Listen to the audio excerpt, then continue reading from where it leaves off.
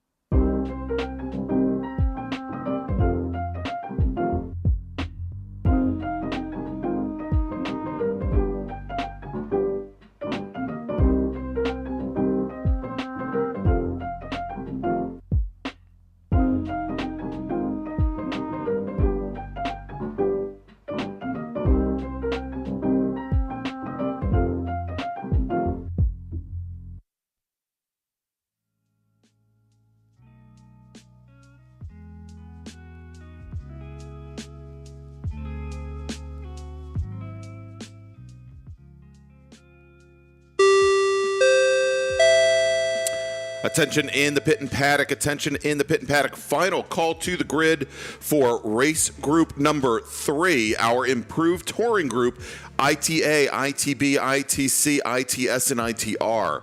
IT7 and IT7R, SM5 and Spec RX7.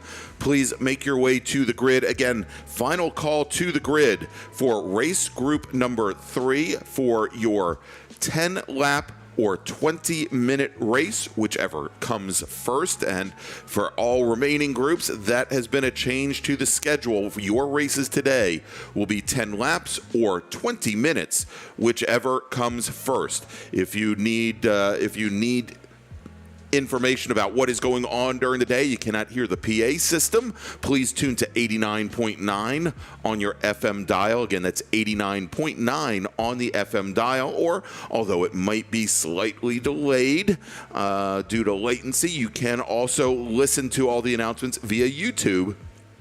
If you go to YouTube and search for NCR-SCCA, you will be able to pull up our live stream. If you would like, and what I would recommend that you do is that you subscribe to the North Carolina Region's YouTube channel and click on the notification bell so you always know when we've got new events going live. And of course, if you like what you hear today from me, please go ahead and give us a thumbs up. All right, so again, last call to the grid for race group number 3. We are scheduled to get the action started here from VIRginia International Raceway for the March into Spring. Final races today in just a few moments. And again, the schedule, we have our final 4 sprint races of the day, and that will then take us to time trials all afternoon. So still a full-packed day of motorsports action here from VIRginia International Raceway. I'm Greg Ginsburg, and I'm happy for the second day to be along with you in what is turning out to be a gorgeous day here at VIRginia International Raceway. Very, very cold, running right now about 22 degrees outside, but not a single cloud in the sky. And I think more importantly, for all of our volunteers that are trackside, there doesn't appear to be much wind either. It should make for a very good day, and it's definitely scheduled to warm up a little bit later in the day as well as we get closer to those time trials. So please stick with us here throughout the day.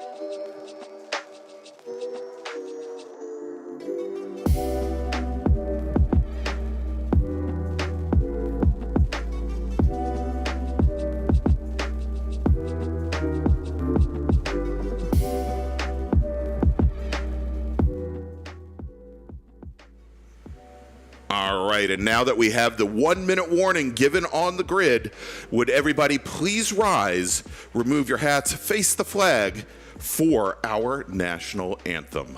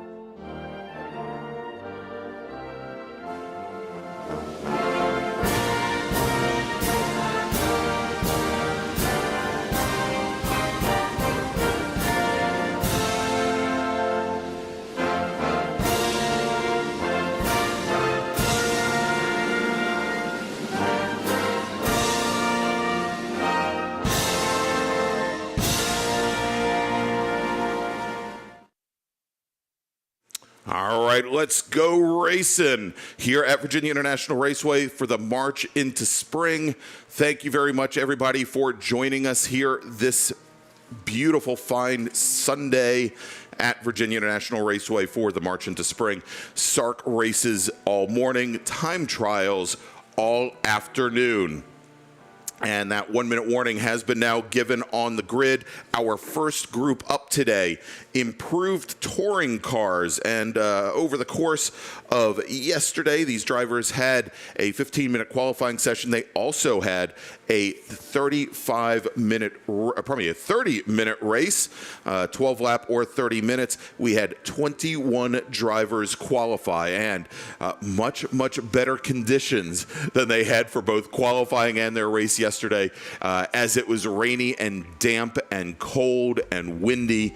And today, still very cold. It's going to take a lot of time to get heat in those tires, but much better conditions here on track as the pace car has the field right now. Let's run down the starting order. Starting 21st today in the number 88 Ford Mustang, driving in ITS, it's Sydney Earp. Starting 20th in the number 74 ITA Mazda Miata, Charles Banks. Starting 19th from Macon, North Carolina, in the number 87 ITA Mazda Miata, John Pfeiffer. Starting 18th today, driving the number 85 ITS Datsun 280Z from Wendell, North Carolina, Jay Miller. Starting 17th, driving the 02 ITA Mazda Miata from Hickory, North Carolina, Vance James. Starting 16th today, driving the number 43 ITS Mazda Miata from Bessemer City, North Carolina, it's Herman Ratchford. Starting 15th in the number 05 ITB Mazda 2 from Marion, Virginia, Steve Strickland. Starting 14th, driving the number 28 IT7, that's a Mazda RX-7 from Durham, North Carolina, Robert Mitchell. Starting 13th today, driving the number 8 IT7R Mazda RX-7 from Louisville, Tennessee, it's Steve Hines. Starting 12th, driving the number 82 ITS Alfa Romeo GTV6 from Smithfield, Virginia, we've got Alan Mitchell. Starting 11th with the number 98 ITR BMW Z3 from Wake Forest, North Carolina, we've got Mark Bradley. Starting 10th today, driving the number 38 Mazda Miata. That is an ITA car hailing from Elmira, New York. It's Mark Anthony. Starting 9th today from Pittsboro, North Carolina, driving the number 81 ITS Ford Mustang, Nathan Pring. Starting 8th, driving the number 12 ITA Mazda Protege from Jamestown, North Carolina, we've got Justin Barbary.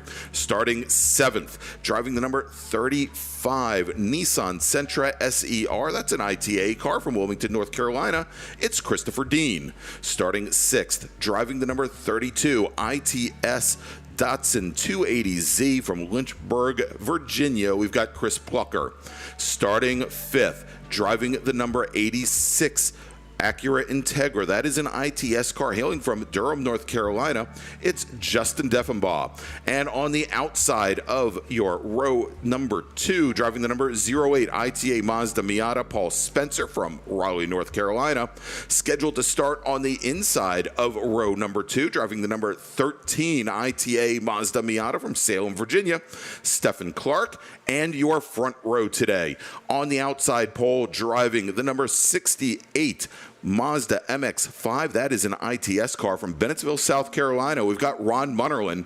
And your pole sitter today, driving the number 64 Mazda MX-5. That is an SM5 car, our sole SM5 car in the group from Peachtree Corners, Georgia. It's Donald Squirick. And that is your starting grid for today. And I'll tell you, I think it might be a little bit different.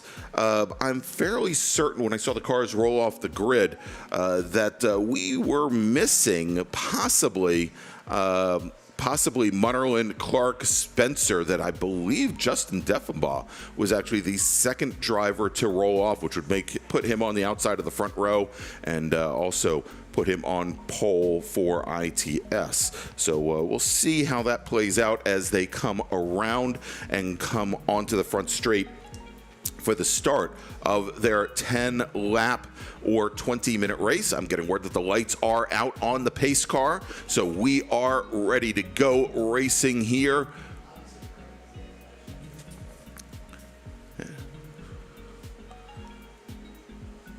And so the pace car now coming down the roller coaster with Don Squirick and the rest of the field behind him.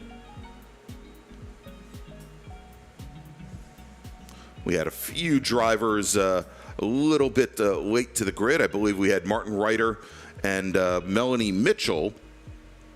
And Mitchell driving the 82 Alfa Romeo GTV6.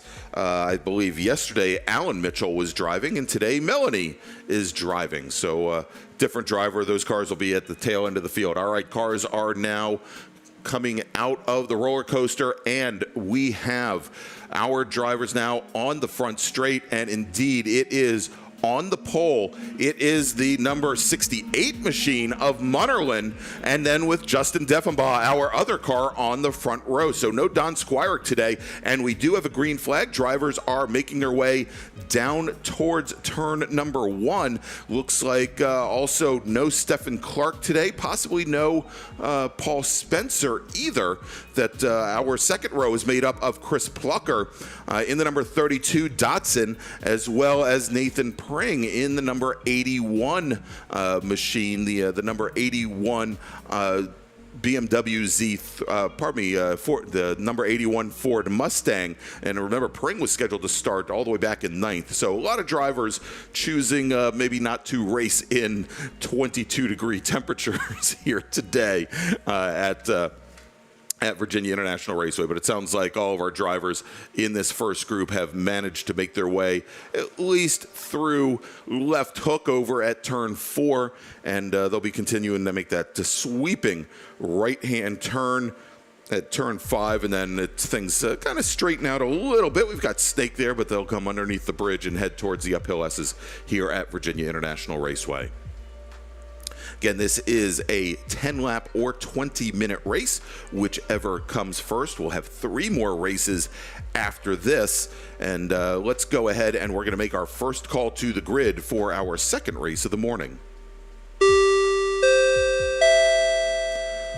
Attention in the pit and paddock, attention in the pit and paddock. First call to the grid for race group number 4, our big bore group with the V8 Road Racing Series, American Sedan, ASR, GT1, GT2, GTA and GTX, ITE and ITO, SPO, T1, T2, and PX. Please make your way to the grid. Again, race group number 4, our big bore group with the V8 Racing Series, AS, ASR, GT1, GT2, GTA, GTX, ITE and ITO, SPO, T1, T2, and Prototype X. Please make your way to the grid. You are up next.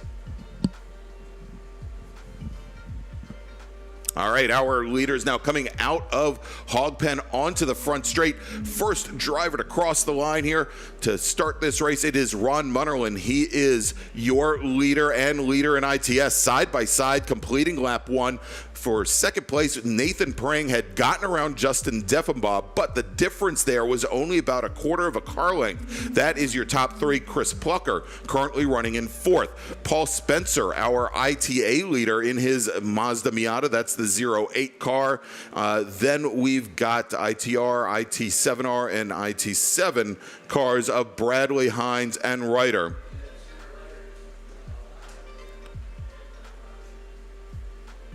All right, and Stephen Clark, who was due to start third today, it sounds like he had an issue, got together with Mark Anthony, the number 38 ITA machine, and Anthony apparently is damaged on the side of the track. They're going to have to retrieve him later. Stephen Clark just brought his car down the pit lane.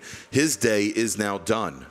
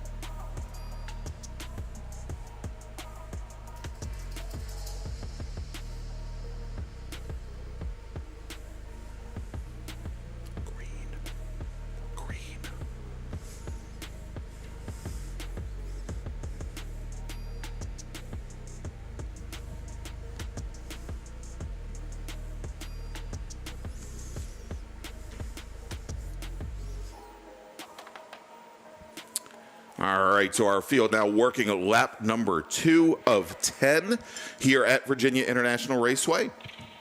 And as we mentioned, it sounds like the number 38 machine does not complete a first lap, nor does Stephen Clark in the number 13 machine. Those two ITA Mazda Miatas getting together.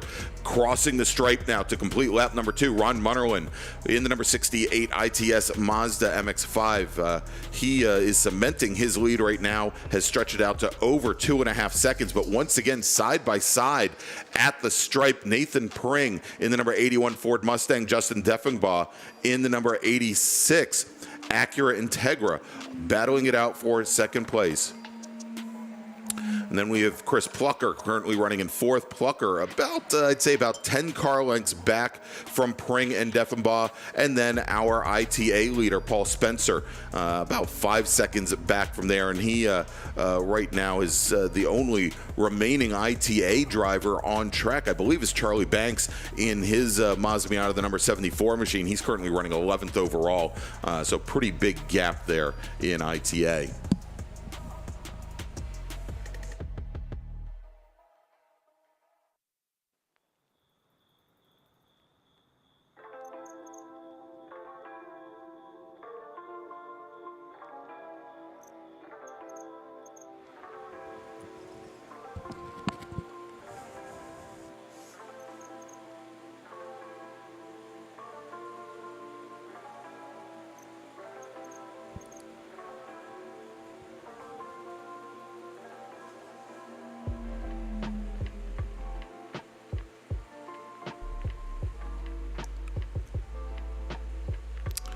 And it sounds like Steve Strickland dealing with short wheelbase and cold tires. Put the car around over turn 3, did a little pirouette. He has managed to continue. He's our sole ITB car in the field. And that car, Steve and that car have been doing double duty this weekend, as we'll likely see him in our last race of the day, group number 6, as he's racing both in ITB and in B-Spec.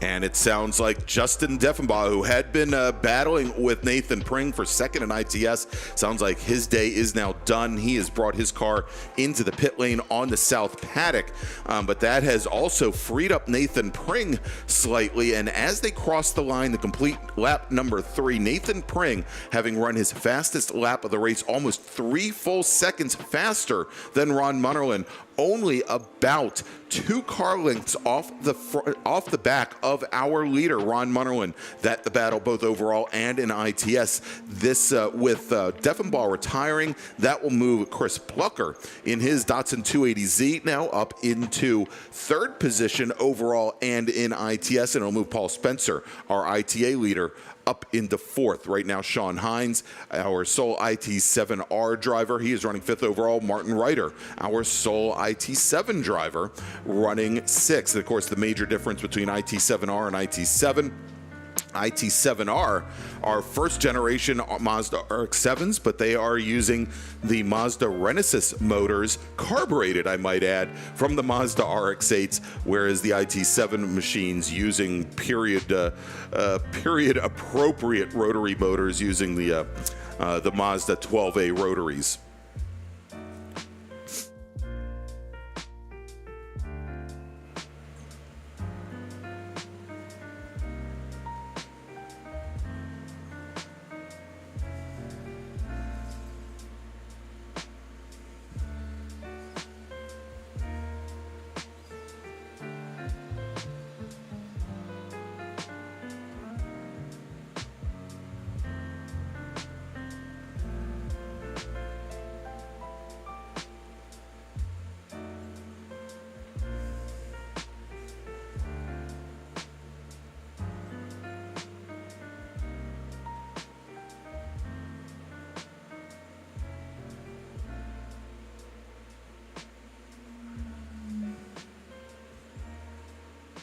All right, and we have a new leader coming out of Hog Pen, coming down the front straight. Nathan Pring, driver of the number 81 Ford Mustang.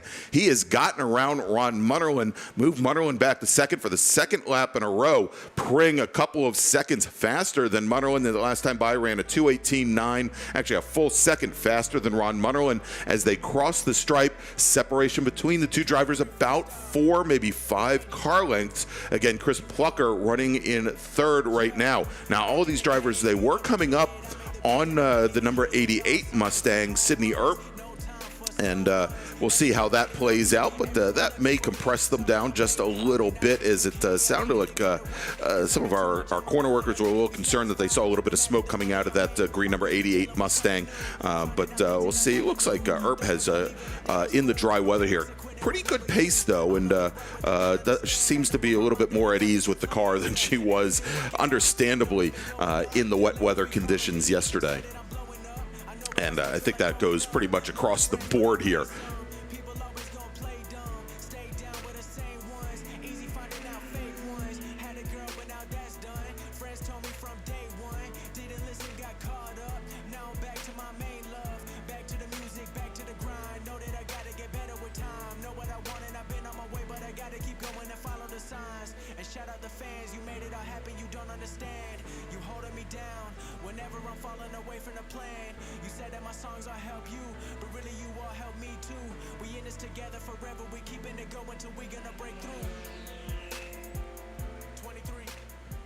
All right, let's make another call to the grid for our next group.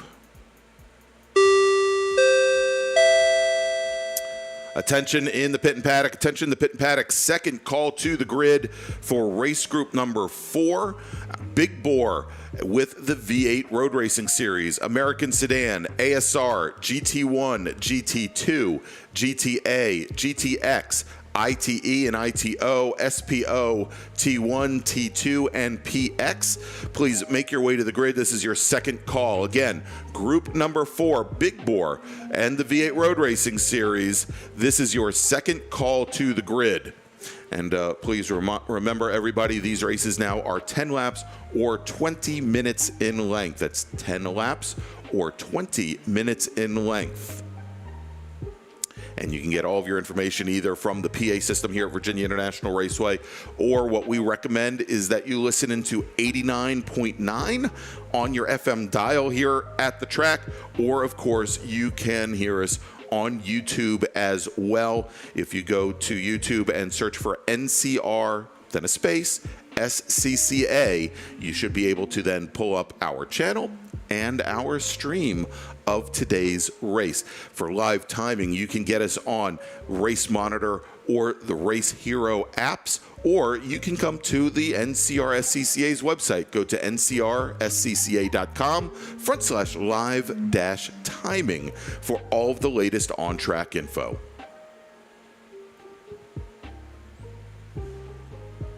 All right, and Nathan Pring extending out his lead over Ron Munnerlyn as he turns a 2:17.6, almost 3/4 of a second faster than Ron Munnerlyn. The gap now between those two drivers, just about 1.4 seconds, and they've really separated themselves out from the rest of the field. Chris Plucker in his Datsun 280Z, the number 32 machine, he is running almost 13 seconds in arrears. So to say that this is a two-horse race, of course, one of them being a Mustang, that is certainly the case here today. Your leader in ITA is Paul Spencer. Sean Hines running 5th is our sole racer in IT7R, Martin Ryder. Our sole IT7 driver, Mark Bradley. Our sole ITR driver is running in 7th. Steve Strickland, our sole ITB driver, is running in 5th. But if we take a look here, again, Pring, Munnerlyn, Plucker, then Melanie Mitchell in her Alpha running 4th in ITS, and then Sydney Arp running 5th in ITS. All right, our leaders coming across the start-finish line once again. Nathan Pring is your leader, but that gap has now fallen as for the first time this race, Ron Munnerlyn runs a faster lap. Munnerlyn now knocks 3/10 off of that gap to our leader, Nathan Pring. Gap now 1 full second between Pring and Munnerlyn. As we have 4 laps remaining, we have completed 6 of 10 laps again, or 20 minutes, but more importantly, only 5.5 minutes remaining. So this race should be ending on time, 20 minutes today.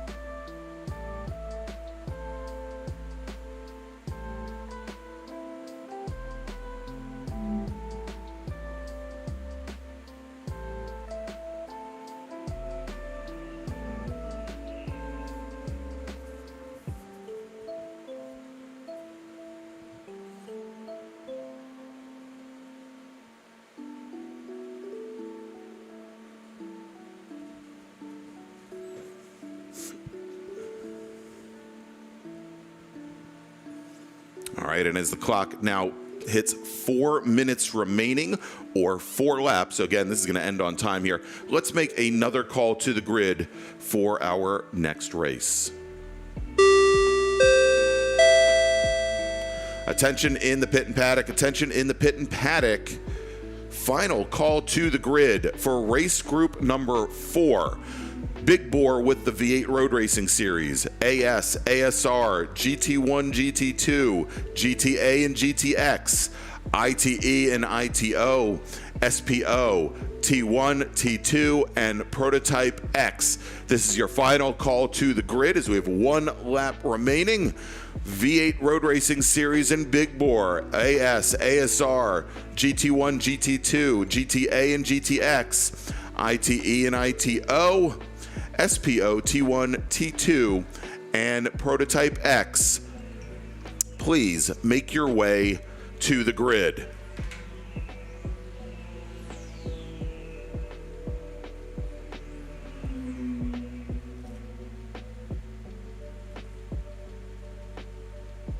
And I've just gotten word here from our folks with the time trials program that tech for our time trialers is now open. If you head to the blue pop-up in the south paddock, you'll be able to get your car teched in time to go on track today for the first qualifying sessions in our time trials program, which should be taking to the track about 11 a.m. Again, if you are here for the time trials this afternoon, please head over to the south paddock and get your car teched. That will be at the blue pop-up in the south paddock.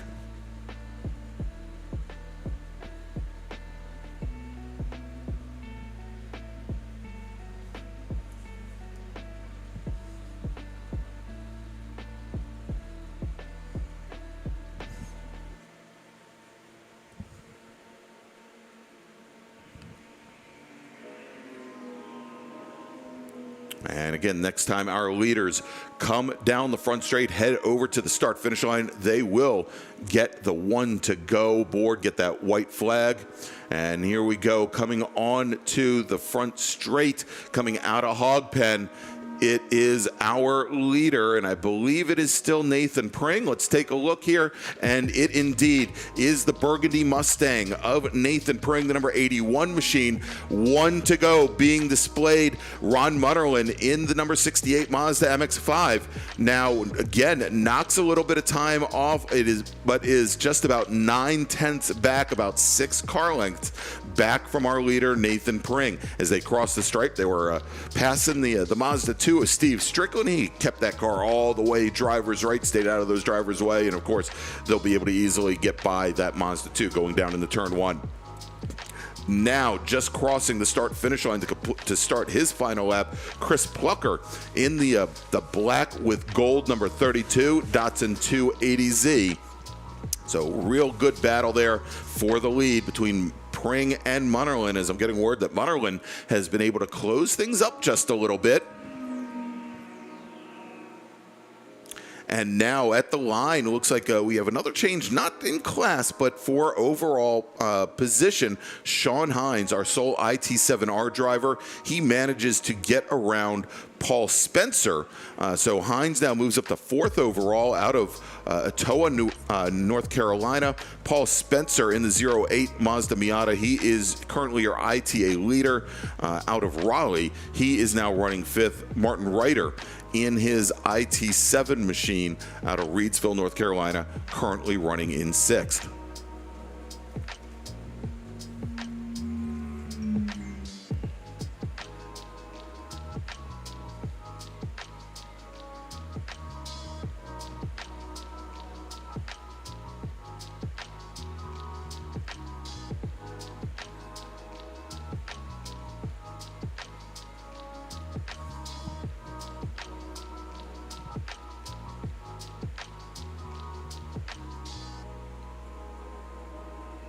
All right, and our leaders, Nathan Pring and Ron Mutterlin, they are at the top of the roller coaster, making their way down the hill here, coming through the roller coaster for the very last time.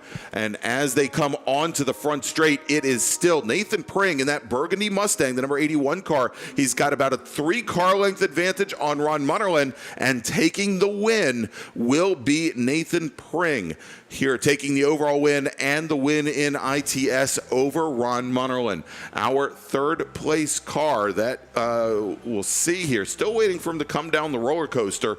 There had turned out to be almost a 30-second gap between our 2 leaders and our 3rd place runner, who at the time was Chris Plucker.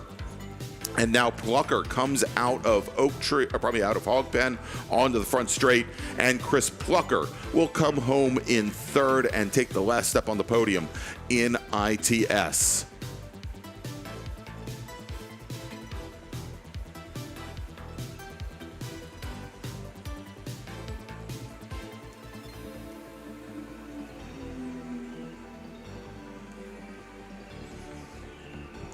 All right, crossing the stripe, Sean Hines and Paul Spencer, our IT7R and ITA winners.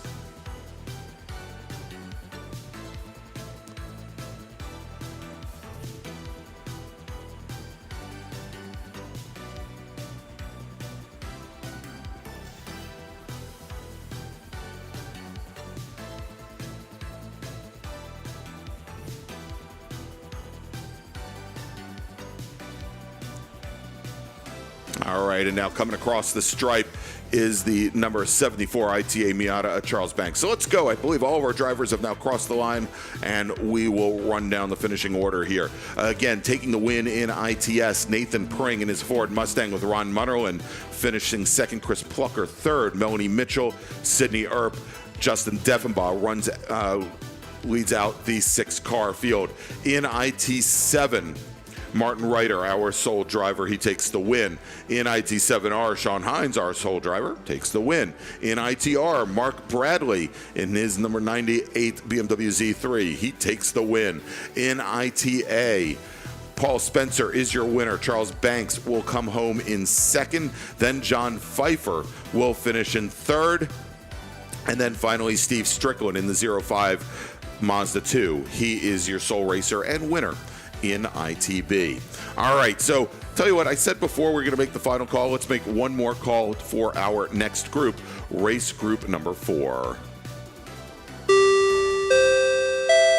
Attention in the pit and paddock. Attention in the pit and paddock. Final call to the grid, or final call to the grid for race group number 4, Big Bore with the V8 Road Racing Series. Big Bore drivers, Group 4 drivers, please make your way to the grid. You're going to be rolling off in just a moment. Again, Group 4, if you haven't done so, you got to move quickly like a bunny up to the grid. You're going to be on track here in just a few moments.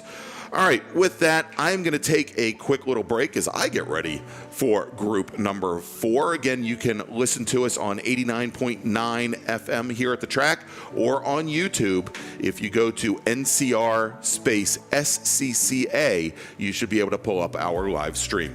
I'll be right back with you for that second of 4 races this morning.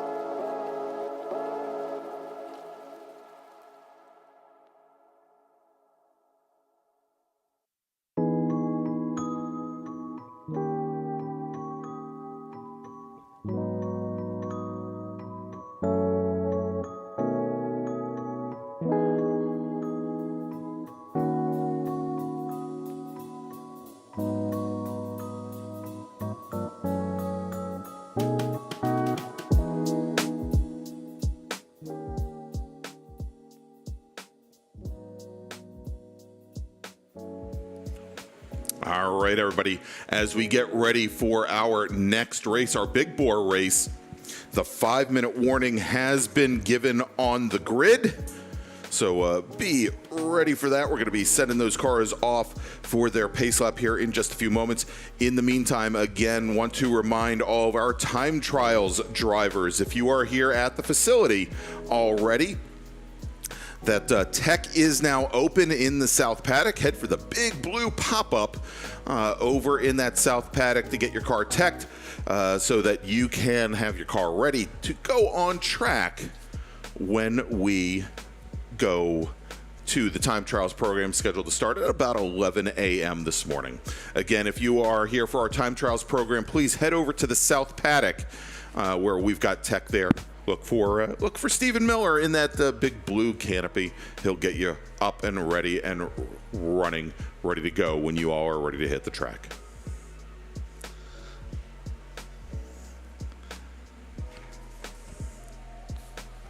All right, and the 1-minute warning now being given on the grid for our big bore racers.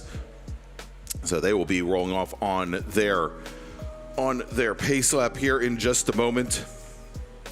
And as they do, I'm gonna hold off for a while reading down the starting grid because, well, we only had, I believe, 4 cars yesterday, so it's not gonna take very long.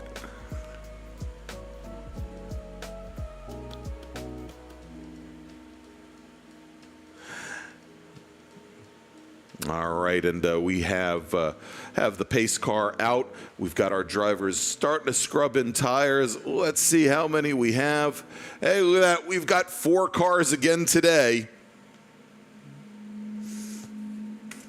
And I believe yesterday it was the battle between our two T2 cars, the 2 Corvettes, Charlie Abel and David Sanders, with David Sanders, I believe, taking the win in the long format race, the 12-lap race yesterday. But today, and here's the change, Charlie Abel, who ran a faster lap, he will be your pole sitter. So let's go run down the starting grid. It's not going to take very long. We only have 4 drivers here today. Starting on the outside of row number 2, driving the number 78 GTA Chevy Monte Carlo from Lexington, Kentucky, it's Randy Walker.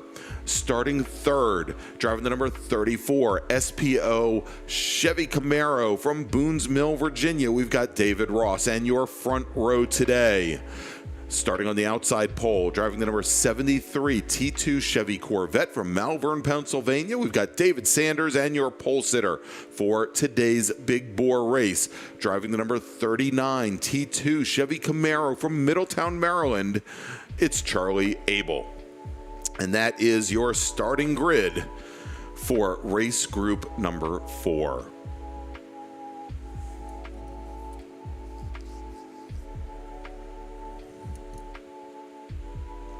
And sure, everybody at home or sitting inside would like to know, not that our volunteers could really feel the difference, but I'm getting word that the temperature has risen here at the track. It is a positively balmy 25 degrees. That's up 3 degrees from a half hour ago. So I mean, the temperatures are absolutely flying. The mercury is rising on the thermometer, and I'm sure all the folks at Turn 6 are loving the gorgeous weather over there right now.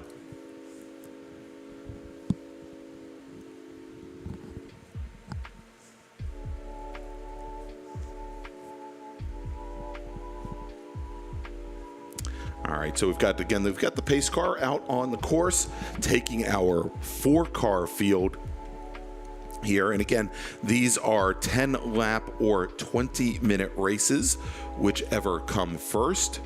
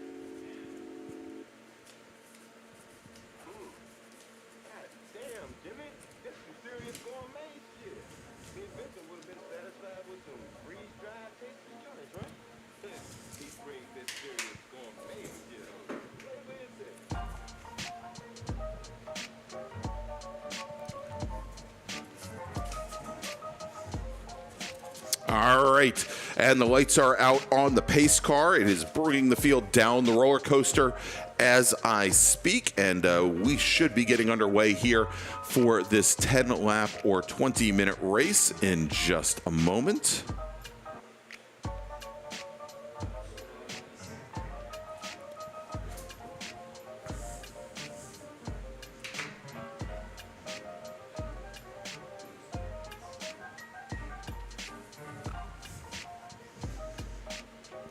All right, and the pace car now heading through Hog Pen with our two rows, our two T2 Corvettes on the front row with the Camaro and Monte Carlo of Ross and Walker in the second row. So an all Chevrolet field here. And on the pit road now is the Mazda pace car. So lots of Chevys racing in this race. And the Mazda now off track, very well formed up, good pace, doing about 30 miles an hour down the front straight is our pole sitter David Sanders and Charlie Abel. And there we go, green flag is in the air. And yesterday with the damp weather, when the green flag came out, you could barely hear the cars get into the throttle. Today, you knew that they were putting the loud pedal down as they head now down into turn number 1 for the very first time.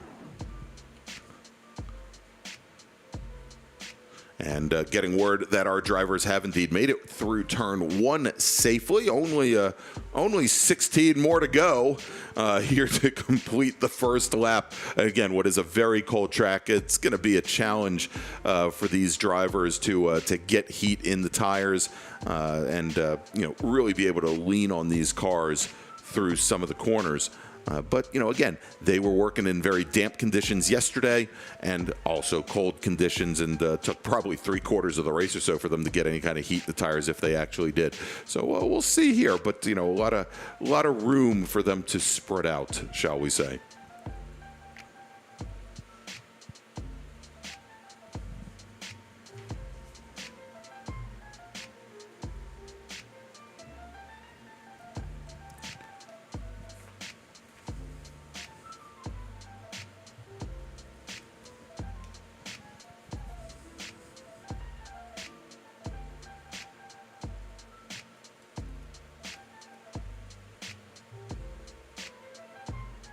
Well, I'm getting word there might be something that happened on track that waiting for a call possibly from the folks over by Oak Tree.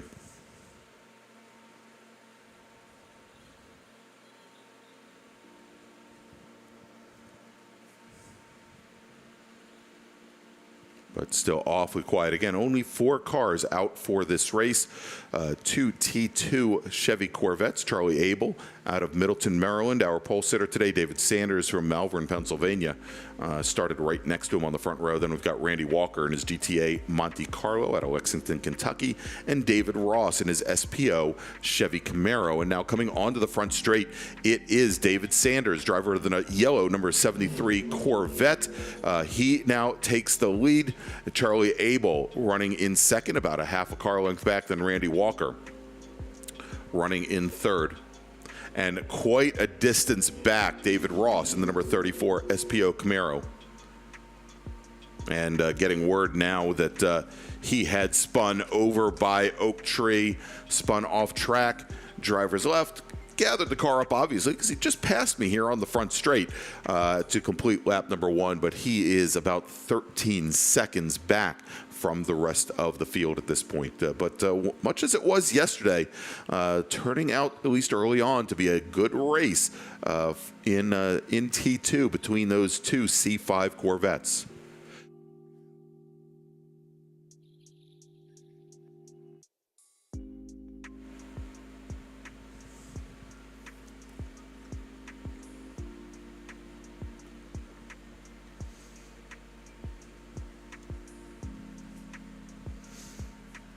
All right, and while they are now out on their first lap, let's make a call to the grid for our next group. Attention in the pit and paddock, attention in the pit and paddock. First call to the grid for race group number 5. That's Super Touring Light and Super Touring Under, Touring 3 and Touring 4, and Spec Racer 4 Gen 3. Please make your way to the grid. Again, race group number 5, STL and STU, T3 and T4. And Spec Racer Fords, please make your way to the grid. This is your first call for your 10-lap or 20-minute race.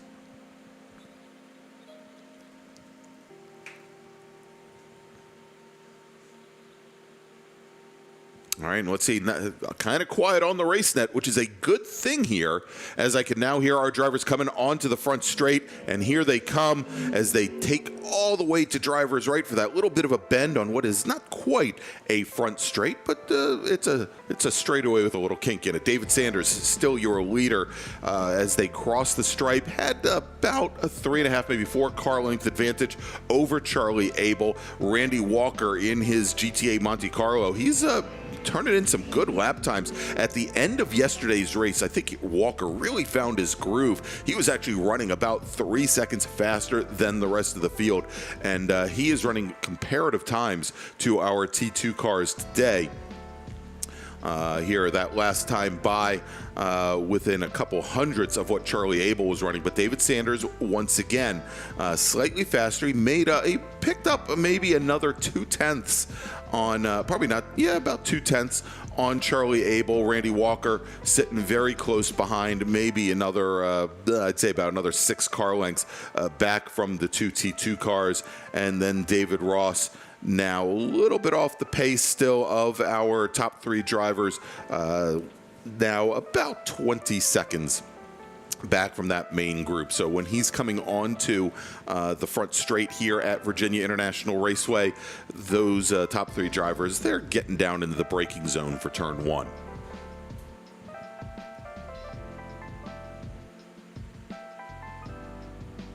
But yesterday was a nice battle between Sanders and Abel, especially as the track started to dry out at the end of their race.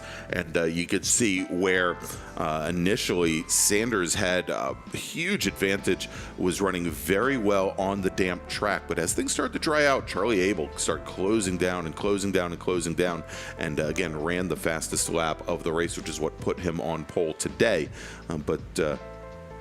You know, it's always possible that perhaps Sanders had gone out on wet weather tires. But obviously today, with the dry pavement here, everybody's on dry weather tires. And now crossing the stripe to complete lap number 3, David Sanders. But Charlie Abel has made up a lot of ground. As I mentioned at the end of yesterday's race, he was running faster than David Sanders. Well, today, this lap, he runs almost 0.4 of a second faster than David Sanders. And so that advantage that Sanders had built up over the prior 2 laps has disappeared. Margin now about 0.15 of a second. They were essentially nose to tail at the stripe heading down into turn 1. Randy Walker not all that far behind. Walker also getting into the 206s. As a matter of fact, that last time by, he was the fastest of all of our drivers, and so he's now a little bit less than 0.7 back from those 2 T2 Chevy Camaros, and I'm sure he's not going to want to get into the middle of that battle and break that up. But again, he's right there with them.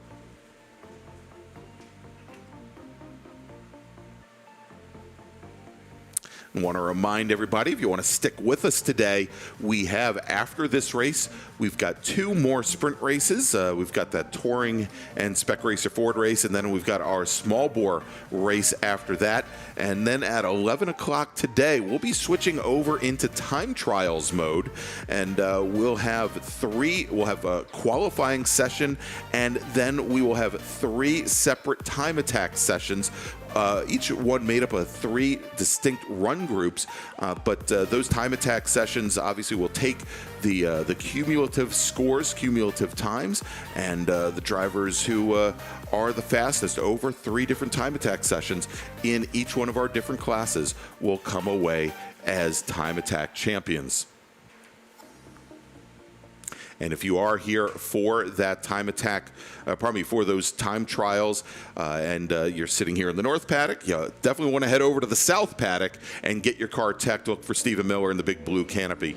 He'll get you all set up here. As our leaders now come across the stripe once again, come past me and David Sanders now, your fastest driver on track, and he was able to stretch out that lead that he has over Charlie Abel. Last time by, only about 0.15 of a second separated Sanders and Abel. Abel only about, I don't know, maybe 2 to 3 feet off the back bumper of Sanders. Well, now David Sanders has built up almost a 3-car length advantage over Charlie Abel. Randy Walker, another 4 car lengths back from there, and then David Ross just now crossing the stripe. He gets considerably faster. He knocked almost 6 seconds off of his previous best time, turns in a 2:10.581, but he is about a half second in arrears of our other 3 drivers. And as we now have just about 10 minutes or 6 laps remaining here in this big bore race, let's make another call to the grid for our next group. Attention in the paddock, attention in the paddock. Second call to the grid for race group number 5, STL, STU, T3, T4, and our Spec Racer Fords. Please make your way to the grid. Again, race group number 5, STL, STU, T3, T4, and our Spec Racer Fords. Please make your way to the grid for your 10-lap or 20-minute race.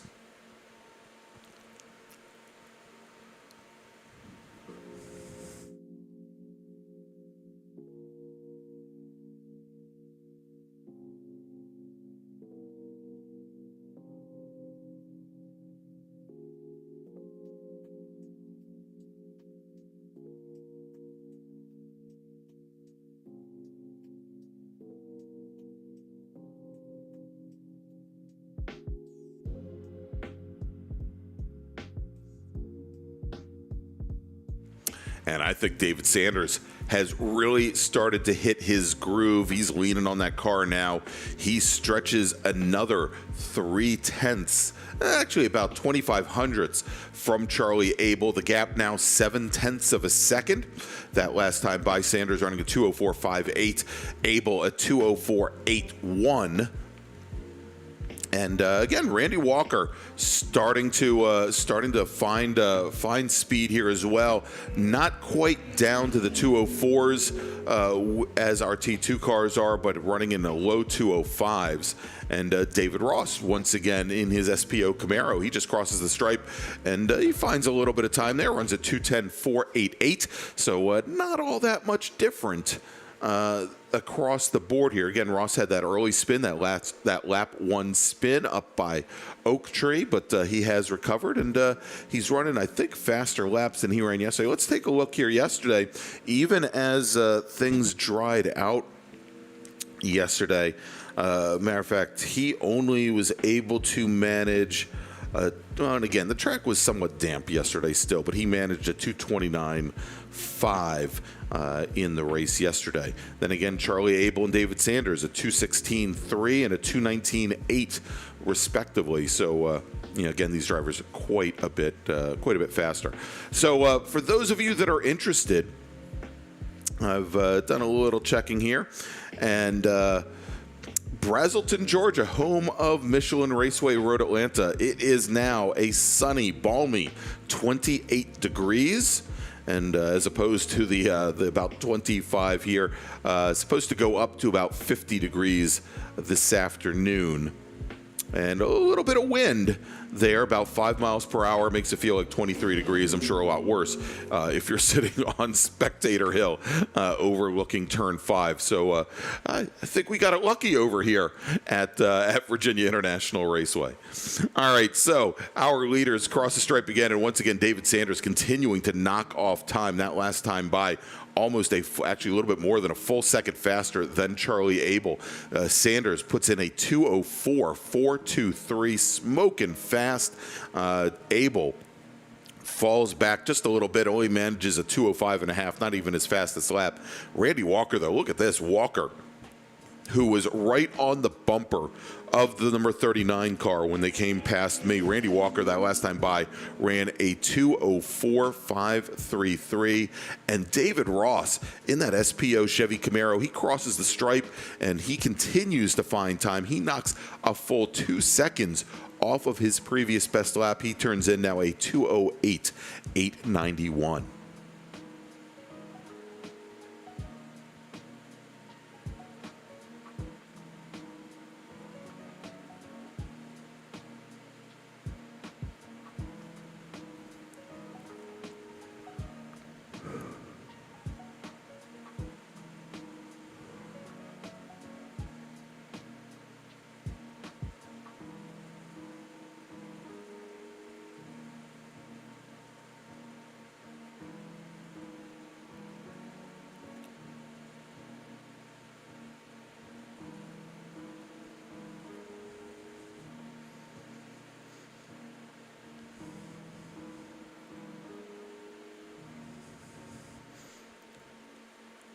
All right, and I can hear some V8 horsepower. I think our leaders should be coming down the roller coaster right now.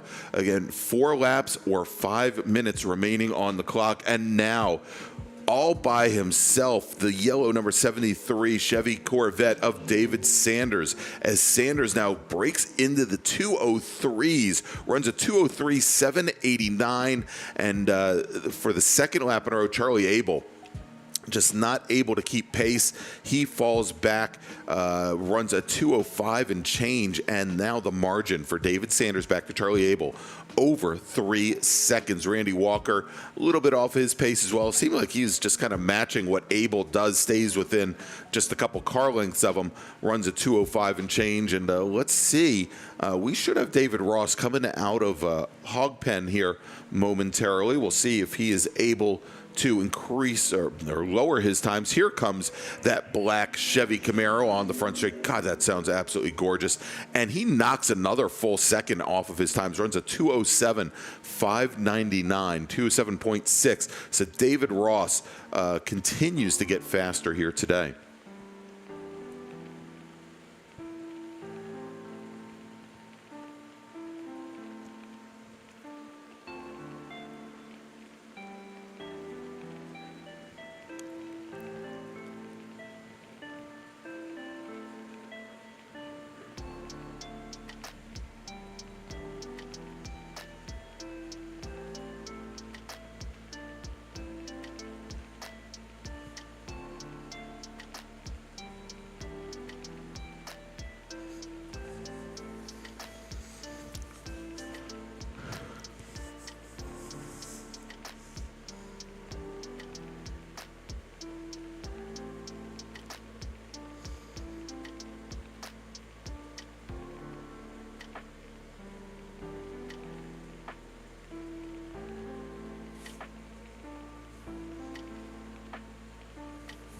All right, here we go. David Sanders coming across the stripe, continues to build a lead.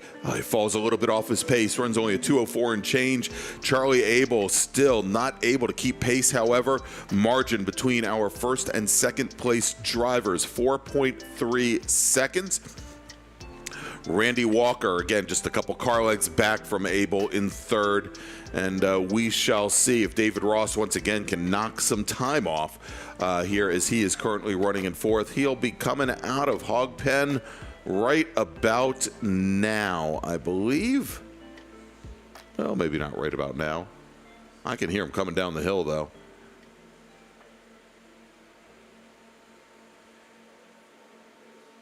And here comes the black number 34 Camaro of Ross.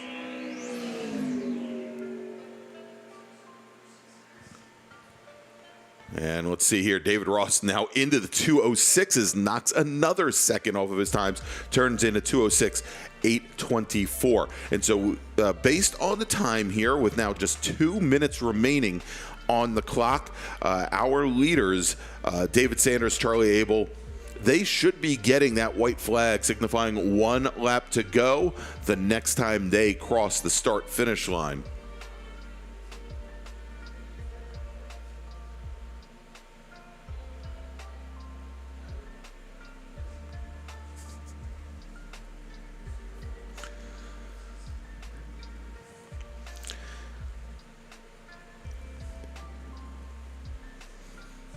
And while we wait for our leaders to make their way back around, let's go make a final call to the grid for our next race group. Attention in the pit and paddock, attention in the pit and paddock. Final call to the grid for race group number 5, STL, STU, T3, and T4. And Spec Racer Fords. Again, STL, STU, T3, T4, and Spec Racer Ford. Please make your way to the grid. And with that, David Sanders, he gets the one to go. He is on his last lap here at VIRginia International Raceway, but we've had a change as Randy Walker in his GTA Monte Carlo, he gets around Charlie Abel. So move Walker up to second place overall, who runs his fastest lap so far this race, a 2:04.375. And I believe that is the fastest lap of anyone this race. Charlie Abel falls back to third and about 2 car lengths back from Walker as they crossed the stripe to start the very last lap here. And now coming out of Hog Pen onto the front straight. Let's see if he can knock some more time off his laps here. David Ross once again only picked up about 0.06 of a second from his previous lap, but still turns in a 2:06.608. He's the only driver we've had so far today that has gotten faster every single lap of this race. A good job for him. Kind of unfortunate he had that off on the first lap, but he has definitely made up for it here today. As again, it is David Sanders' race to lose at this point. Driver the number 73 T2 Chevy Corvette. That is a 2003 Z06, so I believe a C5 Corvette coupe. As is Charlie Abel's number 39 machine, his model a 2002 machine. And 73 David Sanders, he's now up at the top of the roller coaster, making his way down the hill here for the last time. Tap of the brakes, right-hand turn through Hog Pen and onto the front straight.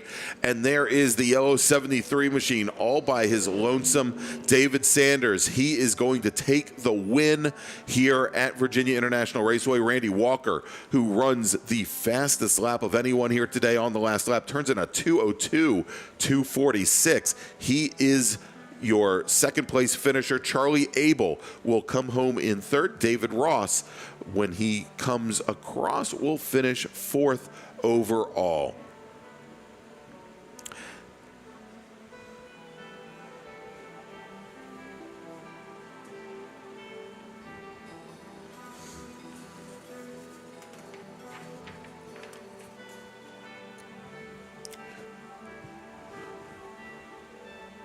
All right, and here comes David Ross now out of Hog Pen onto the front straight. Let's see if he can keep that streak going here as he comes across the start-finish line. And indeed, look at that. David Ross, he knocks almost another full second off, turns in a 2:05.212 on his very last lap to complete his 10 lap or 20-minute race. David Ross, he's going to finish fourth today overall, our sole SPO finisher. So congratulations to David Sanders for the win in T2. Charlie Abel coming in second in class, third overall.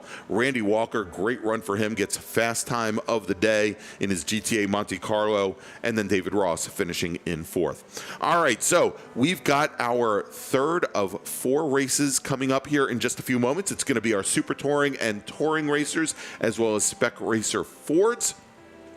And they will be out on track in under 5 minutes. So what that means is I'm going to take a small little break.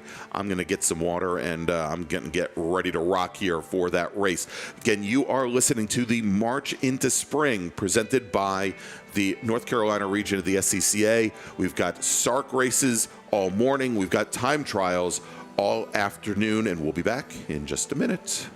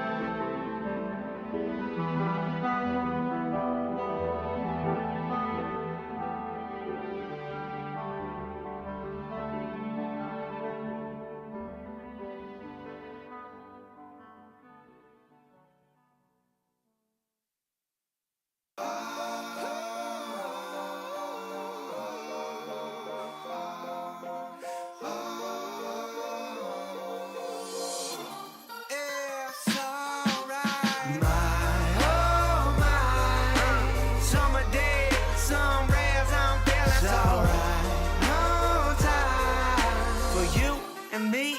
Beats out chillin', I'm gone. Yeah, yeah, yeah, yeah. Beats out chillin', I'm gone.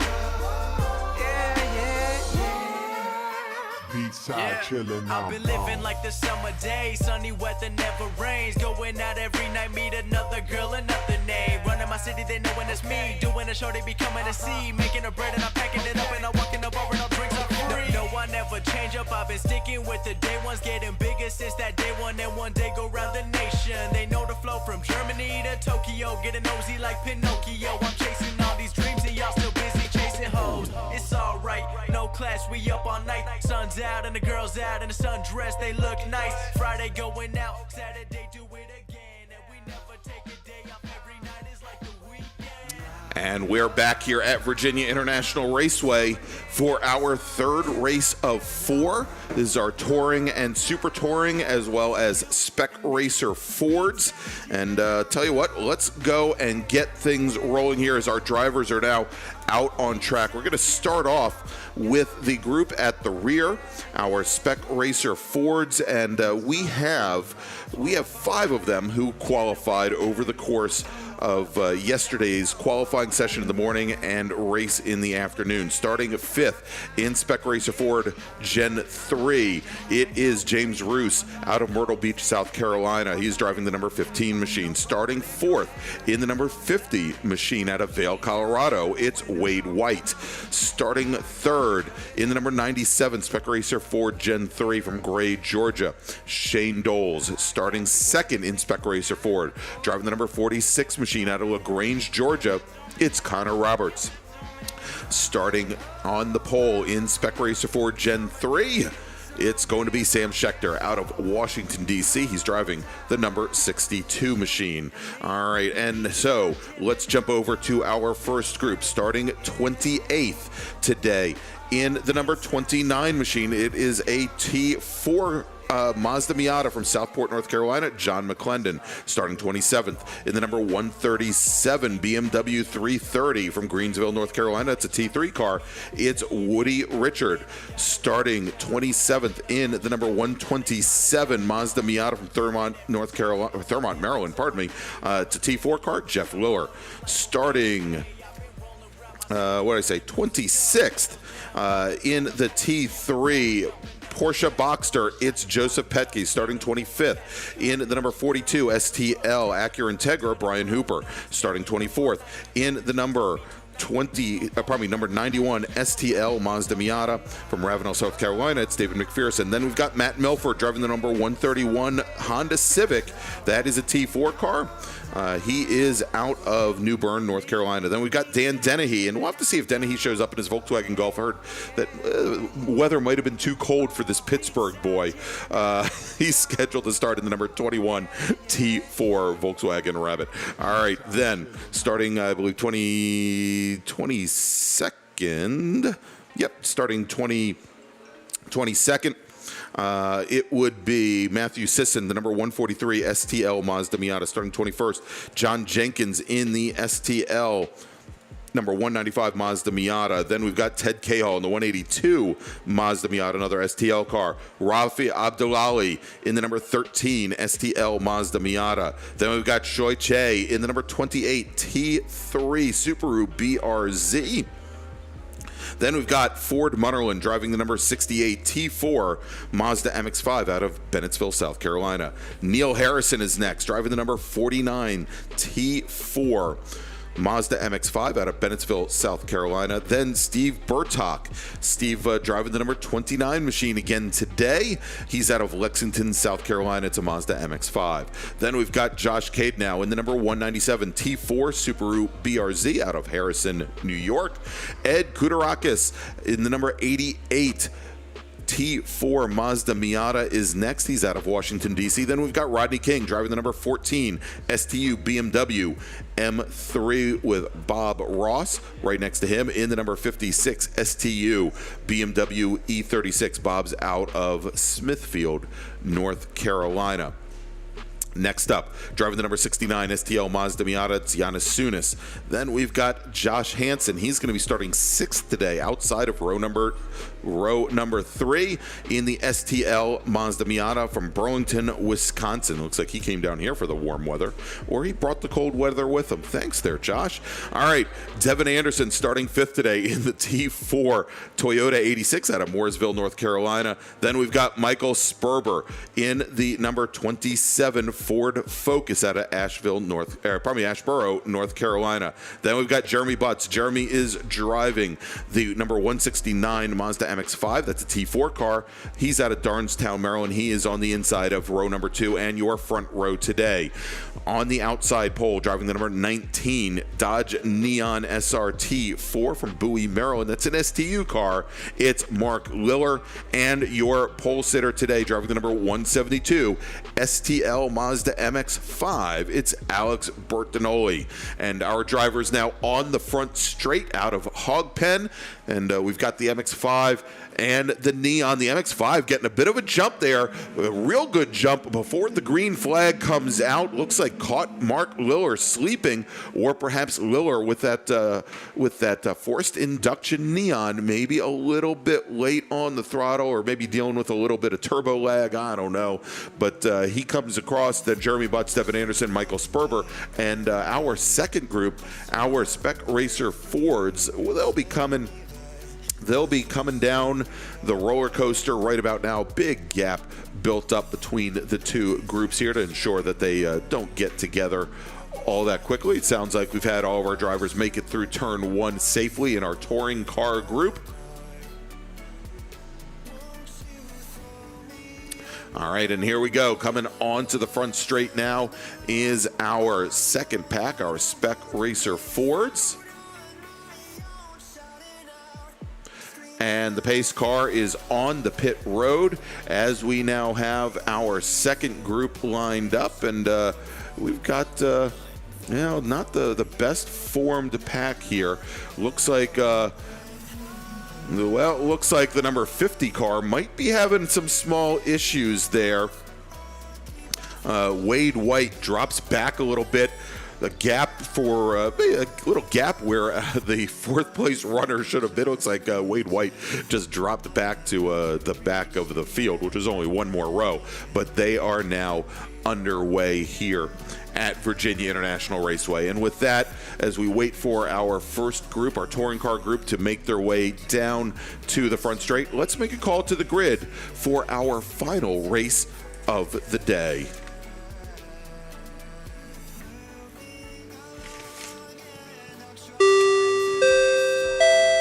Attention in the pit and paddock, attention in the pit and paddock. Race group number 6, that's B-Spec, E-Production, F-Production, H-Production, GT Light, and GT3. Legends Cars and SPU, please make your way to the grid. Group number 6, small bore drivers, please make your way to the grid for your race. All right, and our leader now, looks like whatever issues he had at the start, they are now over. Mark Liller turns a 214.4 in his STU Dodge Neon. He is your leader. Alex Bertinoli in his STL Mazda MX-5 running in second. Then we've got Devin Anderson running in third in his T4 Toyota 86. Rodney King running 4th in his BMW M3. That's an STU car. Our T3 leader, Shoy Che, in the T3 Subaru BRZ. He's running 5th. Josh Cadenow making a great run. Cadenow, who I believe was originally scheduled to start 11th today. Cadenow up to 6th position in his Subaru BRZ. That is a T4 car. We do have an Acura Integra on the pit lane. I believe that is the 42 machine. Let me check here for sure. But indeed, that is the 42 of Brian Hooper. Yeah, so Brian Hooper, driver of the number 42 STL Acura Integra, he is on the pit lane. He has not yet completed his first lap, as our Spec Racer Fords now are making their way across the stripe. Let's take a look here and see where we stand in Spec Racer Ford. Our leader, Connor Roberts, the number 46 machine out of LaGrange, Georgia. Sam Schechter out of Washington, D.C. in the 62 machine. He is running second. Shane Doles and James Roos. And Wade White, that number 50 machine, sounds like he has not made it across the stripe. So again, it looked like he was having some issues possibly on the pace lap, and those problems continue on. And we'll try and track down where that purple number 50 is.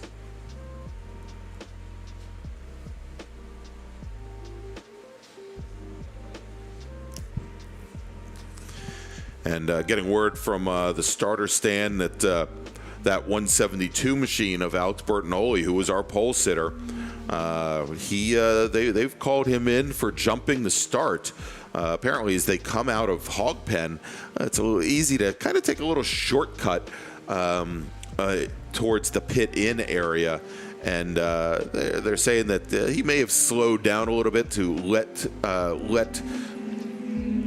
Liller in his neon and the right hand side of the grid perhaps catch back up. But again, they've still called in that jump start. We'll have to see how that is dealt with. But Mark Liller, he is your current leader. And if we look at it by class right now, Mark Liller with a 15-second advantage over Rodney King, running second in STU with his BMW M3. Bob Ross running in third, about another 5 seconds back. In STL, Alex Bertinoli is your leader, and again, he is running second overall, with Rafe Abdullahi running in second, about 20 seconds back. Ted Cahall in third. Matt Sisson running in fourth. In T3, Shoei Che is your leader. Joseph Petkiz in his Boxster currently running second. Woody Richard in his BMW 330 running in third. And if we take a look at T4, where we had 8 drivers come out to run with us today, Devin Anderson in the number 11 machine. He is your leader. Josh Cade now running second. Ed Kudarakis running in third. As Wade White now in his Spec Racer Ford comes down the pit lane, had crew looking at that car. He has rejoined the fray. He's going to be a full lap down. So let's take a look at the drivers that did not make the grid today, and we had a number of them. Josh Hansen, driver of the number 44 STL Mazda Miata. Giannis Sunis, driver of the number 69 STL Mazda Miata. Steve Burtok in the number 29 T4 Mazda MX-5. Dan Dennehy in his T4 Volkswagen Rabbit. David McPherson in an STL Mazda Miata, and John McClendon in a T4 Mazda MX-5. Those drivers did not make today's race.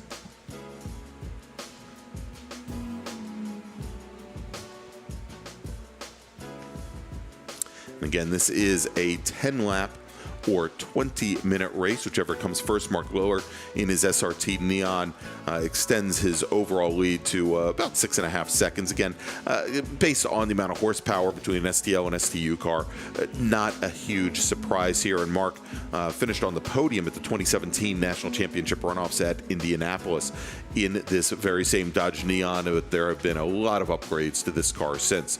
Bertinoli running second.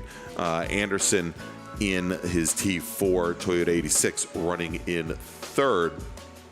And if we take a look, since Josh Cade now is running second in T4 and there's only an STU car separating them, let's take a look at the gap between these two drivers right now at about 7 seconds. So not quite under contention, not necessarily something that Devin Anderson for the moment has to worry about.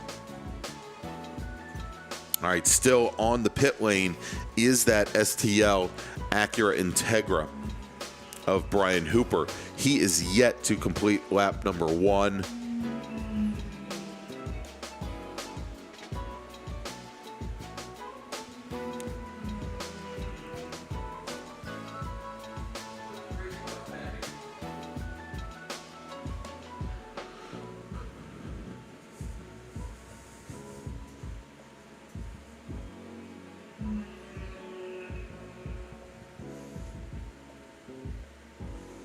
Yep, and it sounds like the 127 car, Jeff Liller, his day, and Jeff is the father of our leader, Mark Liller. It sounds like his race is going to be impacted rather early, getting word that he may not have a window net up and running on that car. So they're going to give him the open black, bring him down the pit lane, which will give him an opportunity to fix that window net.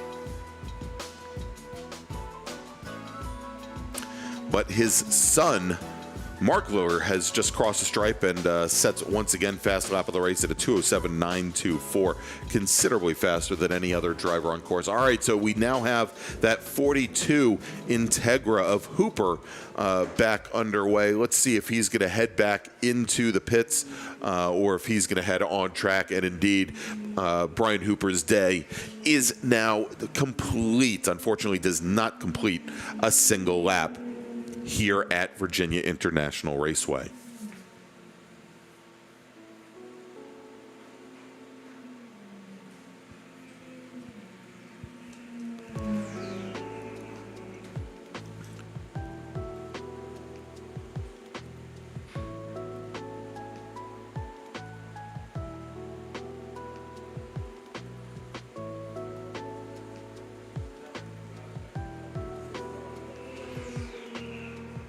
All right, and now that we are halfway through this 20-minute or 10-lap race, as the clock now hits 10 minutes remaining, let's make another call to the grid for our final race of the day.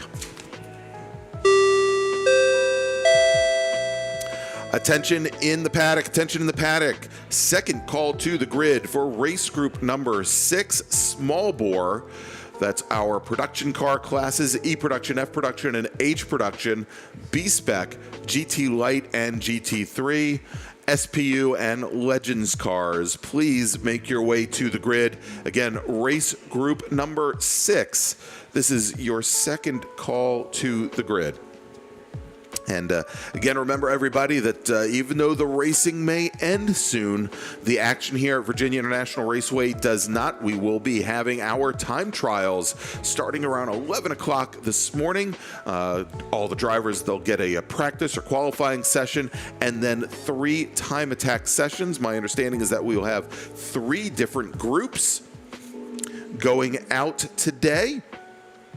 And the schedule is that we will have our practice / qualifying sessions for each one of those 3 groups. Then at somewhere right around 12 noon, we will break for lunch for an hour, and then we will pick things back up again with our 3 time attack sessions. Again, each one of our 3 groups getting time attack sessions today, and lowest times win across each one of our categories and classes. Should be a great time. Please stay with us here today. And if you are not here at the track, of course, you can listen in on YouTube. If you go and search out the NCR-SCCA channel, you'll be able to get our live streaming here at the track today. And again, we'll be doing it all afternoon.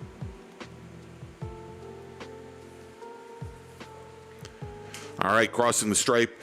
Now completing 5 of a possible 10 laps, although again, I think this race is probably going to end on time today.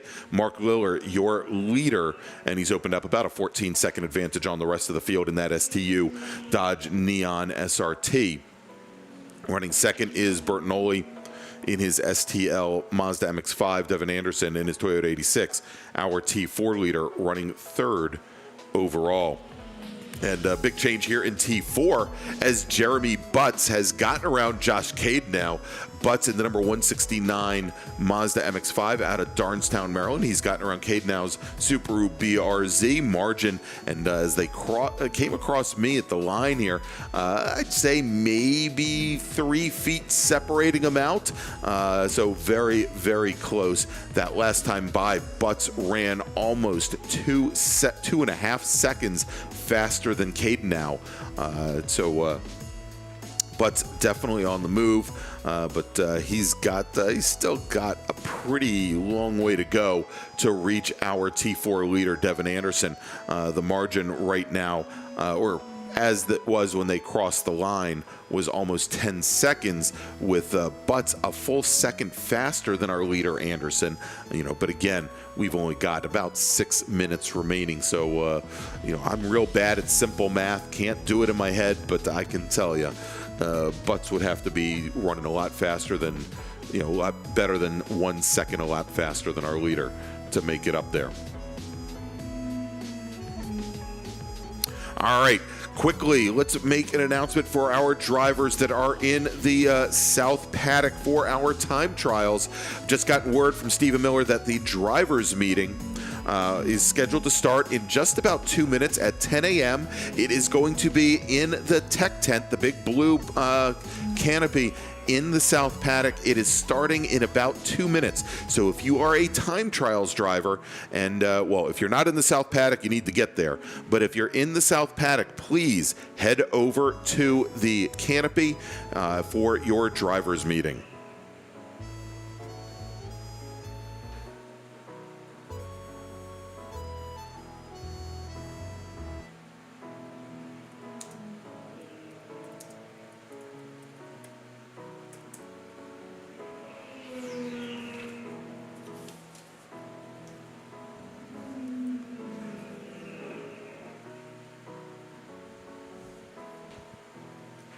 Small open wheel car.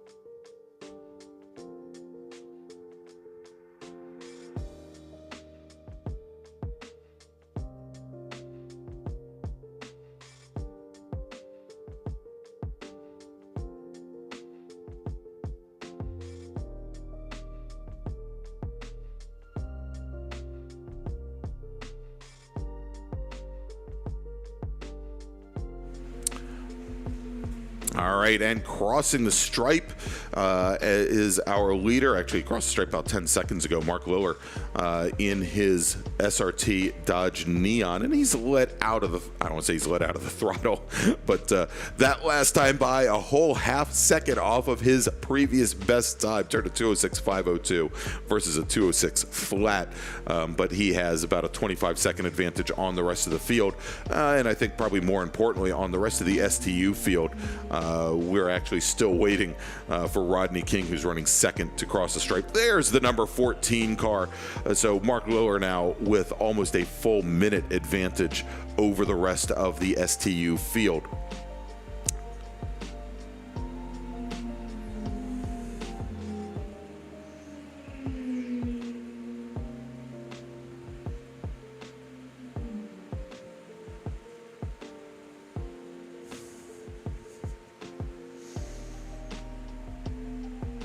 All right, and getting word that Michael Sperber in his STL Ford Focus having some issues. They were covering him by a white flag coming down the roller coaster, and there is the blue and yellow Ford Escort, Ford Focus, not Escort, the Ford Focus of Michael Sperber coming down the pit lane, and it looks like his day is now done. So let's go. We've got a couple minutes here, just about 3 minutes remaining on the clock. Let's make another call to the grid for our next group, and then we'll try and reset the running order here for you from VIRginia International Raceway. Attention in the pit and paddock. Attention in the pit and paddock. Third call to the grid for race group number 6, small bore. That's B spec, E production, F production, H production, GT Light, and GT3, Legends cars, and SPU. Group number 6, B spec, E production, F production, H production, GT Light, GT3, Legends cars, and SPU. Please make your way to the grid, because our previous race, they're getting the one to go here in just a moment. And there you go. The word is, and based on the time, with just about 2 minutes and 10 seconds remaining on the clock here, when our leader, Mark Liller, crosses the stripe, he'll be getting that white flag, one to go here at VIRginia International Raceway. And again, he's got almost a 30-second advantage on the rest of the field at this point. So let's go. We'll reset the order here with a lap remaining. In STU, as we mentioned, Mark Liller, your overall leader. Rodney King, about a minute 5 back in second. Bob Ross, who just now crosses the stripe, another 6 seconds back from there. That is your STU field. In STL, Alex Bertinoli, as he has from the start of the race, your leader in the number 172 Mazda MX-5. But we'll have to see what happens with Mr. Bertinoli, as they remember our starter stand did call in that he had jumped the start. Rafi Abdullali currently running second. Abdullali had similar issue yesterday in the number 13 Mazda Miata. He's out of South Salem, New York. Matt Sisson currently running third with Ted Cahall fourth. John Jenkins running in fifth. Your last remaining STL driver on track, Michael Sperber, having just retired. And our leader, Mark Liller, coming Mark Liller coming onto the front straight, and again, he will get that one to go board now as he crosses under the start finish line. All right, let's continue on. We've talked about STL and STU. In T3, Shoei Che in his Subaru BRZ, he is your leader. He has almost a minute advantage over Joseph Petkes in his Porsche Boxster. Then Woody Richard just crossing the stripe, about 15 car lengths back from Petkes. In T4, Devin Anderson, he is your leader, and he's managed to stretch things out now over Jeremy Butts, margin 15 seconds. Josh Cadenow, though, Cadenow right on the back of Jeremy Butts the last time I saw them go by here, just a couple of car lengths. Ed Kurtakis about 15 seconds back from there in fourth. Ford Munnerlyn running in fifth. So we'll definitely keep an eye on the 169 of Butts, the 197 of Cadenow. That is for the last two steps on the T4 podium.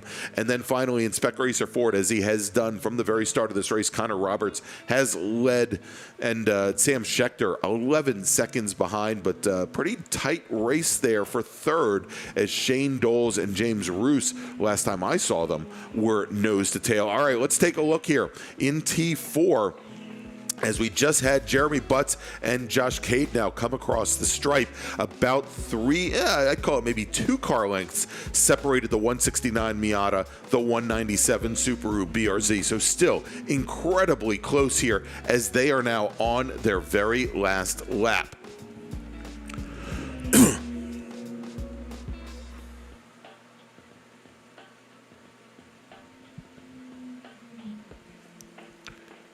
And let's take we'll try and track now here in Spec Racer Ford, as the 62 of Schechter has just crossed the stripe. That means we should have Dole and Roos coming up soon, and they are indeed nose to tail coming out of Hog Pen onto the front straight. It's the 15 of Roos who's gotten around Shane Doles, and this is now for them going to be their very last lap. Is about 20 car lengths back is Mark Liller. Mark Liller will come across the stripe. He will take the win here today, but that allows those Spec Racer Ford drivers to get one more lap, and we'll see how this plays out here at VIRginia International Raceway. All right, so with our leader crossing the stripe, let's make a final call to the grid for group number 6. Attention in the pit and paddock, attention in the pit and paddock. Race group number 6, small bore, E production, F production, H production, GT Light, GT3, B-Spec, Legends Cars, and SPU. This is your final call to the grid, race group number 6. Please make your way to the grid. All right, as we have cars continuing to filter across, there goes the 131 car of Milford. Is in his number 130, that number 131 machine. Let's take a look here. We do still have some great battles on track. By the way, Milford is going to finish 7th in T4.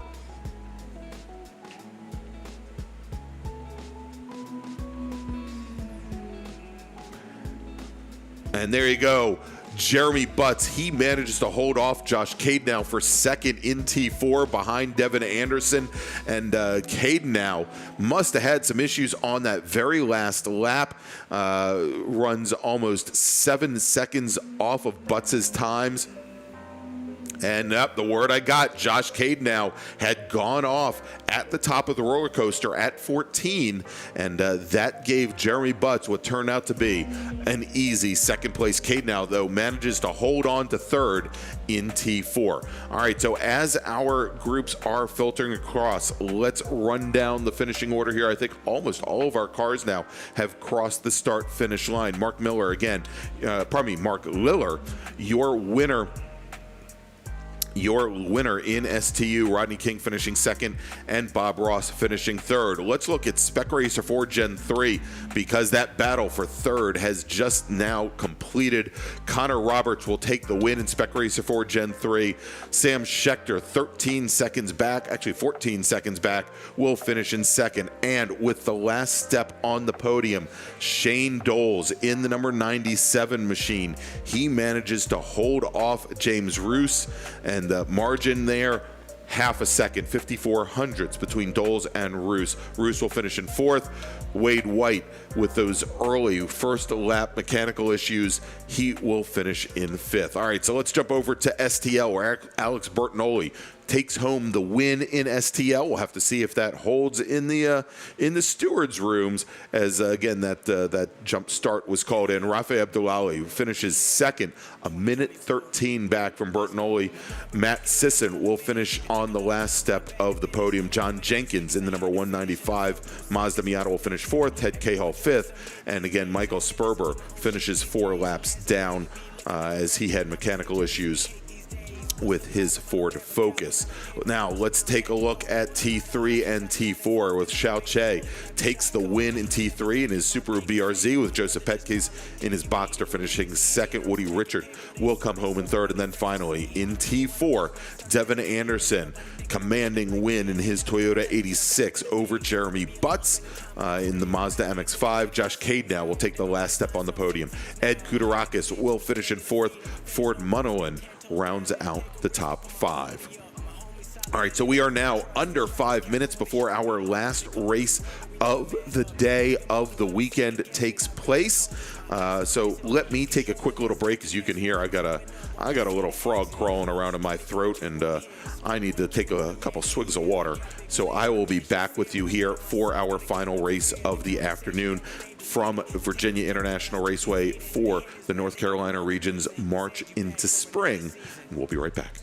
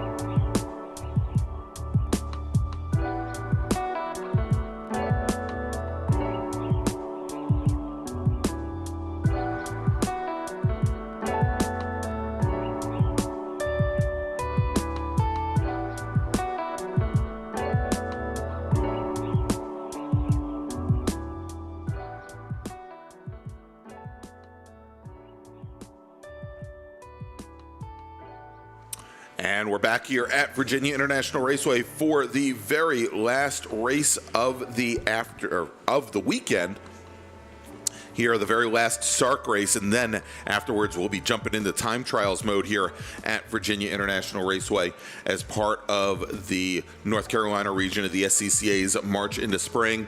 And our final group, our small bore race group, is now on track behind the pace car on their pace lap. So let's run down the starting order.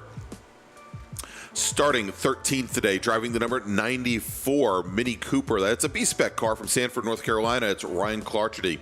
Starting 12th today in the number 173 H Production Honda CRX out of Mount Juliet, Tennessee. It's Daryl Saylor. Starting 11th today in the number 23 F Production Datsun 1600 Roadster from Fayetteville, North Carolina. We've got Robert Heatwell. Starting 10th, driving the number 31 F Production Acura Integra from Greensboro, North Carolina, it's Ben Galoka. Starting 9th, driving the 05 B-Spec Mazda 2. We saw him a little bit earlier today in the improved touring race from Marion, Virginia, Steve Strickland. Starting 8th, driving the number 46 GT Light Datsun 510, we've got Robert Farr, and right next to Robert on the inside of row number 4 will be the number 71 F Production Mazda Miata of Stephen Layfield. Stephen's out of Abington, Virginia. Starting 6th today, driving the number 39 F Production MG Midget from Greensboro, North Carolina, we've got Bill Foster, and starting next to Bill on the inside of row number 3, driving the number 48 F Production Mazda Miata from Bristol, Tennessee, we've got Greg Siegert. Starting 4th today, driving the number 9 B-Spec Mini Cooper, it's Dan Sheehy. Dan's out of Spring, Texas. And then we've got driving the number 148 SPU Mazda Miata from Savannah, Georgia, Fred Hutchinson. Fred will start on the inside of row number 2. And your front row today, driving the number 82 E Production Alfa Romeo GTV 6, it's John Mitchell. And your pole sitter, driving the number 08 E Production Mazda MX-5, again a global MX-5 Cup car from Savannah, Georgia, and your winner in yesterday's race, Michael Carter. Now, I did notice we've got a few other drivers that were not in the field yesterday. I believe we've got John Phillips, who was your 2019 national champion in B-Spec, won that right here at VIRginia International Raceway. John is driving his 4-door Toyota Yaris. He's out of Sealy, Texas. And then we've got Russell Boatwright. Russell is driving an E-Production Mazda RX-7. That's the number 87 car. Those drivers will likely be at the tail end of the field.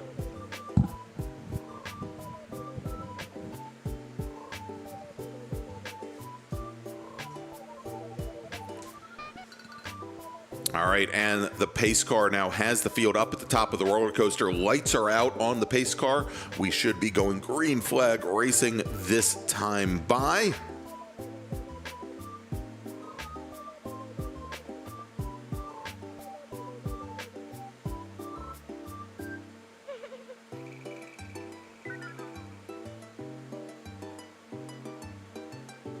And getting word that the field has been forming up quite well, getting nice and packed in 2 by 2 for our rolling start here at VIRginia International Raceway. Again, this will be a 10-lap or 20-minute race, whichever comes first. It'll be our last race of the weekend, and then we'll go into time trials mode for the rest of the day. But I want to thank everybody that has been with us here at the track or at home listening in. Of course, want to thank all the great volunteers, not only from the North Carolina region of the SCCA, but other SCCA regions as well that have endured pretty difficult weather here this weekend to make sure that our races ran very smoothly. All right, so we've got the field now. Coming down the front straight, Michael Carter is your pole sitter, and he gets the green flag. And it looks as though John Mitchell in the Alpha not quite up and even with our pole sitter at the start of the race. So once again, that outside row a little bit further back, but our drivers, they are on their way. We'll see how Fred Hutchison does today in the number 148, his SPU Mazda Miata. He had a great run yesterday. I believe he finished second overall to Michael Carter. But Carter, I think, especially as the track started out a little bit damp, was drying out. Michael Carter, who got his start racing in Spec Miata with the SCCA, and has spent the past couple of years running in the Global MX5 Cup, had a really very good pace yesterday. Matter of fact, brought his car in, had the crew take a look over the looked like the differential on the car, went back out, never lost the lead that he had built up such a great advantage over the rest of the field. But we'll see here how things play out. Again, we've got a number of F production racers here today. And, the B-Spec field, let's take a look if Steve Strickland did make it out. Yeah, I think we have a 3-car B-Spec field here, which for a regional race, for a SARRC race, is pretty darn good, I think. Once again, Robert Farr, our sole GT Light racer. Daryl Saylor, our sole H production racer. Now, Saylor in his CRX and Strickland in his B-Spec Mazda 2 did have a little coming together yesterday. It didn't seem to affect either car during yesterday's race, and I'm sure no ill will there for today's race. As we should have our leader coming out of Hogpen onto the front straight here momentarily. We would expect that to be Michael Carter in that Global MX5 Cup machine, and I can hear the motor, and here it is, all by his lonesome now, is Michael Carter in that red and white number 08 machine. He turns a 2:15.383 for his very first lap. Now, yesterday, he had worked his way all the way down to a low 209, a 209.252. But again, very cold here. Looks like the temperatures have started to rise, about 29 degrees right now. But, it's going to take a little bit of time to get some heat in those, what I believe are Bridgestone tires that the MX-5 runs.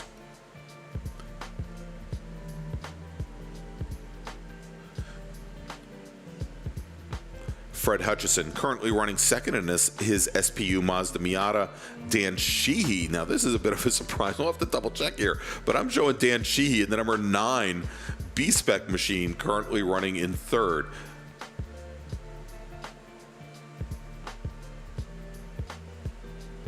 And Steve Strickland put the rear end of the car in front of the front end of the car going through Oak Tree, spun the car. He has managed to continue.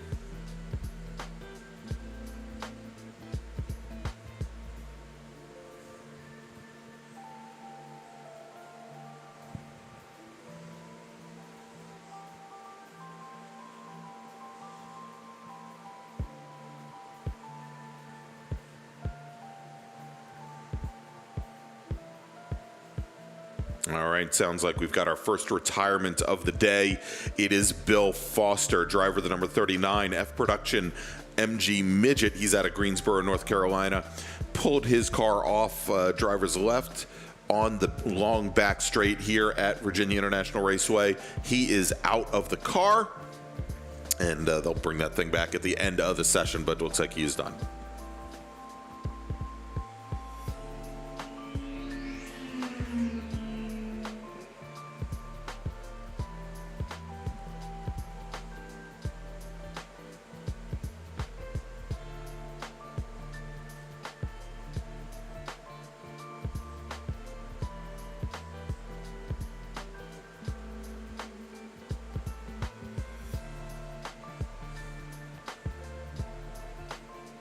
All right, Michael Carter now, and as he crosses the stripe to start lap number 3, he puts in a 209.461.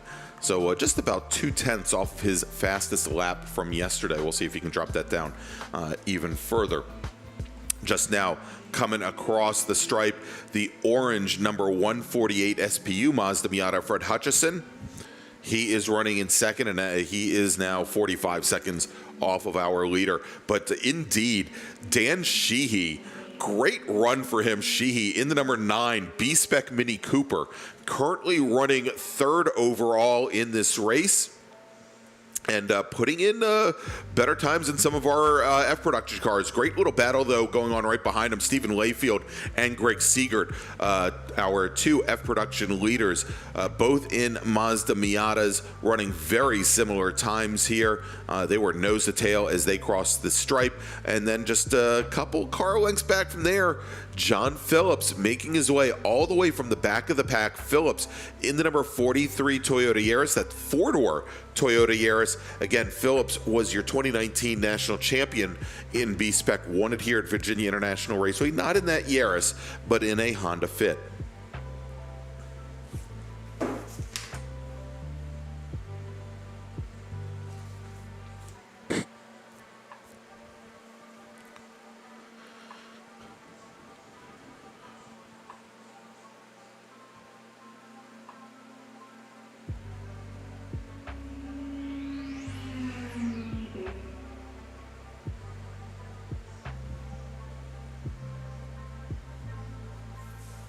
All right, Michael Carter, as he crosses the stripe, well, he does indeed best his time from yesterday, turns in a 2:08.652. As once again, he is having an easy run of it here, but again, this is definitely good test and tune time.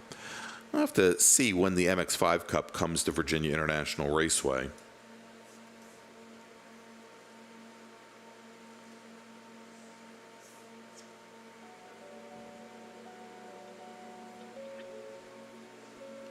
And MX-5 Cup, they are scheduled to be here. Their second to last race on the schedule is going to be at VIR, going to be August 26th to 28th. So I suspect that the track conditions may be a little bit different for Michael Carter, but not a bad idea to get a little test and tune time in here at the raceway. Of course, we may also see him in a Spec Miata, perhaps in a couple weeks when the Hoosier Racing Tire SCCA Super Tour comes.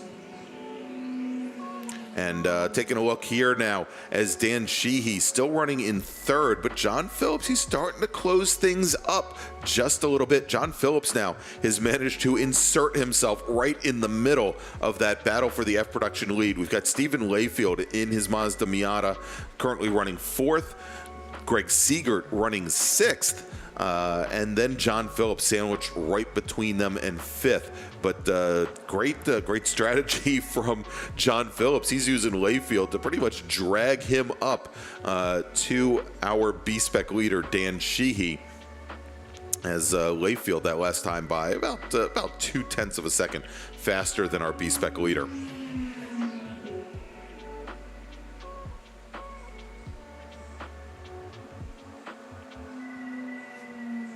And as Michael Carter completes lap number 4, he's getting pretty close to the tail end of our field here.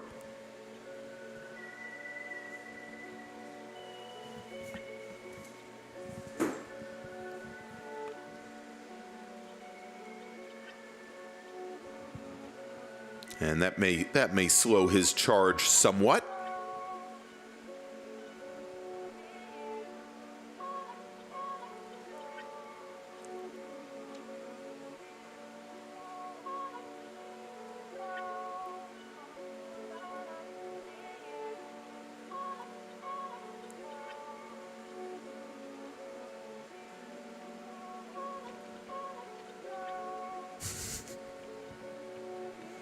But all is quiet here on the Western Front for the moment here. We should have more cars coming around soon. Again, this is a 10 lap or 20-minute race, and we are now just about on time at the halfway point as the clock ticks 10. Remember, we'll be switching to time trial mode here after this race. Our first qualifying sessions for our time trials drivers are scheduled to start at 11 a.m. And so we'll start calling them to the grid about 15 minutes before they need to be on track. That's about 15 minutes from now. And now we have a new B-Spec leader as John Phillips has managed to get around Dan Sheehy. So move John Phillips not only to the lead in B-Spec, but up to third place overall as Phillips managed to get around Stephen Layfield that last lap, as well as Dan Sheehy, our former B-Spec leader. So it is Michael Carter, your overall leader, Fred Hutchison running second in SPU. Then we've got the two B-Spec racers, John Phillips and Dan Sheehy, running first and second in class. And when they came in front of me here, only about a car length separating those two drivers. Both of them come from Texas. John Phillips, Sealy, Texas. Dan Sheehy, Spring, Texas. Steve Layfield and Greg Siegert, they're now running 5th and 6th in the battle for the lead in F production.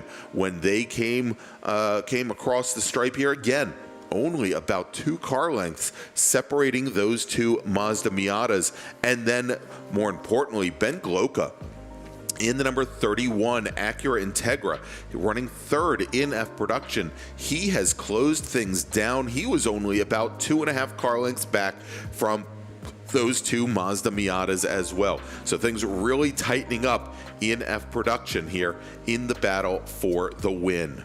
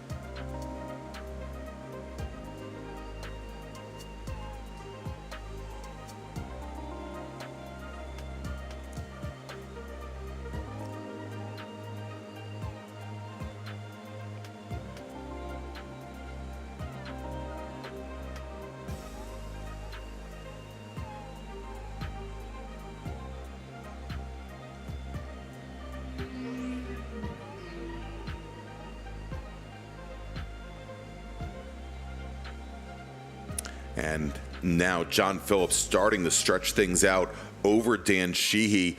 And, I'll tell you, John Phillips now running a faster pace than Fred Hutchison, our SPU leader and our second place driver, as John Phillips is starting to make up ground there. Phillips actually 4 seconds faster than our second place car.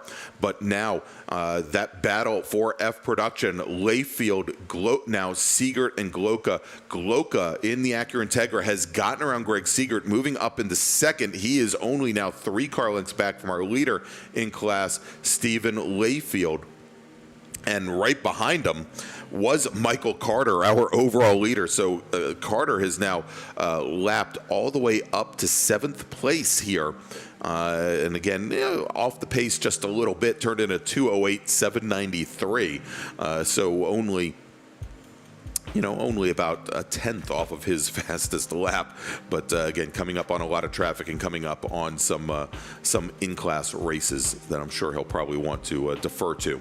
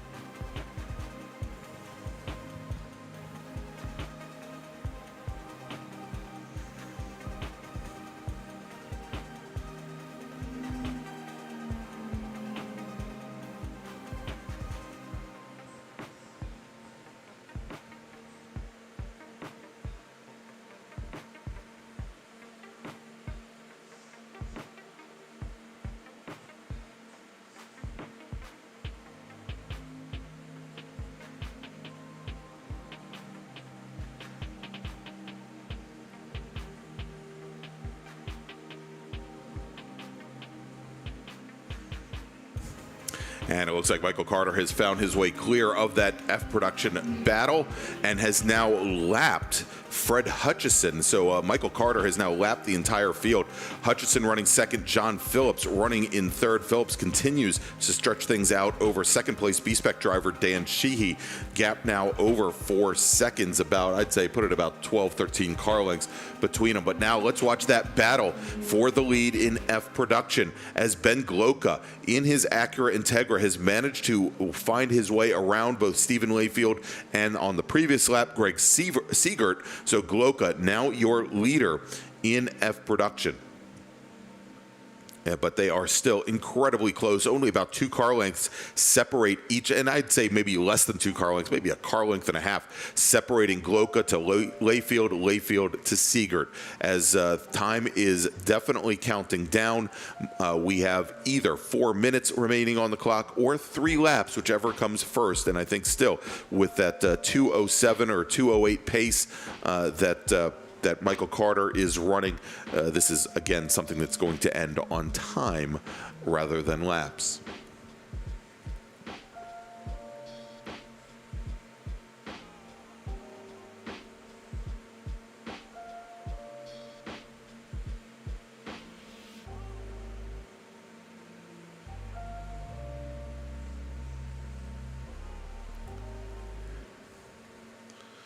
And we may have a big change in F production, as I've just gotten word that Ben Gloka, driver of the number 31 Acura Integra, he has spun his car. And so that will likely move Layfield and Siegert up in the first and second in class.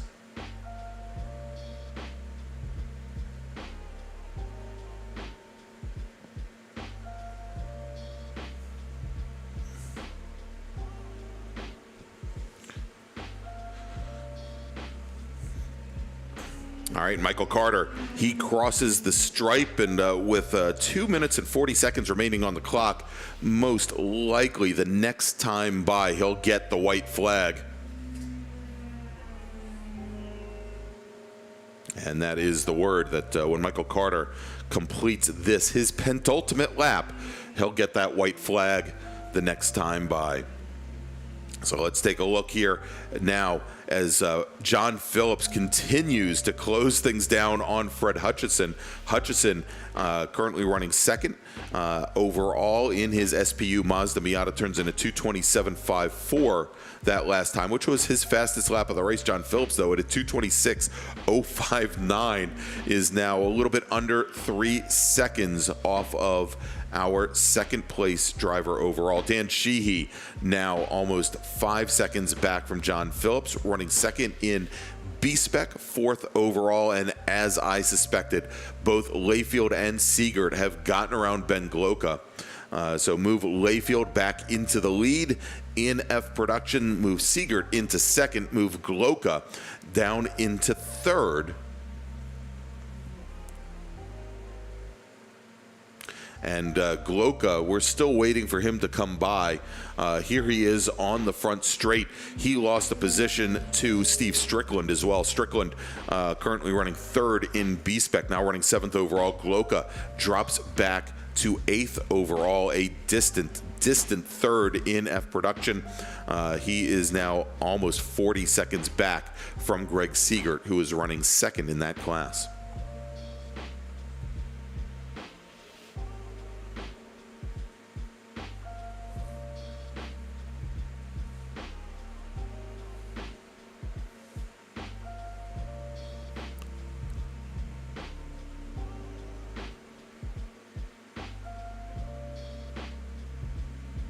All right, our leader, Michael Carter, on the front straight here, and he gets the white flag. 1 lap to go here at VIRginia International Raceway, not only for this race, but for all of our SARRC races as part of the March into Spring. Again, reminder, everybody, stay with us here. If you're streaming on YouTube, stay with us. Starting at 11 o'clock, we will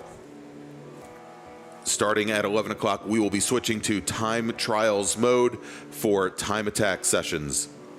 And it sounds like we have a car that has gone off over by turns 1 and 2. As soon as I get word of which car that is, I'll let you know.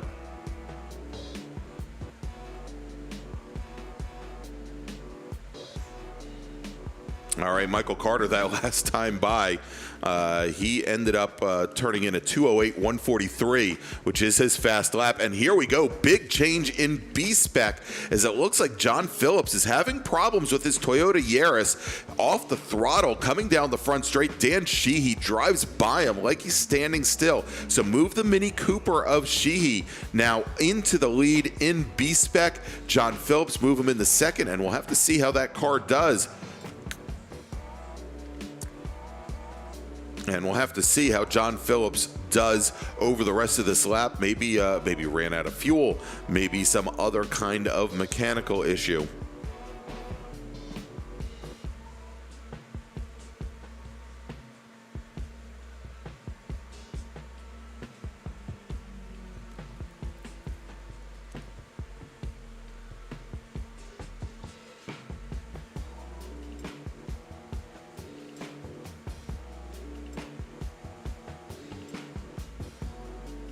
All right, and getting word that car that is off by turn 3, it is the 31 car of Ben Gloka.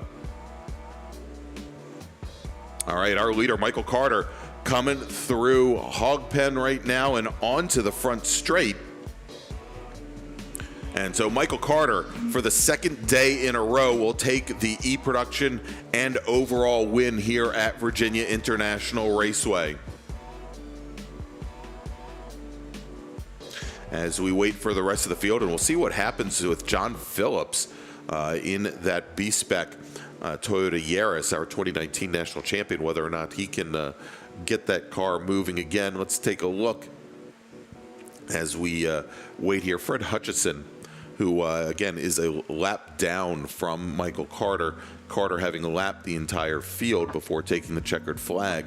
We'll see if that SPU Mazda Miata is running now. Remember, John Phillips had been making up a lot of ground on the machine of Hutchinson, but when he crossed the stripe that last time by, Phillips was almost 10 seconds off of his fastest time. Here comes Hutchison, and as Hutchison crosses the stripe, he's going to come home with the win in SPU and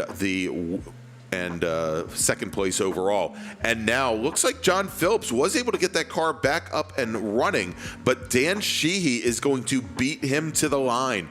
Dan Sheehy, driver of the number 9 Mini Cooper, will finish third overall, will take the win in B-Spec. John Phillips will come home in second. So whatever problems Phillips was having, got that car refired, but just did not have enough real estate there to get back around Dan Sheehy. In F Production, taking the win, margin of victory, 0.7 of a second. Stephen Layfield, he'll finish 5th overall. Greg Siegert will finish right behind him. Those two drivers in Mazda Miatas. And now we'll take a look here in just a few moments. We'll see who is our third place finisher, the last step on the podium in B-Spec. And it is going to be Steve Strickland in the green number 05 Mazda 2.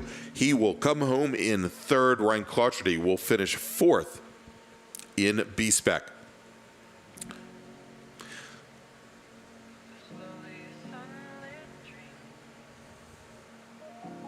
All right, so let's take a look here.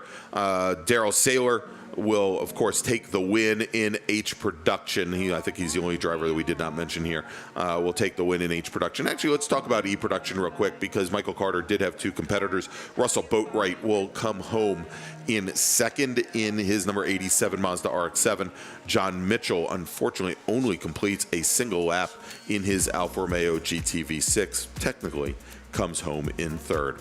All right, so that is going to wrap things up here for our SARRC races today.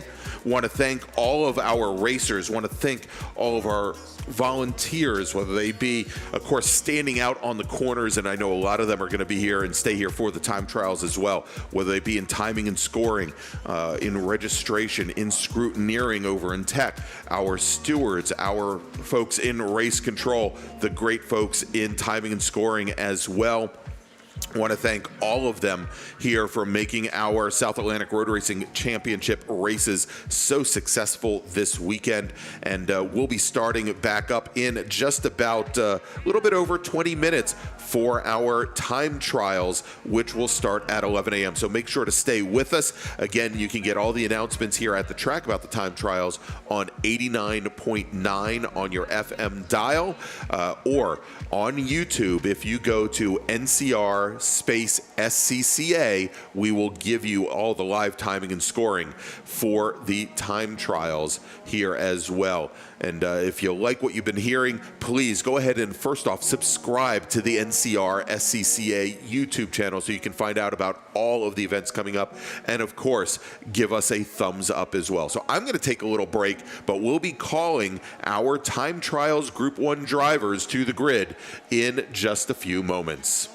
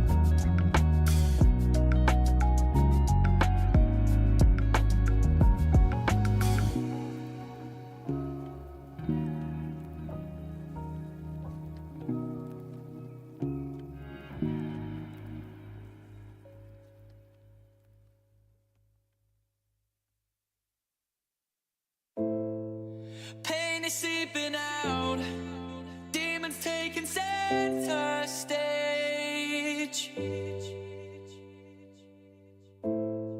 Spirits in the crowd, are you not entertained?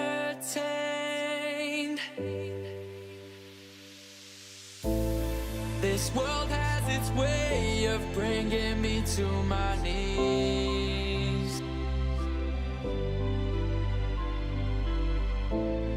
I don't know which way will put me back on my feet. What's best for me, my destiny.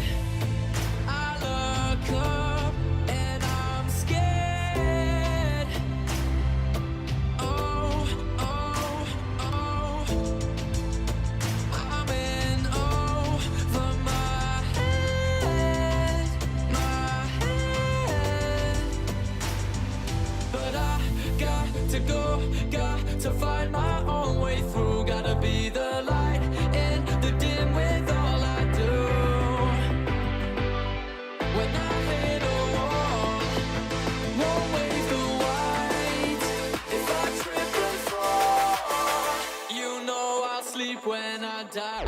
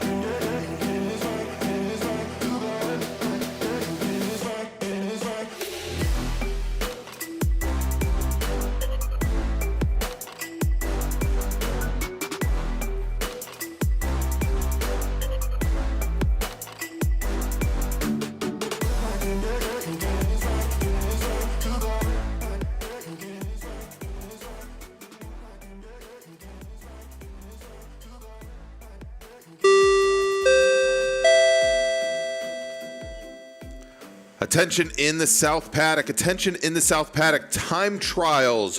Group number 1. You can start making your way over to the grid. Group number 1. Time trials. That's our advanced group. Please make your way to the grid. We're going to be sending you on track for your practice and qualifying session here in just a few moments. Group 1, our advanced group. Please make your way to the grid.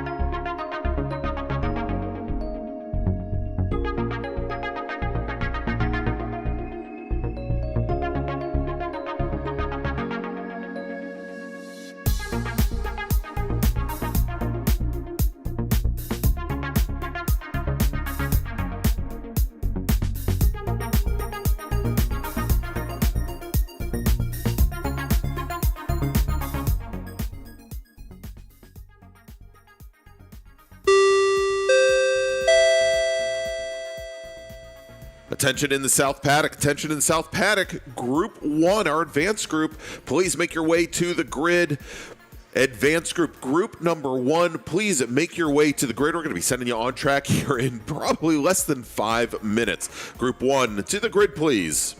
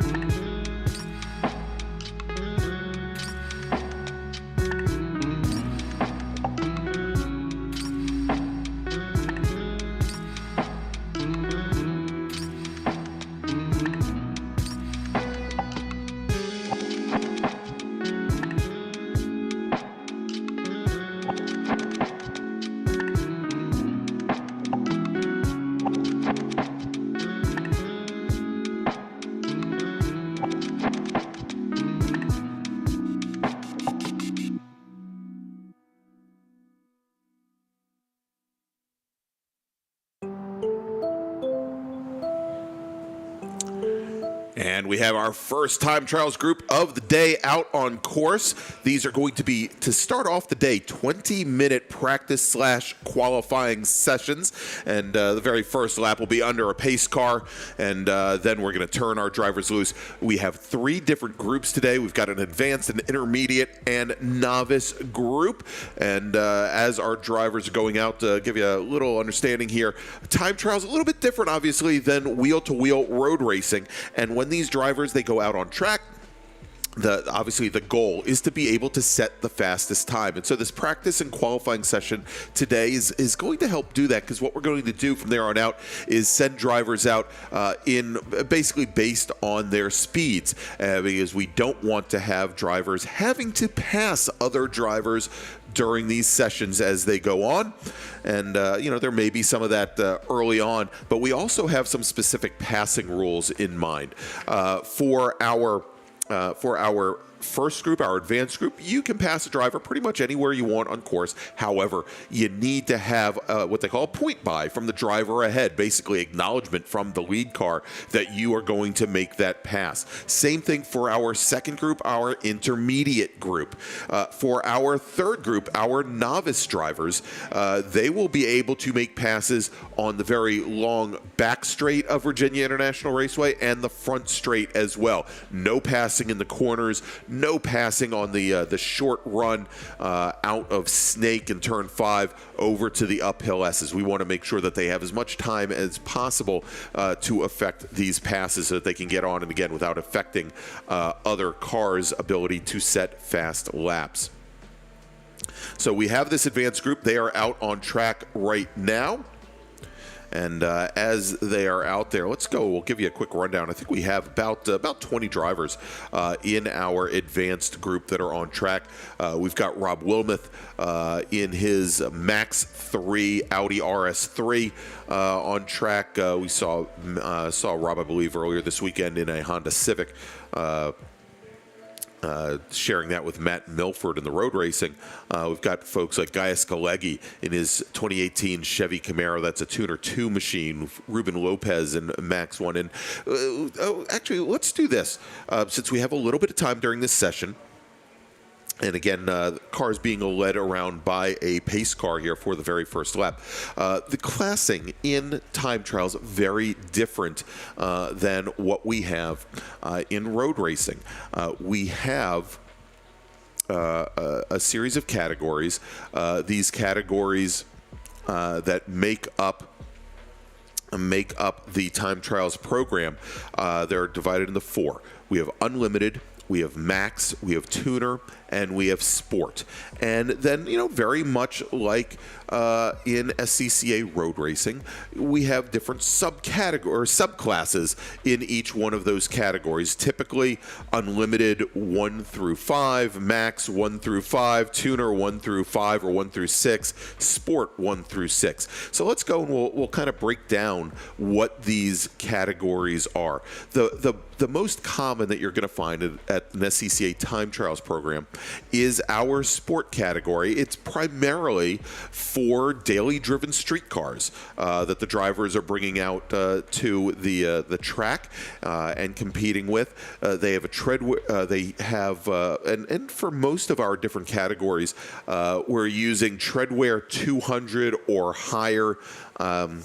Tires, which means typically the race slicks or even DOT approved performance tires like the Hoosier A7s and R7s that you find in road race classes not being used in the sport category. The sport category allows for some very basic modifications to the cars. OBD2 based reflashes, so no replacement to the ECU itself, but if you've got one of the little plug-in tuners that can reflash in the ECU, you can do that.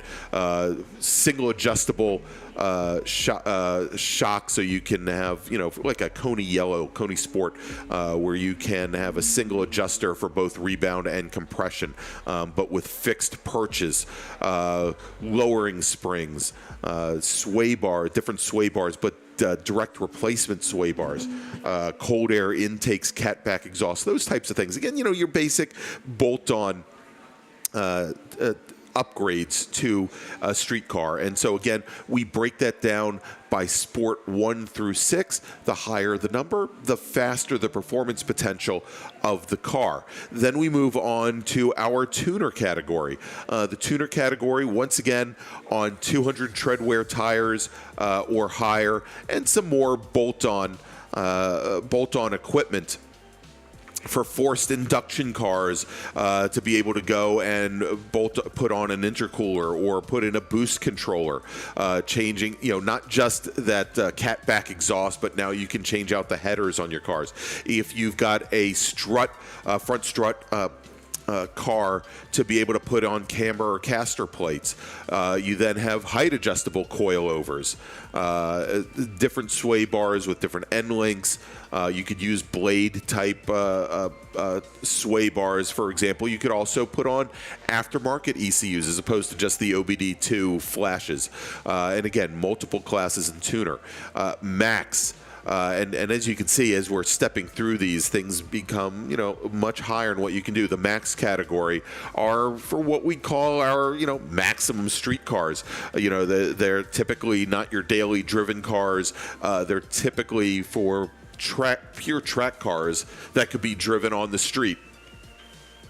And let's see here, you may find that, for example, in max category, you may have your engine swaps. Maybe you've got a Super BRZ that you put a Honda K motor in, or an older Honda Civic that you put a K or a B20 in instead of that old single overhead cam D series motor. You can go and turbocharge or supercharge the motor, even though it didn't come from the factory that way. You could go and make changes to the suspension geometry and add big wings and bodywork. You name it. That's what you can do in max. And then the unlimited category, typically production-based cars that are not street going, or I call them pure race cars. So we have a number of unlimited category cars that are, like your super cars, but these are also for cars that have lower than 200 treadwear tires. So we'll find a lot of SCCA road racing cars put into the unlimited category primarily because of the tires that they run. But you can find tube frame cars here, big wings and ground effects, and of course all the stripped out interiors and stuff that you would find in a road race car. So we'll take a look now at some of the cars that we have on track currently here in our advanced group. And actually, before we do, let me make a call to the grid for our next group, as we are now just about halfway into this group. Attention in the South Paddock. Attention in the South Paddock. First call to the grid for our intermediate group, group number 2. Please head on over to the grid. Intermediate group, group 2. Please head to the grid. All right, so let's take a look here. Rob Wilmoth in that number 05 Audi RS3 that he is driving. He has a fast time right now of a 2:24.08. Lee Hill. Lee is driving the number 72 Sport 6 Scion FRS. Remember Lee, former Spec Racer Ford racer, is former board member of the SCCA, fast time of 2:25.907. Patrick Hingston. Let's see, Patrick, driving in Max 3. He's driving a Subaru Impreza WRX STI. He's got a 226.373 out there today. Gaius Kalegi driving his 2018 Chevy Camaro, as I mentioned, and Gaius is running in Tuner 2. Fast time 2:34.450. We've got Patrick Costa out there right now in practice. Also in the tuner class, he is also, much like Kalegi, in Tuner 2. And he is running, let's take a look here. Costa is in a Nissan 370Z. And let's see what times he has here now. Costa with a 2:34.773. We got George Harrelson in Sport 3. So again, pretty much a street car. That's the number 51 machine. And Harrelson, let's take a look here what he is running today. Actually, you know what? I don't have Mr. Harrelson on my list, so I'll try and track him down as he drives by me and see exactly what he has. William Daniel, driving a Tuner 5 Mazda Miata, 1991 Mazda Miata. He has a 2:21.279, so a very good time there for that Mazda Miata. Almost as quick as an ITA car around Virginia International Raceway. So, we're about 11 minutes into this session, so let's make another call to the grid for our intermediate group. Attention in the pit and paddock. Attention in the pit and paddock. Second call to the grid for Group 2, our intermediate drivers. Please start making your way to the grid. Group 2 drivers, please make your way to the grid. All right, and our fastest driver out on track right now is Patrick Hingston in his WRX STI, the Max 3 machine. He turns in a smoking 2:13.031. Go ahead and compare that. We just saw Michael Carter in his MX-5 Cup car turning in high 208s, low 209s, and Hingston there only a couple seconds off in his STI. Really, really close. All right, so let's see, what else do we have? We've got the 197 car. And I'll see if I can get a name to go along with that. I think that was a late entry. We'll get some information on that. Patrick Costa driving the number 0 Tuner 2 Nissan 370Z. He just now turns in a 2:17 and change. So great time in for him. And again, these are quasi practice and qualifying. The times that these drivers set will help set the order that they go out for their very first time attack session after lunch. Now we are going to go through our 3 different practice and qualifying sessions, and then we anticipate right around noontime break for lunch. And after that, we'll start with our time attack sessions. Plan is 3 time attack sessions for each one of our 3 groups, and then we will be awarding trophies and naming winners based on the best cumulative times in each one of those classes.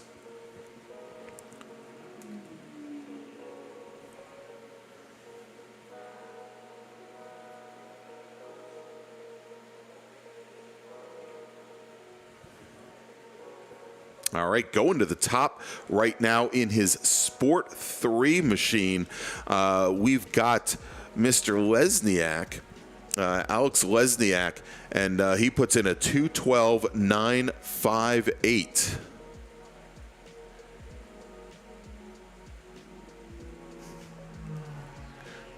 All right, checkered flag is now out on our first session, so let's make a final call to the grid for our intermediate group. Attention in the South Paddock, final call to the grid for group number 2, our intermediate group. Please make your way to the grid. Intermediate group, group 2. Please make your way to the grid. The checker's out on our first group, and you are up next.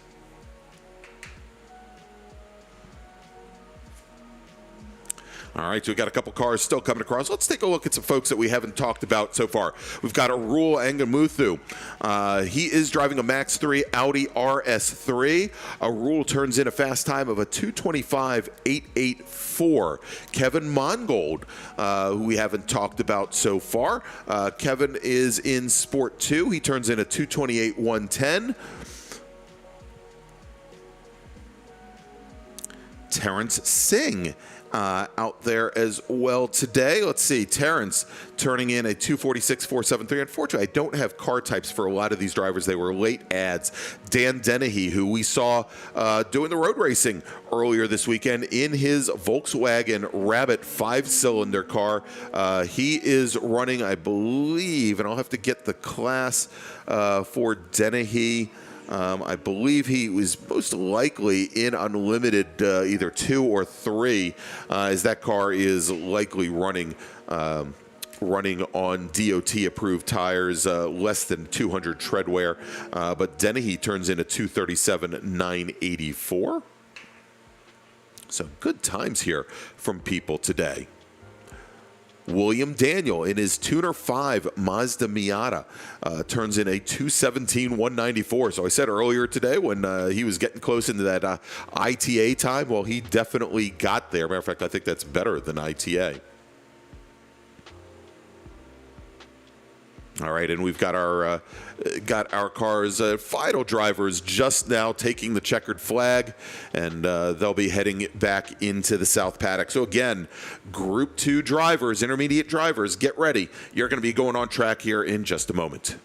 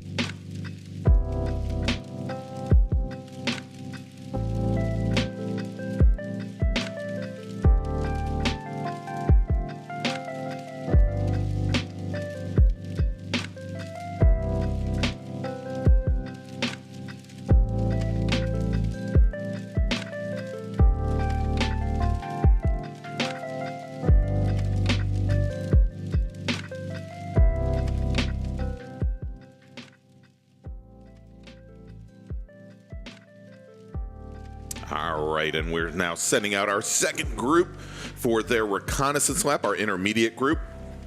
They will have that opening lap behind the pace car and then head out. For their session here, practice and qualifying. Again, our intermediate group, they are authorized to pass anywhere on track, both on the straights and in the turns, but must do so with what's called a point by, basically tacit agreement with the driver ahead of you. Will point by and let you know it's safe to go to either to the left or to the right in order to make that pass done. And want to thank all of you for joining us here this weekend. Again, if you have friends at home or not here at the track, or if you want to listen in and you're having trouble picking up the PA system, you can find our audio stream on YouTube. All you've got to do is search for the North Carolina Region's YouTube channel. Just search in YouTube for NCR space SCCA, and you should be able to then find our stream. It should have also been sent to you last night via email if you want to pass that link on to friends and family so they can hear about all of your exploits here today at the North Carolina Region SCCA March in the Spring Time Trials here at VIR.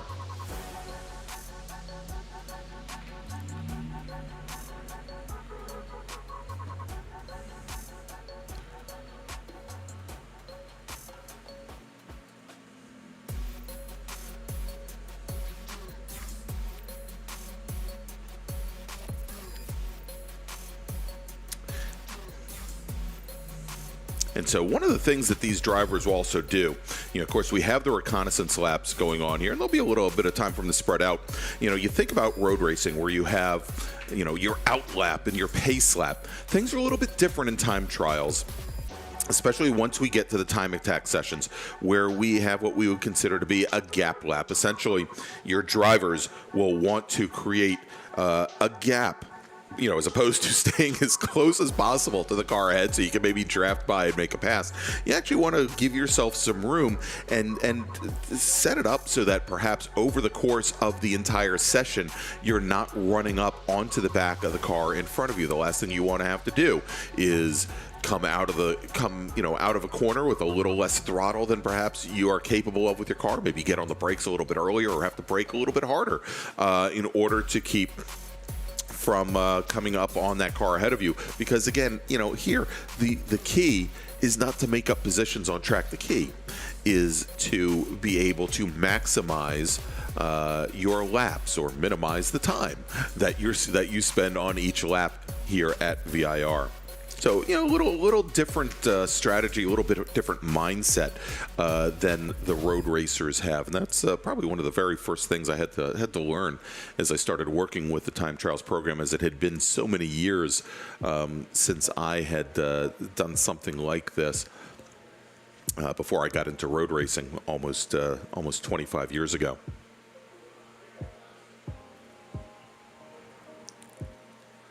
But I believe we have somewhere along the lines of, let's see here, 2, 3, 4, 5, 6, 7. About 13 cars or so on track right now, and getting word that our pace car is back on the pit lane in the south paddock, and we're turning drivers loose. So let's go, and we'll make a first call to the grid for our third group. Attention in the paddock, attention in the south paddock. Group number 3, you can start making your way to the grid if you haven't done so already. Group number 3, please make your way to the grid. We're going to be sending you on track in just about 14 or 15 minutes. So group 3, make your way to the track, to the grid, please.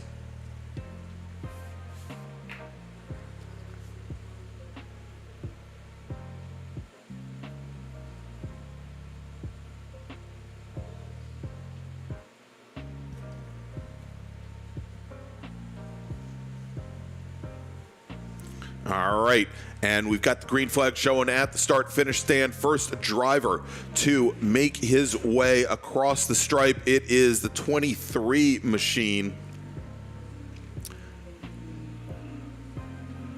And that is a Scion FRS. We'll have to see. We've got a couple different drivers in those triplets in this group, and actually a very big group. We'll take a look. I think that may be, judging by the entry list here, that might be Barbara Feitinger. We'll have to see. We'll try and get some more information there. But I know we've got Thomas Frunk and Ben Turner out there today. Matt Kurtz, who's in Max 1. Brian Ratajek is out on track, as well as John Barry in a Sport 5 machine. We've got Deval Baharia in his Sport 4 entry.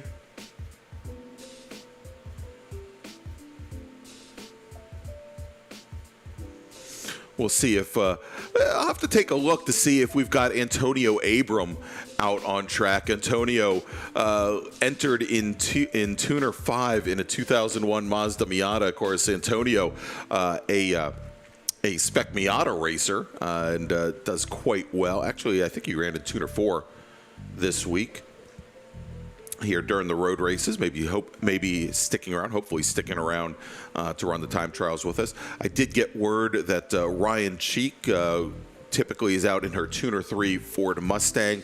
Will likely not be with us here this weekend, as Ryan apparently had some issues with wheel bearings, rear wheel bearings, a common failure point on those Mustangs. Ryan now part of the national staff, SCCA national staff, and the National Time Trials National Tour program. So great things, as she's been a long time runner here with the North Carolina region of the SCCA's Time Trials program. Great to see her moving on and taking that staff position. That's great to hear. Chris Ashby out here today, I believe, as well. Let's take a look. And here is one, and here is a name and an entry that I am not only surprised to see, but I hope he's out here, and I'm going to take a closer look. Hamilton Court in an Unlimited 2 Lotus Elise.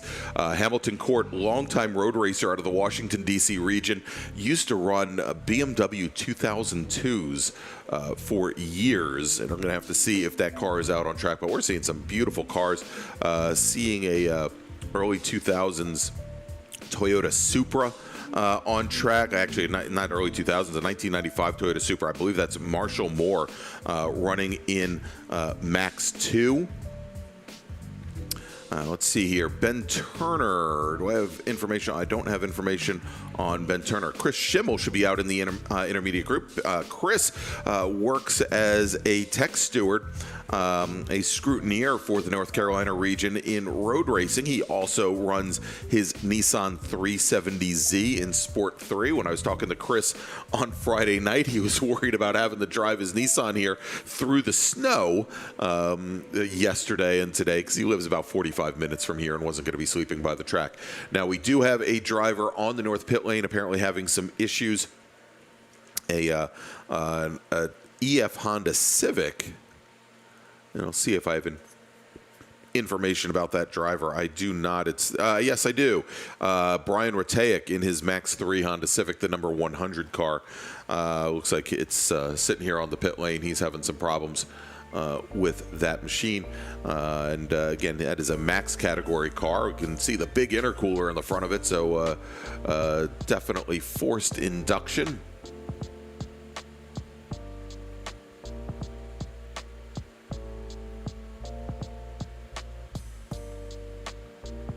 And I see a lot of cracks on the windshield. I'm wondering if he went out maybe without having the hood pins in, and maybe the hood flew up on him.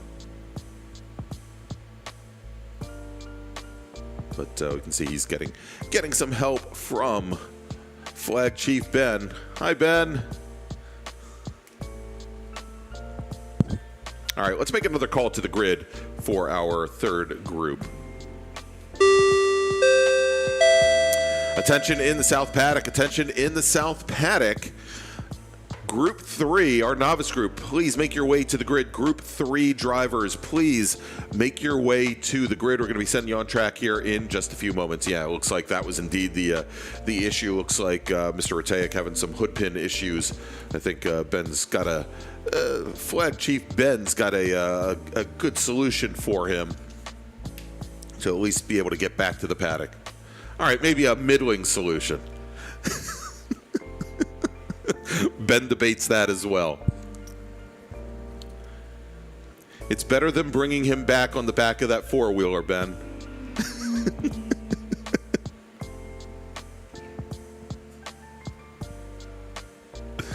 All right, let's take a look. Fastest driver we have on course right now is Art Lurtapiapong. And let's see if I have a car for him. He is driving a 2001 Honda S2000 in Tuner 4. Puts in a 212.793. So smoking fast right there. Ben Turner in Sport 1, our second fastest driver, with a 218.614. Ben Nornpong. And unfortunately, I don't have a car for Ben. He's in Unlimited 2 with a 219.444.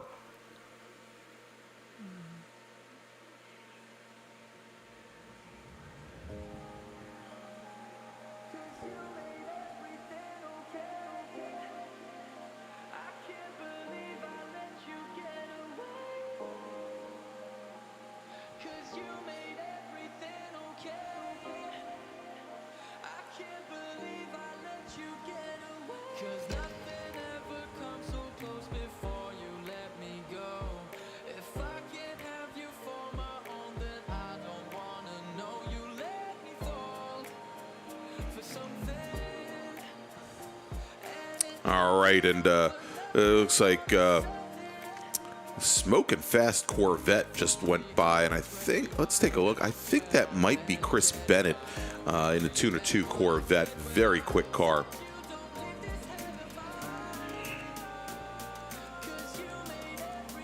And John Nordenberg, who is driving the 1989, or probably not the 1989, but the 89 U2 Chevy Camaro, just turns into 218.190. But again, so far, fastest driver we have on course is the Honda S2000 of Art Lurtapiapong, and he has a quick time at 210.29.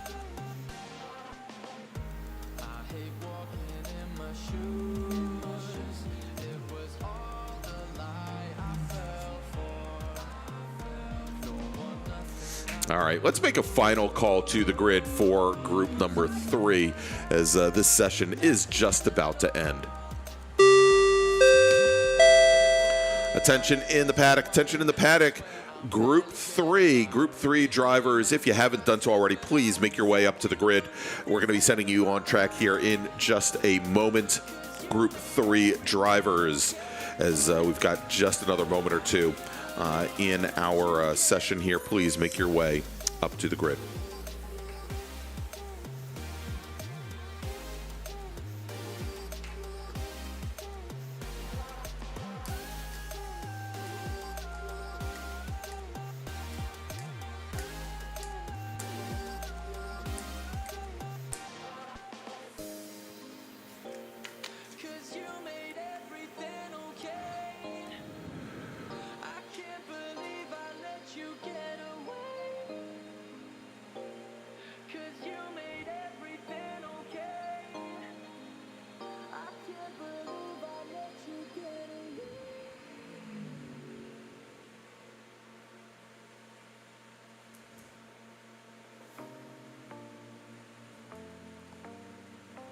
And actually, unless my eyes deceive me, Art Lurtapiapong not driving a Honda S2000. And I'll tell you, if a Honda S2000 in Tuner 4 was turning 209s here, I would be absolutely amazed. It looks as though that car is actually a Chevy Corvette. So turning 209.757, that makes maybe a little bit more sense. All right, let's take a look here as the 111 car crosses the stripe. I think that is Chris Ashby in the Max 2 turning in a 226.863. And the checkered flag here is going to be out now for the number 95 Toyota Supra. That is Marshall Moore in the Max 2 machine. So checkered flag is now out on the session. So our novice drivers, Group 3 drivers, you need to be ready, because we've got our drivers now here that are on track. They're going to be making that half lap around, and they will be coming in here in just a second.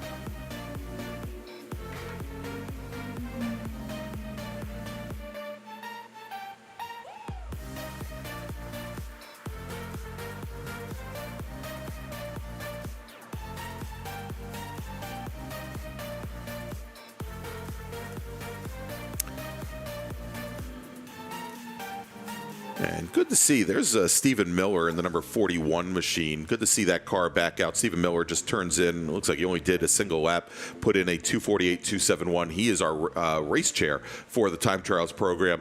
Toyota Supra, a champ car car that he has been working feverishly on to repair after it had a big shunt at Michelin Raceway Road, Atlanta in the fall. He's been working out of his garage to get that car straightened out and ready to go, and he gets a lap in. Good to see that with that 248. And I was talking to him this morning, and he said, he was so upset because he had just finally exercised all the electrical issues that car had just before he got to Road Atlanta, and then again had that shunt coming through and out of turn one there. And Road Atlanta, such a difficult course, but he's got that thing back out, and I'm sure that is a huge sigh of relief for Stephen Miller.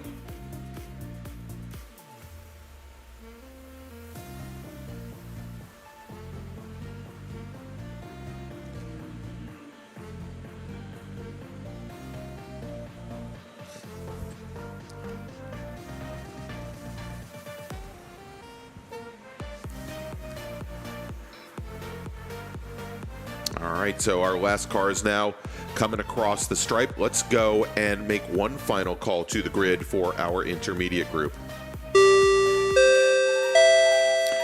Attention in the paddock, attention in the paddock. Group 3, novice drivers. If you have not already made your way up to the grid, you need to do so now. We are going to be sending you on track here in just a minute or two as we wait for our intermediate drivers to filter off the track. Again, if you are in group number 3, you should be on the grid. We're going to be sending you on track in just a few moments, and this will be our last group of the morning. After this group is complete, we will be taking a break for lunch.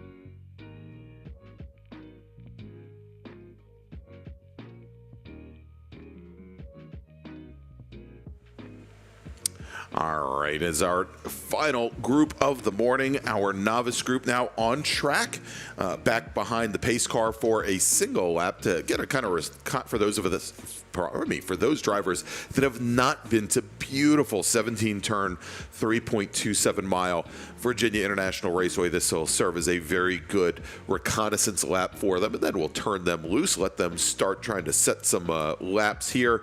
Not in anger yet. Again, this is considered to be a practice and qualifying session for many of our drivers. This may be their very first time on a racetrack in this group, and we'll try to make heads or tails of these drivers here as they get ready. Again, this is going to be the last group that we have before lunch. We are scheduled to take lunch right at about 12 noon and bring cars back out. Our advanced group scheduled to be on track at 1 p.m. for their first of 3 time attack sessions this afternoon. You don't want to miss that, and it should be a good time here. But right now, our novice drivers, and again, the novice drivers, many of them have limited seat time on a racetrack, and to make things a little bit easier for them to take away some of the, I don't want to say responsibility, but some of the burden, we only allow passing on the 2 main straightaways here at VIRginia International Raceway, the very long back straight, as well as the front straight coming out of Hog Pen going towards turn 1. And even then, the driver must receive a point by, basically a signal from the driver ahead that passing is okay before they can undertake that maneuver. All right, I'm getting word now that the pace car now is on the pit lane down in the south paddock. I'm located here up where I've been all weekend long in the North Tower here along the front straight at VIRginia International Raceway. We've got our time trials drivers all camped out down just out of Oak Tree down in the south paddock, and that is where we are sending cars out from. That's where they come back in, but the start-finish line still here on the front straight. And we do have cars, I believe, underway now. We'll try and track for you some of those drivers that are out here in our novice group. It's always great to watch our novice racers. Now, as part of the time trials program here, and the first driver to come across the stripe is going to be the number 75 machine. It's a Mazda RX-8. I believe that is William Lunston. The one thing about the time trials program here is it's run by the North Carolina Region of the SCCA, is that, we're not just sending these drivers out on track, alone and having them figure out exactly how to improve over the course of the weekend, especially our novice drivers. We do have driver debriefs after each and every session. Our racers, our time trialers, they get instruction from dedicated instructors for each one of the 3 groups. Now, obviously, our advanced drivers, our advanced group, not necessarily in need of as much instruction, but those instructors are there. Those debriefs do happen after each one of the sessions in case there are any questions about particular parts of the track. Maybe they have questions about how to navigate a particular complex here at the circuit. Or maybe they have questions about procedures, or maybe they had problems on a particular portion of the course, and it's necessary to do a little counseling. So we have that out as our novice drivers are out on course right now. Another thing that our instructors will take a look at, especially with our novice drivers, is that they are able to set those gaps, that they're not all bunching up one on top of another, to enable them to free things up during the time trials, during the time attack itself, and be able to set fast laps. So a lot of thought goes into it, but a lot of coaching and encouragement as well, in particular for our novice drivers. All right, so we've got a couple folks that have gone across the line, and we're still trying to, we're doing a little bit of work here at the timing and scoring system to make sure that we pick everybody up. But if you do look, we have, if you've joined us on YouTube, we do have a link to the live timing and scoring showing right on the screen. But if you are sitting in the South Paddock and you want to know how you're doing, we do have the live timing and scoring up and running on the Race Monitor app. You can find that either in the Apple App Store or the Google Play Store, and it'll run on all those different platforms, and you can get the information there. And all you would have to do, if you look for the different events, it is actually listed, I believe, as a road racing event, and it is listed as the SCCA NCR March into Spring Time Trial at VIRginia International Raceway. But that link that we have on YouTube, it is a direct link. You can go directly to the event. But just so you know, we are still doing a little bit of work trying to get all of these drivers into our system correctly. Christine Pittman in her very, very pink 2019 Audi TT-RS. That is a Max 3 machine. Still waiting on her to set a first lap here, and when she does, we'll be happy to give that to you. But very bright car, very hard to miss. Let's see. I believe we've got a Toyota MR2 Spider out on track. Let me see if I can get a name to go along with that car. I don't have that yet. Daniel Wessling out on track right now. He is in a brand new 2022 Volkswagen GTI. He turns in a 253 247, so nice to see him bringing that brand new vehicle out here. Kevin Mongold out on track. Let's take a look and see if we've got a time for Mr. Mongold.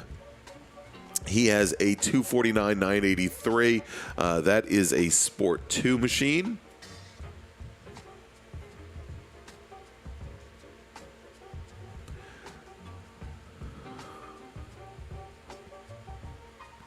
Brandon Fitchett out on track. Brandon driving a Sport 4 BMW 128 with a 250.344. Good to see that.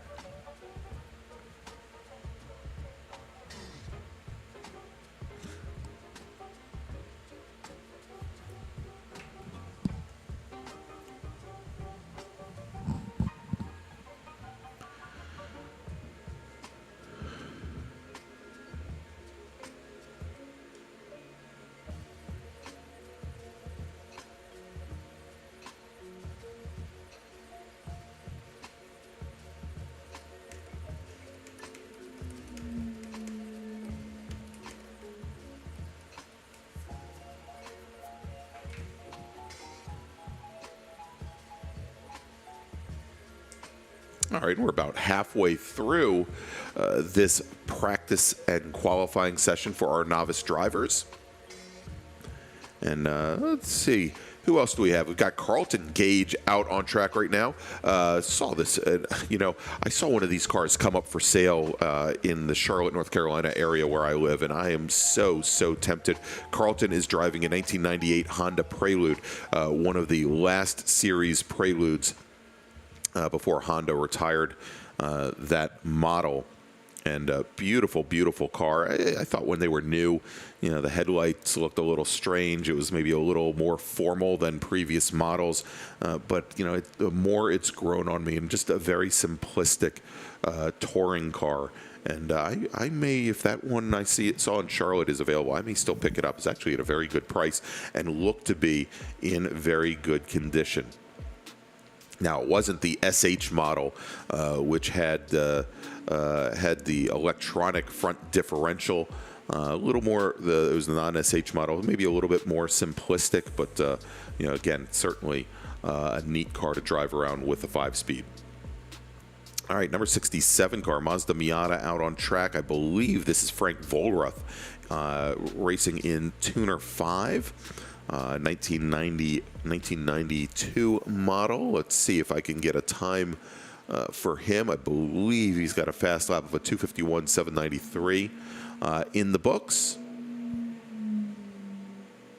Oh, that is good to see. That number 100 EF Honda Civic that we talked about a little bit earlier of Brian Ortega had those hood pin problems.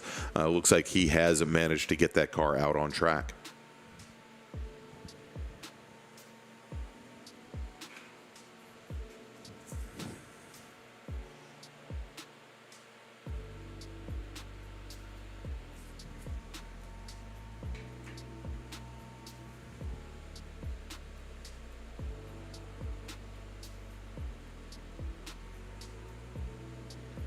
Yeah, and there's that Prelude running the number 62 on the side, black Honda Prelude, and love that car.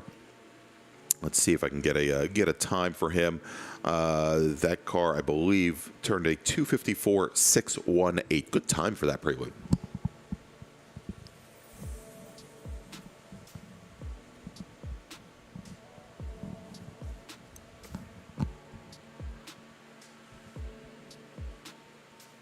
Another car carrying a lot of speed down the front straight. Subaru WRX STI, silver car. I believe that is Jacob New driving it in Tuner 3.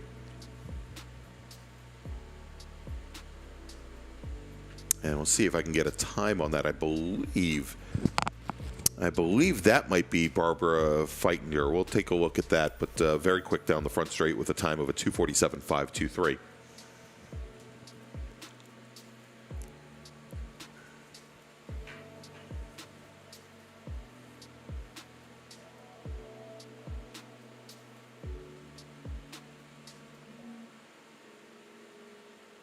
And want to thank everybody who is joining us here this weekend, either on site down in the South Paddock, or if you've got friends and family on YouTube. And it looks like we've picked up at least 10 or so viewers on YouTube in the last hour. So want to thank you if you've joined us for our time trial sessions here from the VIRginia International Raceway. As we've got our third of 3 groups out on track right now for their practice and qualifying. We are going to be breaking for lunch in just a little bit once this group is over. But when we return, we will, and we're going to be breaking for lunch at just about 12 o'clock. We'll be back with cars on track at 1 o'clock. Our advanced group number 1, will be going out for their first of 3 time attack sessions of the day.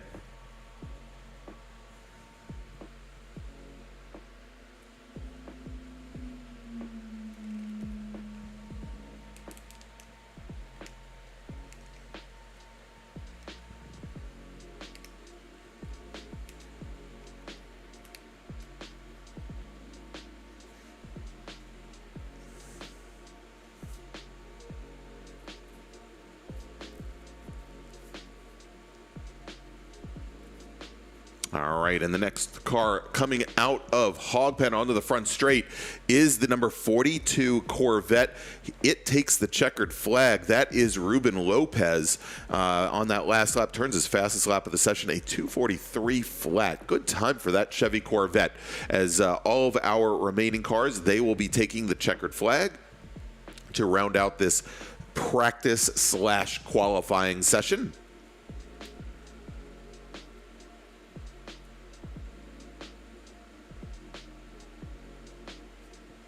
And we still have another 8 or 9 cars on track, waiting for the next ones to come onto the front straight. There is that bright pink Audi TT-RS. You cannot miss that thing.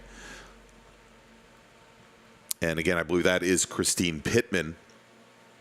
And she crosses the stripe, turns in a 2:49.108.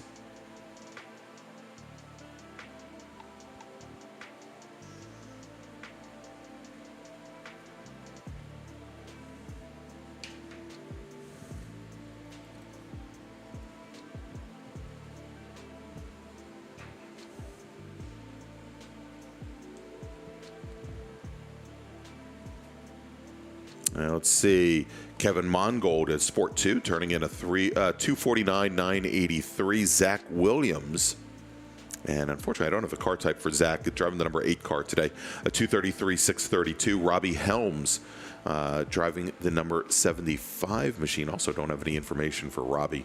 As soon as I get some, I will definitely let you know. Oh yeah, Robbie Helms, Sport 2 Chevy Corvette Z06 with a fast time of 2:25.909.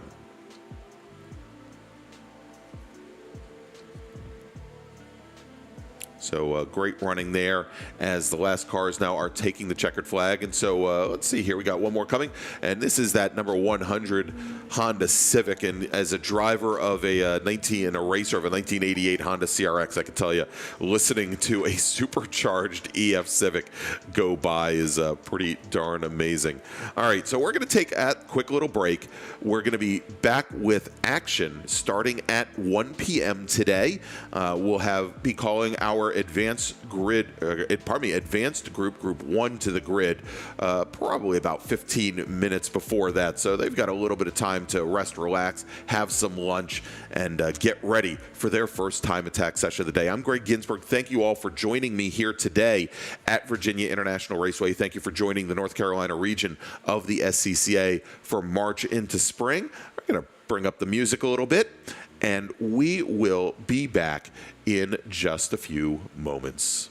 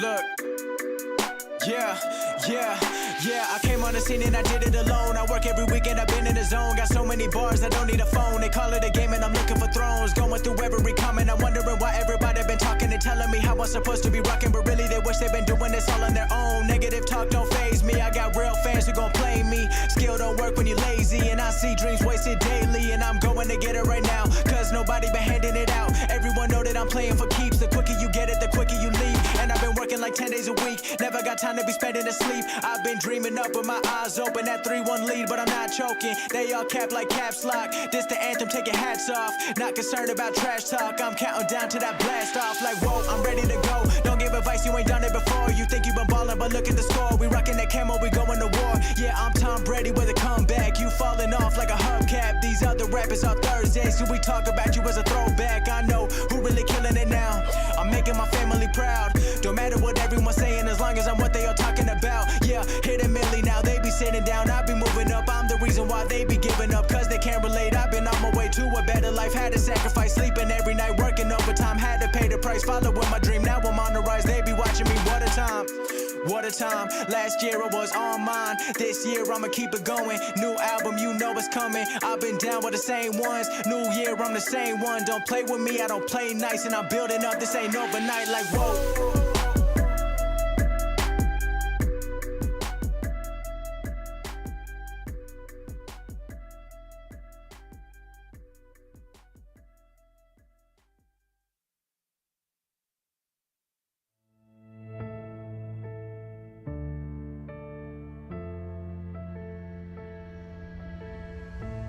This ain't where the legends come from. You know what a hero looks like. Pretty little flower, won't you sit back down and go play nice? So keep talking, keep laughing. One day you wish you had it. Other people on fire, fire. Maybe it's time they meet their dragon. If you're gonna hold me down, you're not gonna let me in, into your castle walls. None of you can keep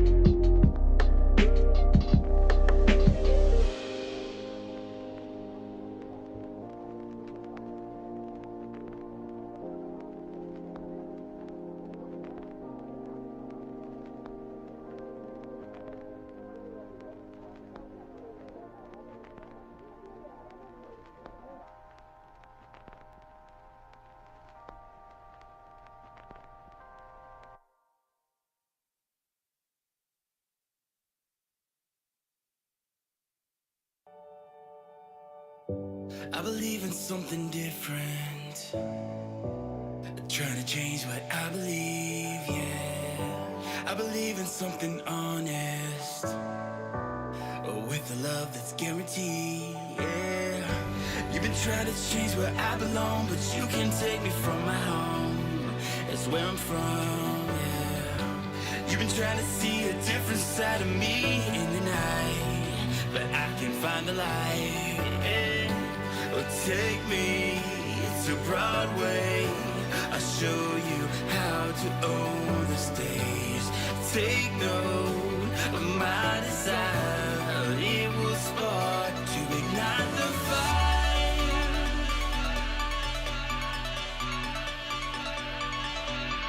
Ignite the fire.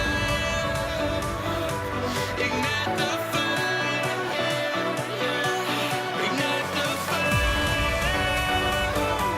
Ignite the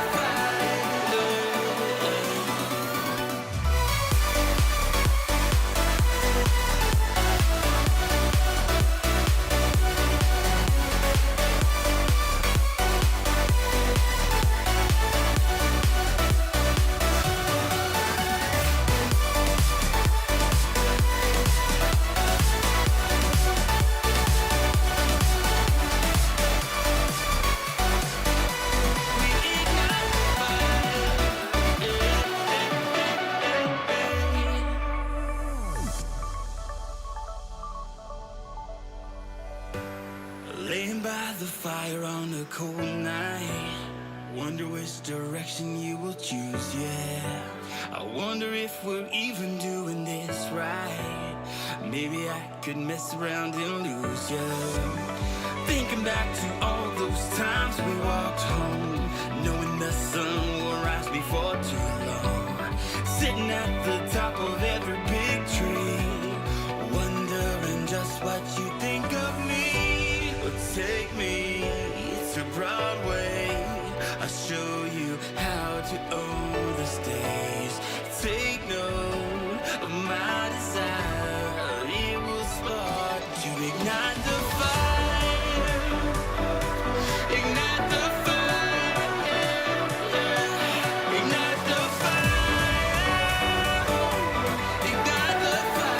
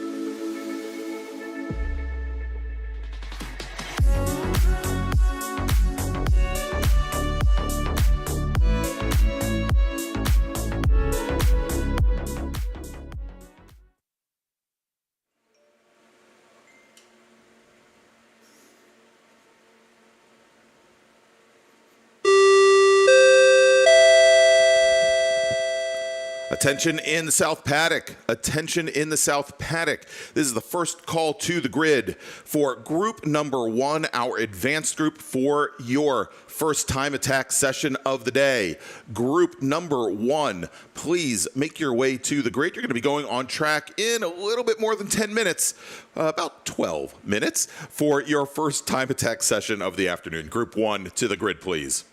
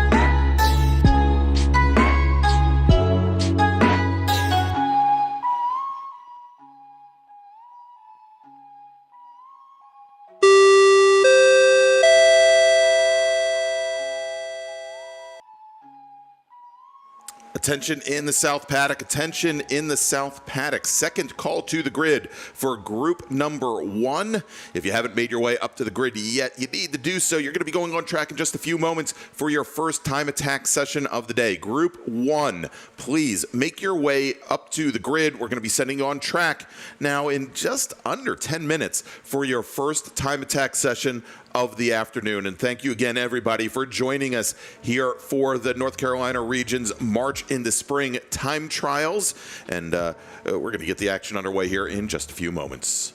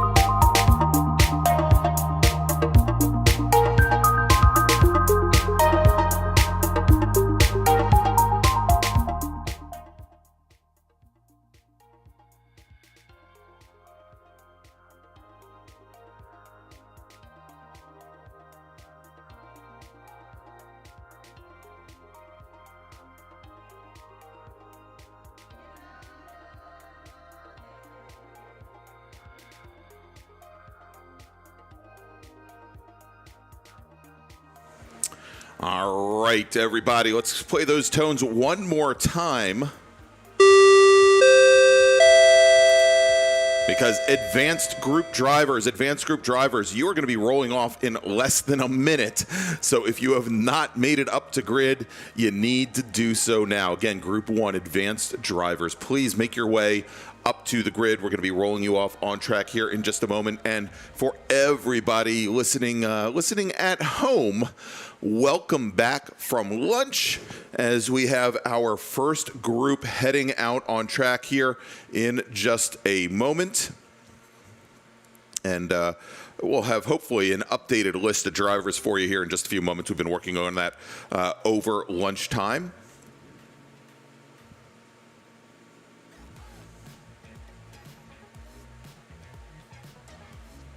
So we'll keep you involved here. Of course, again, for those of you that are in the paddock, you can see the live timing and even get information on past sessions with the Race Monitor app. That's you'll be able to get that in the Google App Store, probably the Google Play Store or the Apple App Store.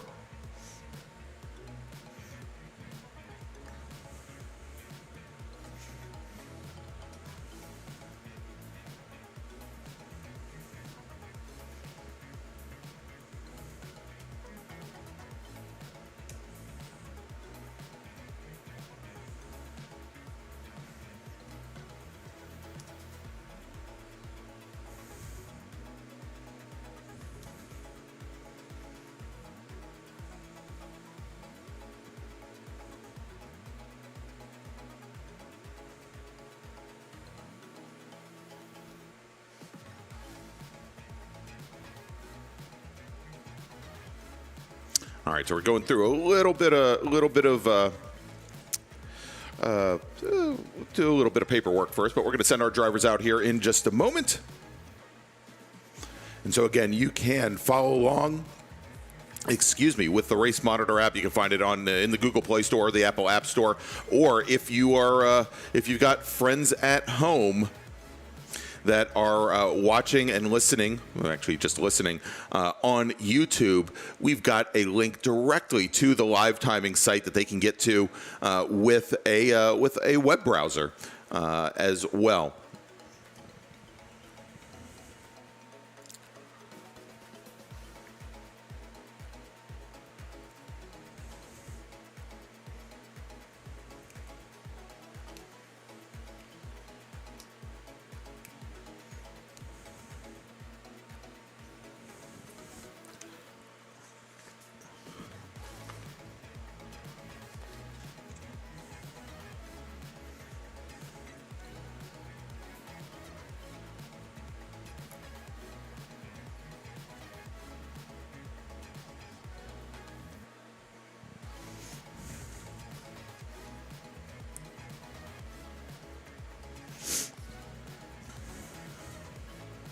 All right, and we're getting ready to send cars out on track now. They're heading out. They're going to have about a half a lap in order to set their gaps, and then we will have these drivers, they'll have about maybe around 16 minutes thereabouts in order to set their fast lap. Now, the thing that you're going to find here, because the majority of these drivers, they are on 200 or higher tread wear tires, they heat up very quickly.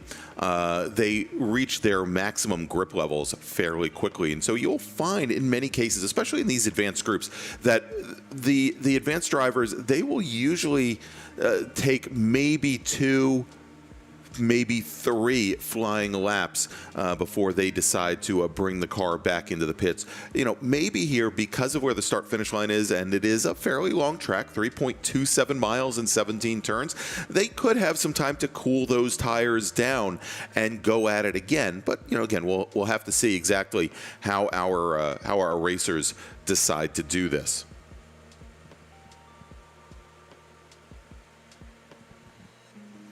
But we now have all of our cars on course. And I think Engamuthu Arul, probably our last driver on track, the Max 3 racer. And again, their drivers now setting their out laps.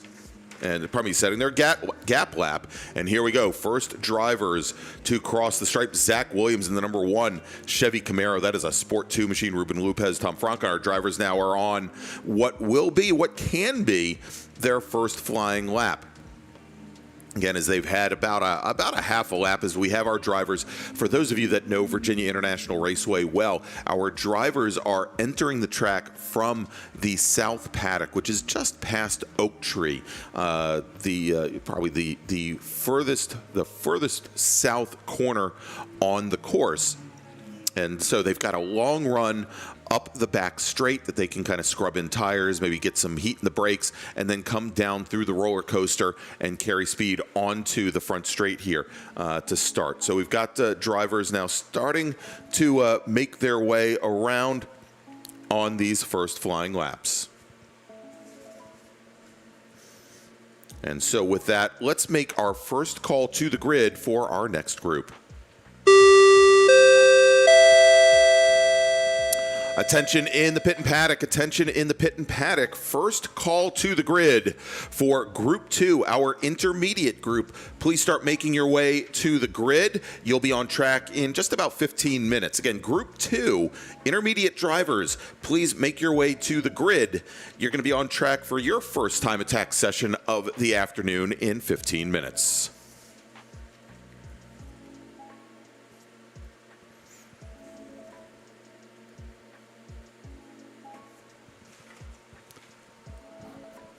All right, as we're waiting for our first drivers to make their way out of Hog Pen and onto the front straight, and I think I just saw some flashes of cars coming down the roller coaster. So we should see some of these first racers in just a moment here. Again, as we talked about before we went to lunch and we had drivers out on track, in the time trials program, we have a number of different categories, much like you have in road racing, but the classing structure very different. 4 categories only: Sport, Tuner, Max, and Unlimited. Sport cars, or sport category cars, are those that are most closely like the street cars that you buy them right off the factory floor, can make very basic upgrades: catback exhaust, single adjustable shocks, reflashed ECUs, but still have to use the stock ECU, radiator and fluid coolers as well, and perhaps some things like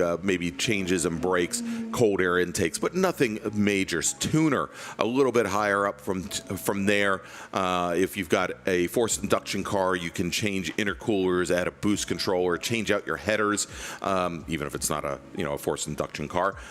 If it's a strut-based front suspension, use camber and caster plates, and you can go to adjustable front shocks, coilovers there as well as going to different sway bars, and not just direct replacement sway bars, but you could go to like the NASCAR bladed type bars as well. You can also swap out the ECUs for different third-party ECUs, and even go to big brake kits as well. Max is for very much like your I would call them your supercars. We have drivers that are in McLarens and Nissan GTRs, what have you, that run in these. You can also make changes to suspension geometry, add aftermarket wings and bodywork. Lots of things that you can do on Max category cars. And then the Unlimited cars, they are your true race cars. You can have tube frame cars.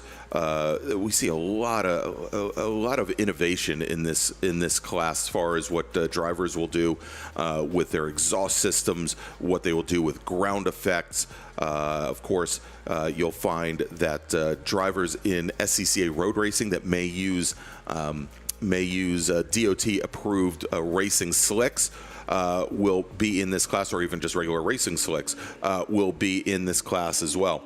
All right, fastest driver to cross the stripe at this moment, Thomas Frank. He is in a Tuner 2 machine. He turns in a 210.290. Chris Ashby at a 210.644. Rob Wilmoth in his Audi A4. turns in a 2:10.600, really closely packed here, but across a number of different classes. Still trying to get the class for Ruben Lopez. Let me see if I have that here. Ruben Lopez is in Max 2, and he is your fastest driver on track currently at a 2:08.299.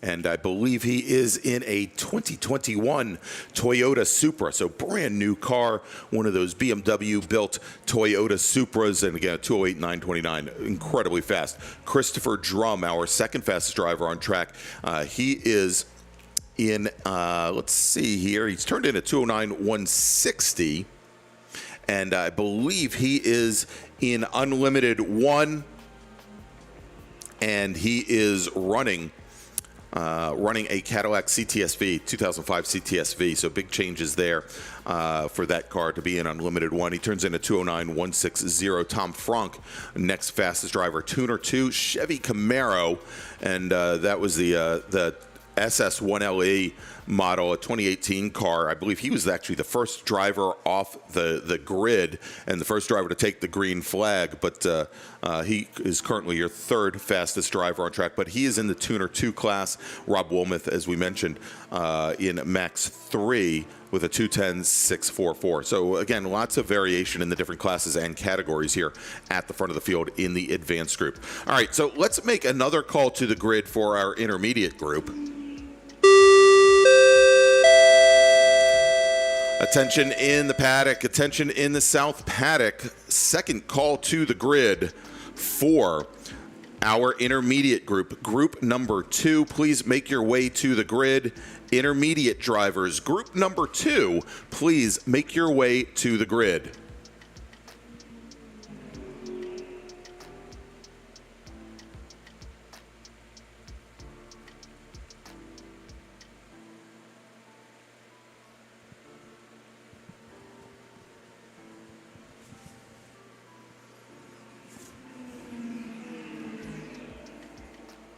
All right, let's take a look here. A couple more drivers we haven't talked about. Kevin Mongold out on track. Let's see what Mongold is racing. Actually, you know what? I don't have Kevin Mongold's car, but he has turned a 2:10.664, driving the number 43 machine. I'll get that number in just a few moments. Watching Ben Lynn out here taking laps. He is in a Toyota MR Spider, little red open top car, running a 2:24.416. That's a very good time for that car. And he is, let's see here. And I believe Ben is in Max 3.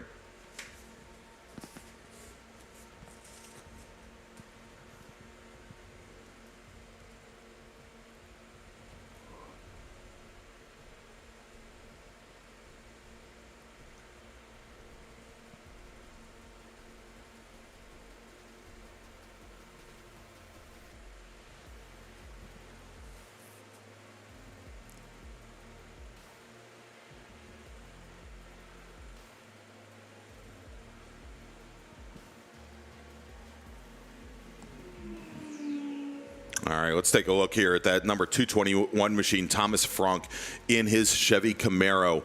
And he just crosses the stripe now with a 2:07.439, probably a 2:07.672. That is not his fastest lap of the session, however. Fastest is a 2:07.439. Rob Wilmoth, for the moment, goes second fastest in the session, turns in a 2:07.840, his fastest lap of the session. But now we have a new fast car on track. It is Ruben Lopez. And again, I believe Ruben is in a Max 2 Toyota Supra, the number 99 car, a 2:07.092.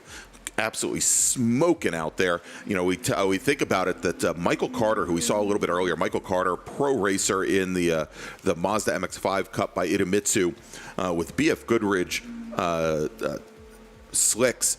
and his fastest lap today was in a mid 2:08. So the fact that Lopez now in that number 9 machine down into the 2:07s, absolutely smoking. Of course, that machine has quite a bit more horsepower.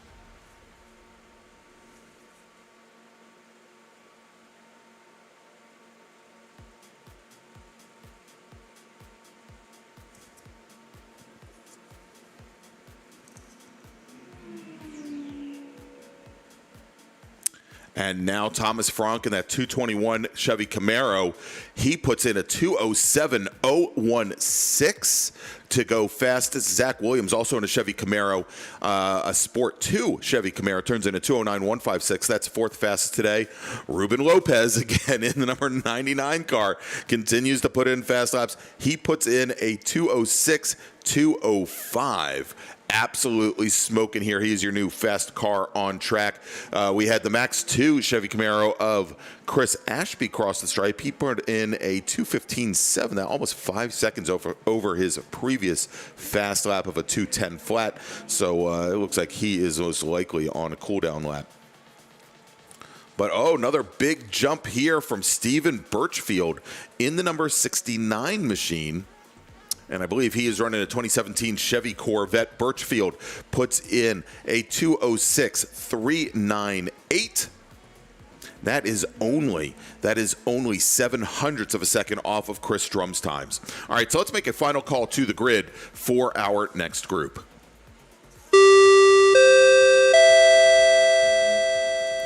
Attention in the pit and paddock. Attention in the pit and paddock. Final call to the grid for race group number 2. That's our intermediate group. Race group number 2. Please make your way over to the grid. We're going to send you on track here in just a few minutes. I think we've got a little bit of cleanup on the pit lane that we got to do, but you're going to be heading out here in just a second.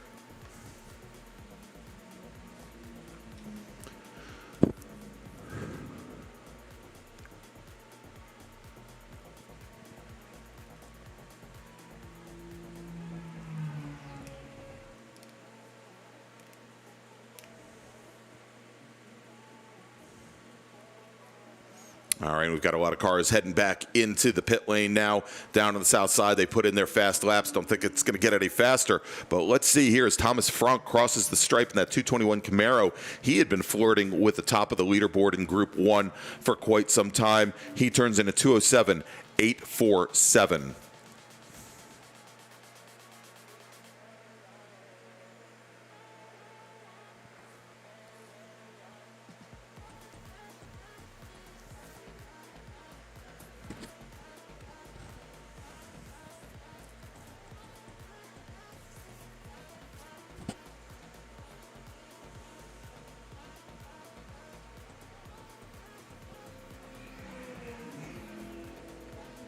All right, let's take a look at that number 83 machine, Christopher Drum in the Cadillac CTS-V. Christopher Drum, he turns in a 2:05.651. Absolutely smoking. That is an unlimited 1 machine, and he has the number on the rest of the field here. But again, that unlimited 1, that is pretty much the top class that you're going to find in SCCA time trials racing. But beautiful car and lots of speed from that Cadillac.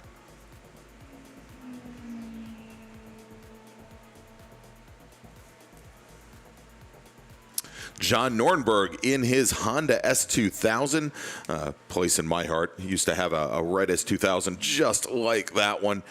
He turns in a 2:18.253. I believe he is in the Unlimited 2 class. We'll have to verify that.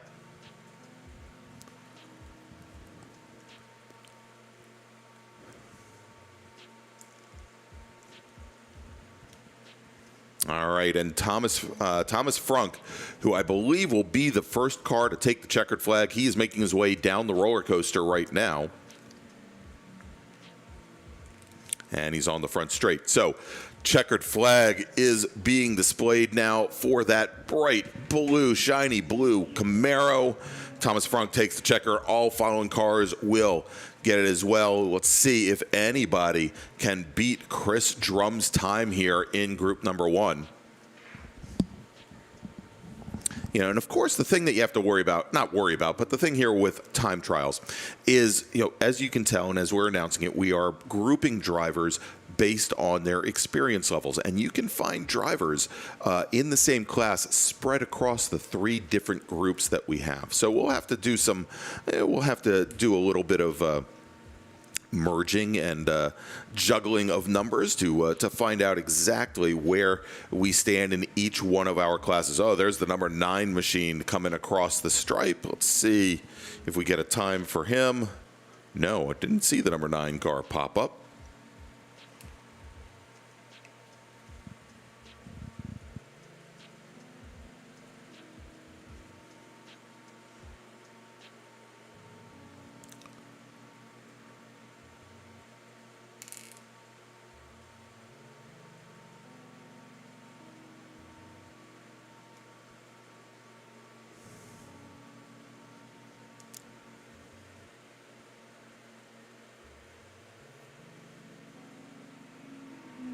And actually that Unlimited 2 Honda S2000 John Nuremberg, he crosses a stripe. He puts in a 2:16.874.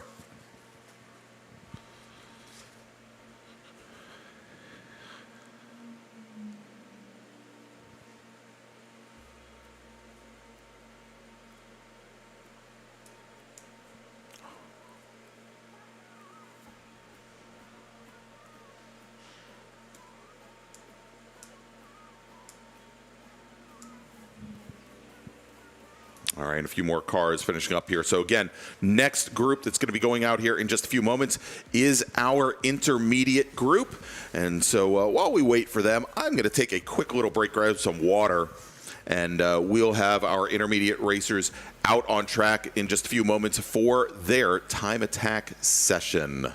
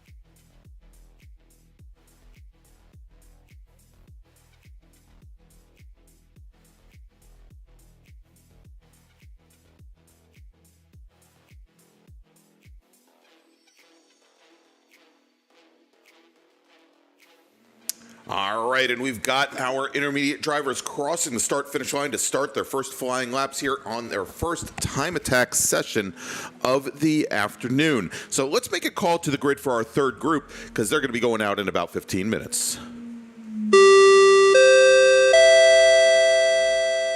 Attention in the pit and paddock. Attention in the pit and paddock. First call to the grid for our Group 3 drivers, our novice group drivers. Please start making your way up to the grid. Novice group drivers, Group 3, please make your way over to the grid. All right, so I've got now a little bit of a rundown of how our drivers did in that advanced group. As we mentioned, fastest driver in that beautiful Cadillac CTS-V, Christopher Drum, set his fastest lap on his 6th flying lap. You remember what I said about drivers only doing like 2 or 3 laps before the tires start to go away? Well, when it's only 40 degrees outside, those tires, they don't heat up all that much. And so Chris Drum turned in a 2:05.651. Ruben Lopez, a 2:06.205. He set that on lap number 5. Stephen Birchfield at a 2:06.398. So we'll call it a 2:06.4. Thomas Frank in that Chevy Camaro, the 221 machine, a 2:07 flat. Rob Wilmoth in his Audi driving the 05 car, 2:07.840. So, getting really quick times there. And, our top 9 drivers, all within 5 seconds of one another. I mean, really, really great racing there. But we have our intermediate group on track currently. And we're going to start checking times here to see who, I believe Chris Bennett in the number 73 machine was our first driver to cross the stripe. And he puts in a 2:14.093. Now, Bennett, let's see here what Chris Bennett is driving.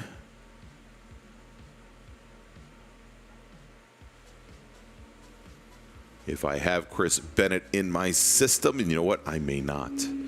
Wouldn't you know, I don't have any information on Chris Bennett. Hate when that happens. But let's see here. We also have,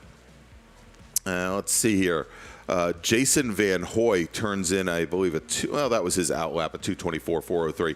Nick Spruill in the 187 car. Let's see what Nick is running. He's running the Unlimited One Dodge Viper GTS, turns in a 2:17.362. Again, that was actually more of a first attempt at a flying lap. So we'll get some times here in just a minute. Let's give these drivers at least one more lap before we start running down times. Going to give them a little opportunity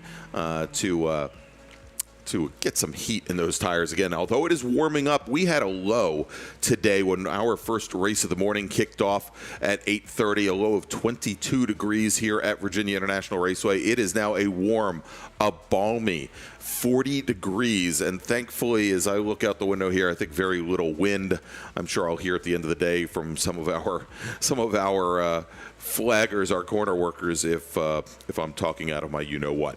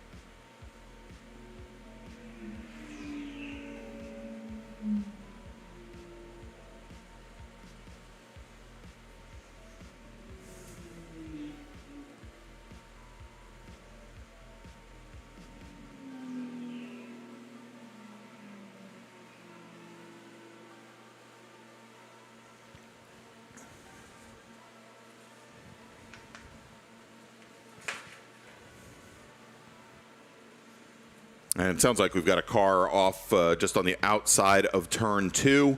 And so we are going to be black flagging this session. So we're going to be sending all the drivers down to the pit lane at the South Paddock.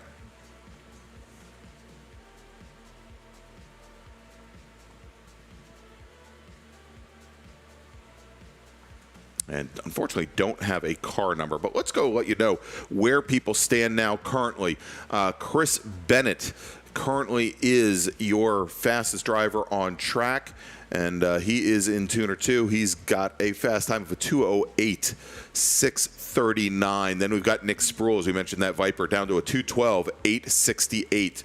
Chris Tanferno. Now, let's see if I have information on Chris. Chris Tanferno driving a 2016 Chevy Camaro SS in Tuner 2 with a fast time of 2:14.184. Marshall Moore in the number 95 machine. Marshall is driving a Max 2 Toyota Supra, and he has a fast time of 2:15.202. Alex Lesniak, 2:16.182. Alex is driving a Sport 3 V6 Chevy Camaro, a 1LE model. Jason Van Hoy in the number 201 machine is in an Unlimited 1 Ford Mustang. Mr. Van Hoy with a fast time of 2:20.401. And again, we're sending all of our drivers now back to the south pit lane while we see about extracting this vehicle.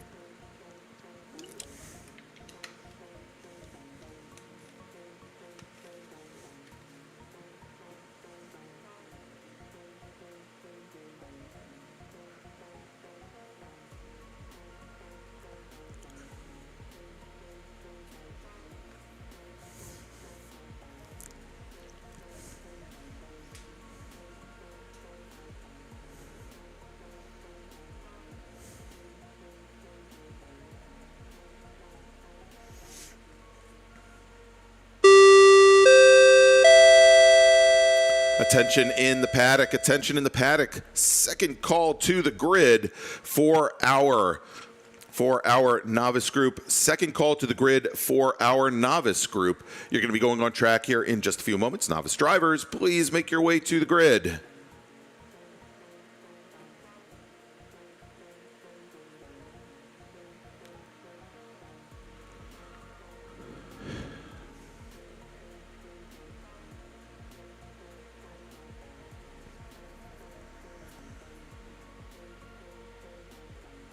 And so, of course, all of our drivers now back along the pit lane here. As soon as things clear up and we get that car removed from its precarious position on the outside of turn number 2, we're going to send drivers back out on track to hopefully get a few more hot laps in before the end of their session.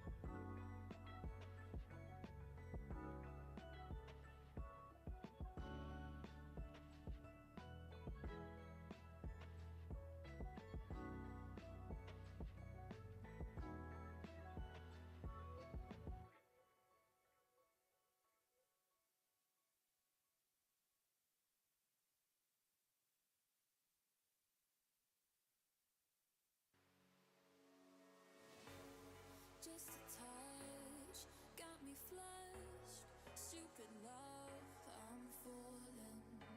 I play it tough, you call my bluff, so shut me up till the morning. It's a rush that I don't trust. You look just like a warning. Do I push my luck or give it up? It's a drug I'm all in. You like having the control, but I know when you feel ignored, then you want me more. So I might get a little colder.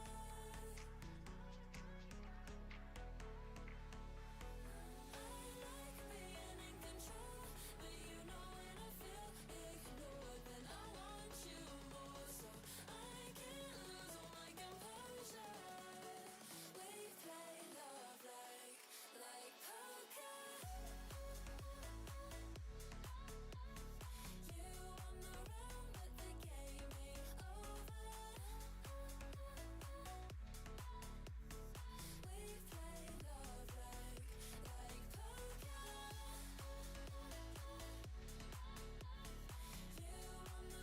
but the game ain't over. We play love like poker.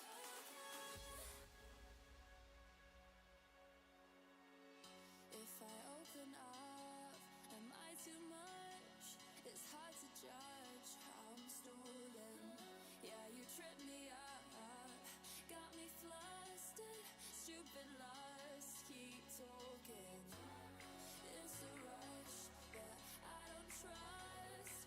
You look just like a warning, but just a touch, it's not enough. Set me all the way up, I'm falling. I'm falling.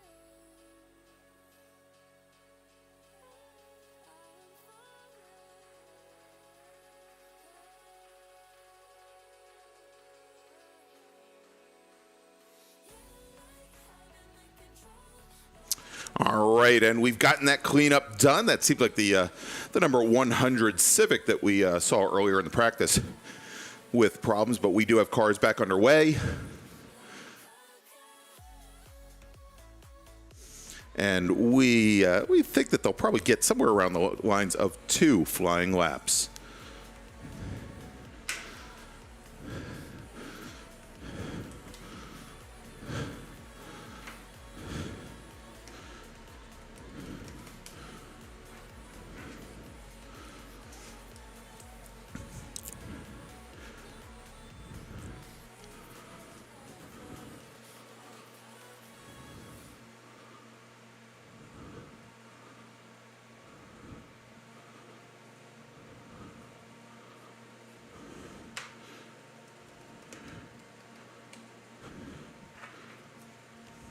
All right, so we'll see here.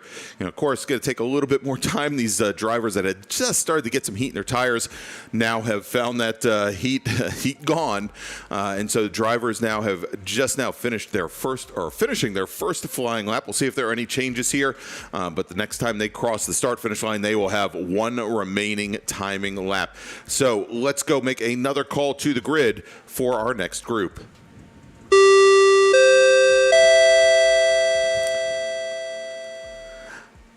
Attention in the South Paddock. Attention in the South Paddock. Third and final call to the grid for our Group 3. Our novice drivers, please make your way up to the grid. Get those engines warmed up. Get yourself warmed up, ready to go. We're going to be putting you on track in just a few moments as our intermediate drivers, they're on their very last flying lap now. So you're going to be on track here in just a moment.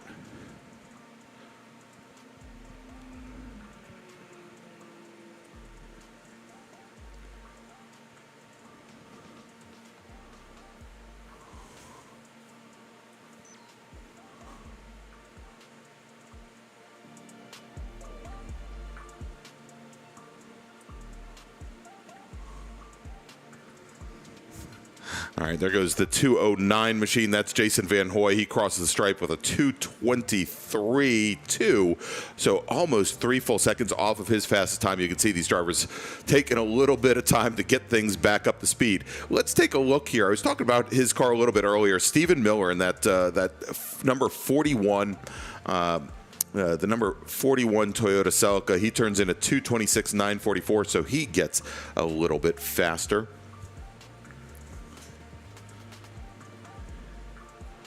Let's see, Alex Lesniak in the number 111 machine. He picked up some speed on that very last lap. Let's take a look at Alex's machine. Let's see, what is Alex racing this weekend?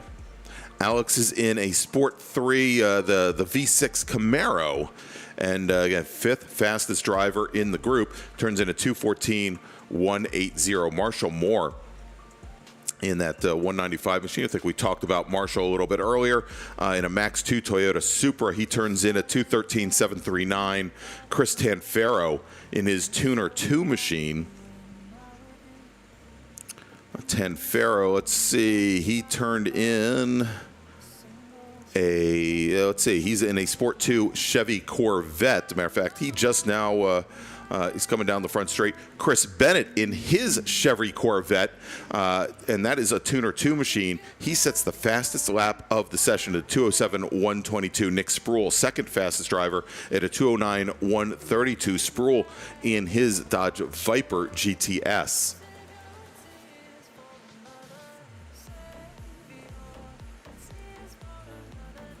And so with, I believe, our entire intermediate group taking the checkered flag, they're going to be rolling back to the south. There was one more car that I missed. That was the number 31 machine, Mazda Miata. I don't have the name associated with that number 31 machine, but it just crossed the stripe at a 2:18.044. So if you know somebody in a number 31 Mazda Miata, he got a 2:18. Let's see here.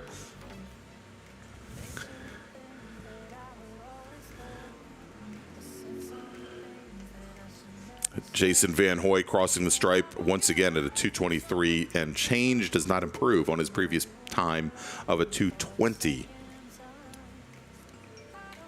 So as our intermediate drivers are now heading back.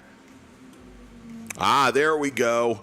Hey, I just got the word from Steve Burtock at Panic Racing. That's Antonio Abram in the number 31 Mazda Miata. I thought we were going to have Antonio out here running with us today. And so Antonio turns in that 2:18.044. That's in a spec Miata. So that's pretty darn good for that machine. Thank you, Steve. And just for you, I turn the music down. All right, so I've gotten word now that our next group, our final group to go out for their first time attack session, is going to be heading on track here in just about 3 minutes. So let me take a quick little break, and I'll be right back with you as we get ready to send those novice drivers on track for their first time on the clock today.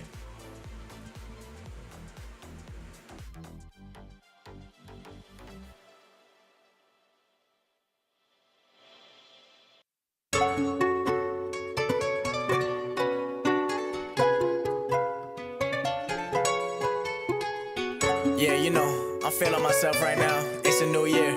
We about to do this. Let's go. I feel like the king of my city, Tony Montana. Whole lot of bands I gotta spend. I might go cop me a mansion. I feel like the king of my city, Tony Montana. I'm feeling godly. They wanna stop me. They tryna hold me for ransom. Now if I said it, I meant it. A lot of them feeling offended when you always winning and winning. I'm sorry you made a decision. A lot of women that I've been with, it's none of your business. I'm keeping my life on the low. Got a lot of shit you don't gotta know, cause all of the music gon' handle its own. These rappers be part of reality shows. That ain't for me, I'm one of a kind. All of your clout gon' run out of shine. I'm an investment, nothing to mess with. I just be getting better over time. I feel like I'm Tony Montana, the way that I live it. I'm making a beat and I kill it. I haven't missed in a minute. They tryna do what I do, but the shoe never fitted. I feel like the king of my city, Tony Montana. Whole lot of bands I gotta spend. I might go cop me a mansion. I feel like the king of my city, Tony Montana.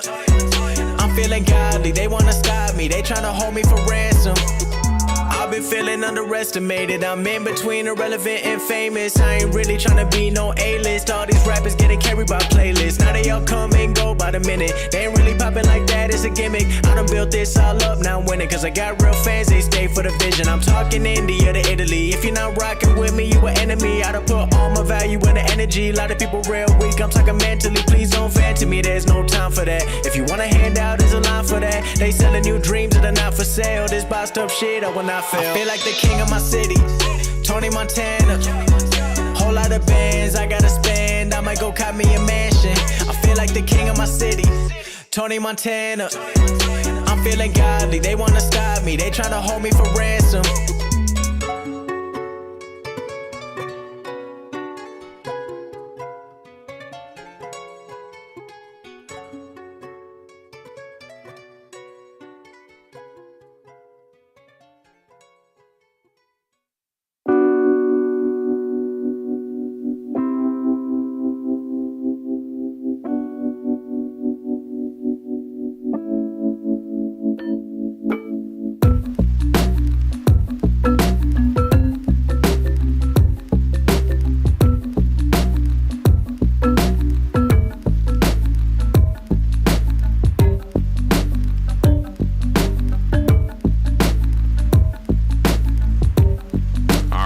Novice group has now rolled onto the track, taking their gap half lap down the back straight, down through the roller coaster and onto the front straight. When they take the green flag here on the front straight, they can start setting fast laps. But in the meantime here, let's quickly run down where we ended up after our intermediate session as Chris Bennett turned in the fastest lap of the 207.122. Nick Spruill at 209.132, Chris Tanfero 211.190, Alex Lesniak at a 212.917, Marshall Moore at 213.739, and then Antonio Abram in his Spec Miata turns in a 218 flat or 218.044. Jason Van Hoy at 210.441.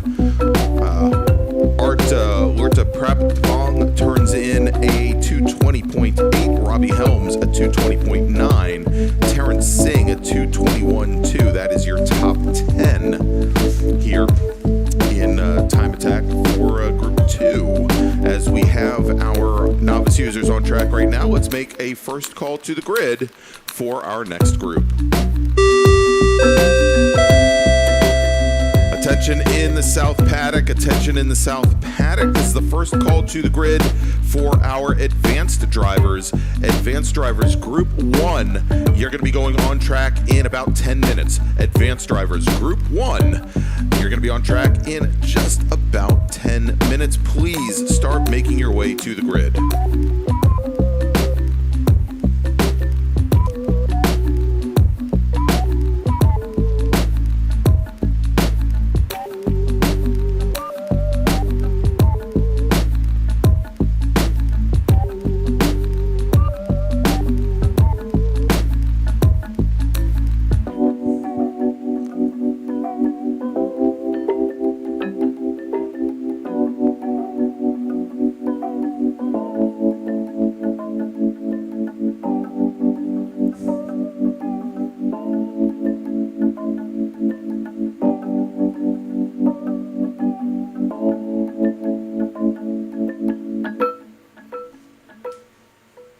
As we wait for our first cars to make their way around to complete their first flying laps, we'll have those to you in just a moment here.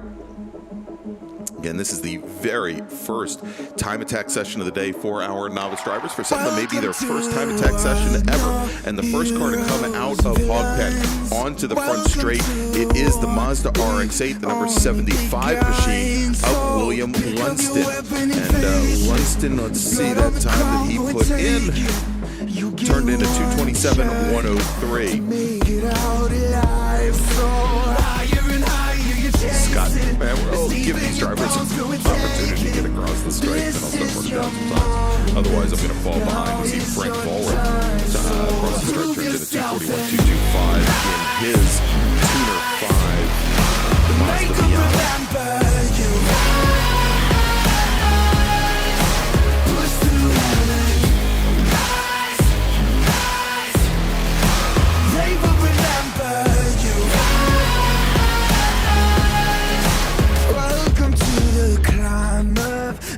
for the summit.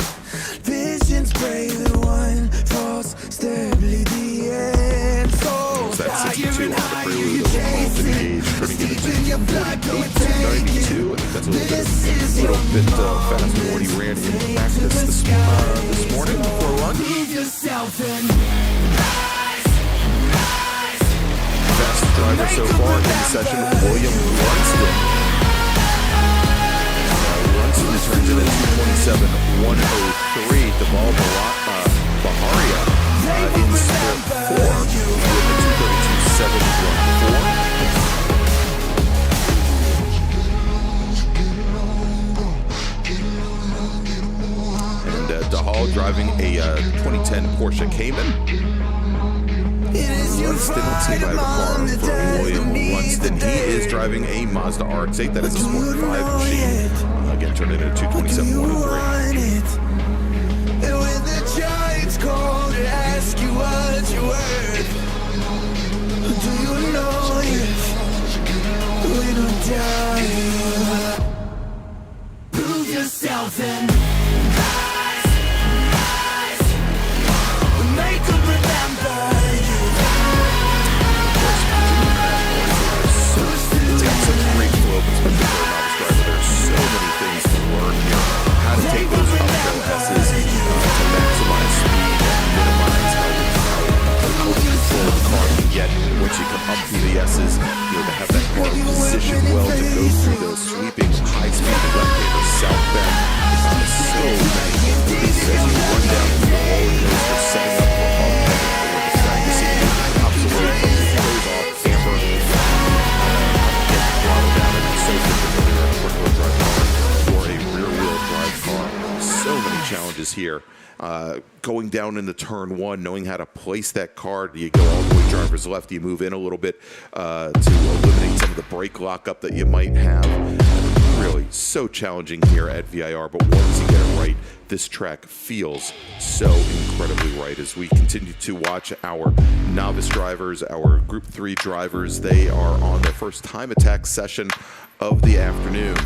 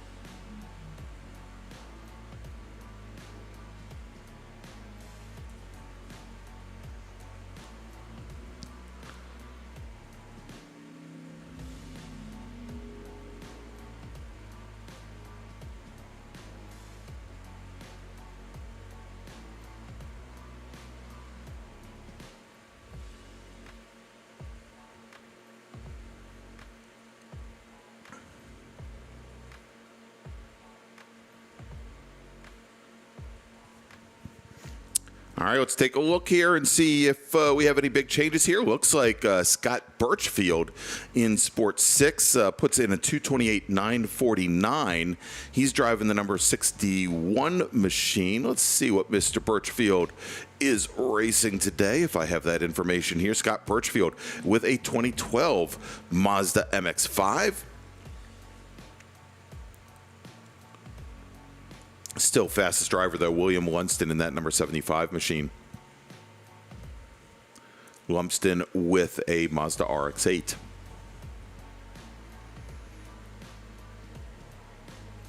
Let's see, Mark Cabrera in the number 7 machine. Mark is driving a Max 1 Chevy Camaro Z06.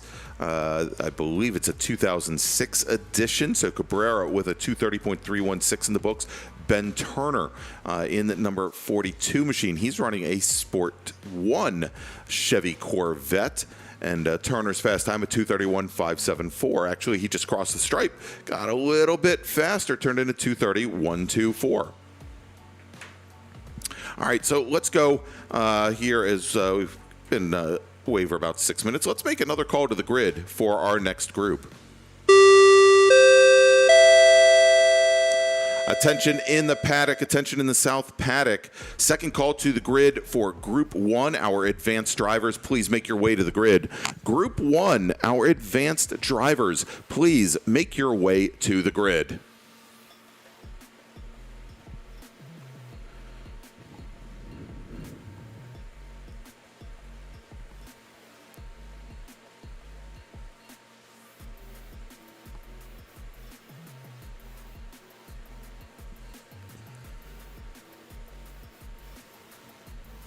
Let's take a look here. Jacob New, who we haven't talked about, I think, since the opening practice and qualifying. Jacob New driving a Tuner 3 Subaru WRX, puts in a 241.333. That's his fastest lap of the session. Carlton Gage in the number 62 machine, driving a Tuner 5 Honda Prelude, that black Honda Prelude that I want so much. Turned in a 243.700. Ben Lynn driving the number 65 machine. Have we talked about Ben recently? I don't think we have. Ben is driving the Max 3 2006 Mitsubishi Evolution, and he has a fast time of 233.453.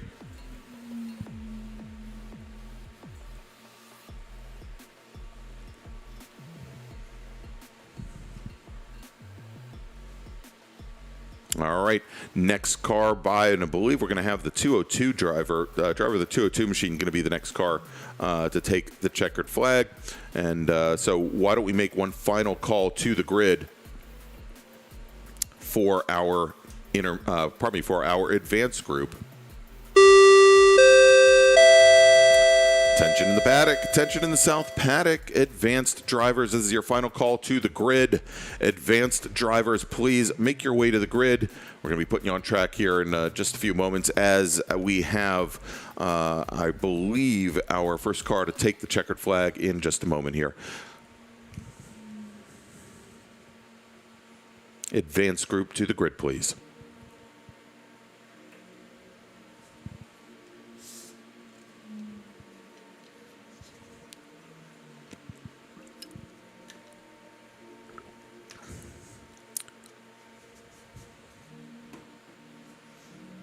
And there's that, I'll tell you, in bright pink Audi TT RS, Christine Pittman.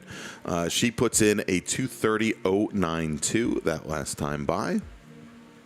I think we talked a little bit earlier about Frank Volrath. He got faster as well, turned in a 229.797. So getting faster. Almost all of our drivers here in the last lap have picked up pace. Only a few across the group here that have not.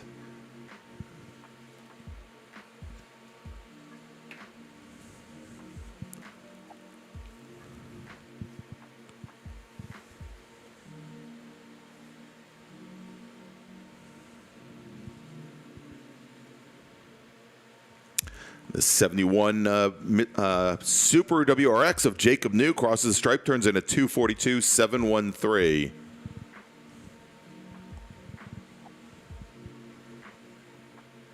All right, and as we are running down the clock here, I think actually William Lunston, driver of the number 75 Sport 5 Mazda RX-8, he will get the white flag, the one to go. Let him know he has one remaining flying lap before the checker comes out. And I believe he's coming onto the front straight now. And indeed, there is that number 75 Mazda RX-8. Got a dark charcoal gray, very nice looking paint. And he's got one to go.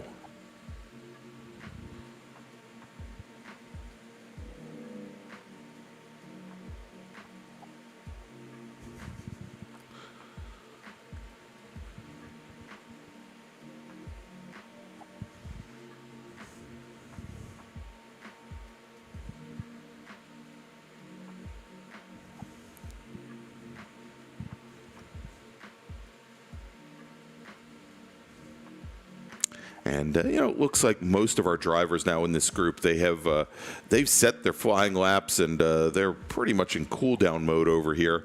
But the one thing is, again, in our advanced groups, where we'll find that the drivers may take under normal weather conditions, not 40-degree weather conditions, take in their 2, maybe 3 flying laps, and then bring the car into the pits to cool everything down. It makes a lot of sense for our novice drivers to get as many laps as possible out on track. It's building up that knowledge base. It's building up that muscle memory and that seat feel here. So good to see them still out there. Scott Birchfield in the number 61 machine. He is still setting fast laps in his Chevy Corvette. Last time by, he turned in a 2:27.806. That is good for 3rd fastest in the group.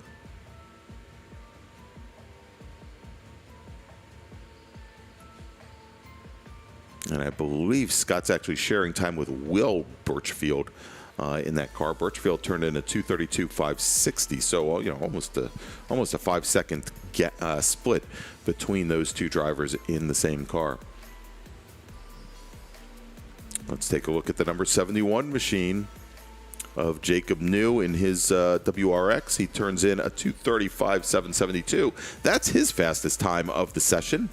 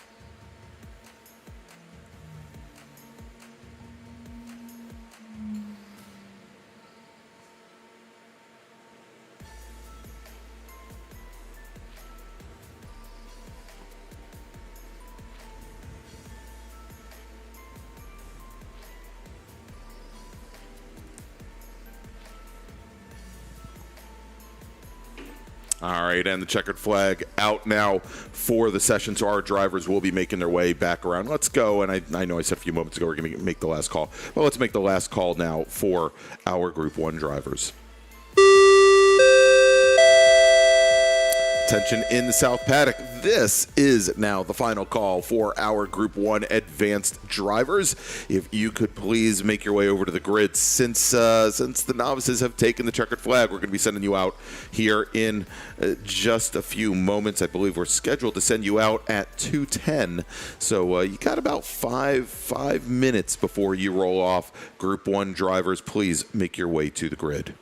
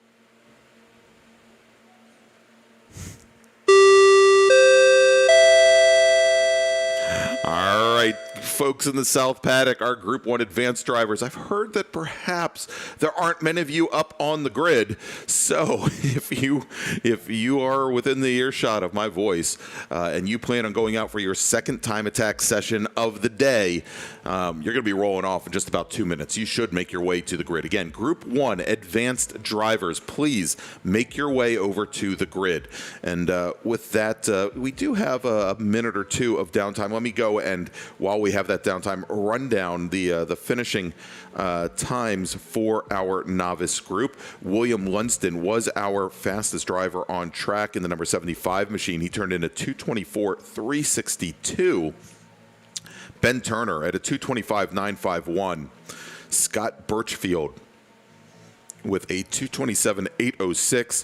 Deval Baharia with a 2:29.684. Not far off that, Frank Vollrath in the number 67 machine, a 2:29.797. Christine Pittman with a 2:30.092. Mark Cabrera with a 2:33.16.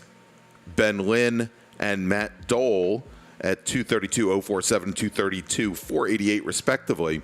And then Barbara Fittinger with her Audi TT-RS at a 2:34.535. All right, so we'll be sending this advanced group out for their second time attack session of the afternoon here in just a moment. And in the meantime, I'm going to take a quick little break, and I'll be back with you for all the action here from VIRginia International Raceway at the March into, the what do we call this? I don't even remember anymore. It is the March in the Spring Time Trials presented by North Carolina Region of the SCCA, and we'll be right back.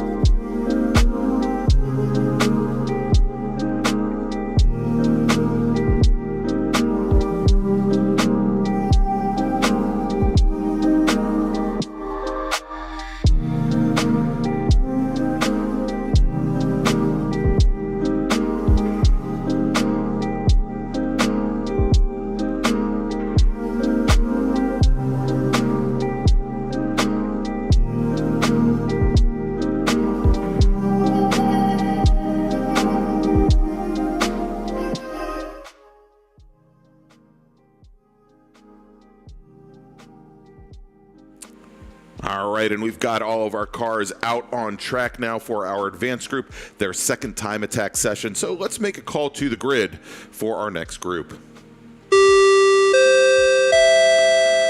Attention in the South Paddock, attention in the South Paddock. First call to the grid for our intermediate drivers, Group 2. Intermediate drivers, group number 2. This is your first call to the grid for your second time attack session. That's a lot of numbers thrown in there. Again, intermediate drivers, group number 2. This is your first call to the grid for your second time attack session of the afternoon. And I believe now all of our advanced group drivers have crossed the start finish line to start their first flying laps. And we'll get some times in on them here in just a moment.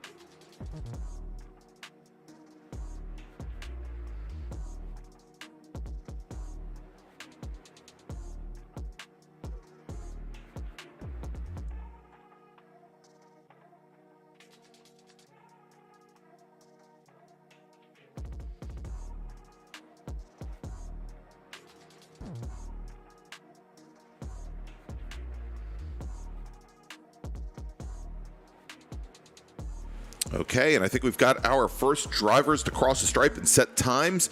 So let's take a look. Thomas Frunk in the number 221 Chevy Camaro turns in a 2:07.879 for his first lap. Stephen Birchfield at a 2:09.002. Kevin Mongold at 2:10.065. Let's take a look, see if I can match these up with what they ran in their first time attack sessions. Okay, so Thomas Frunk, his fast time in time attack session 1, a 2:07.016. So not quite there yet, but again, only one flying lap. Stephen Birchfield in his first time attack session ran a 2:06.39. This time a 2:09 flat. Kevin Mongold. Let's see what Mr. Mongold ran. He ran a 2:10.664. Right now, he's already faster at a 2:10.065 right out of the box. Kevin Mongold picking up time. Ruben Lopez, number 99 car. Let's see how he is doing.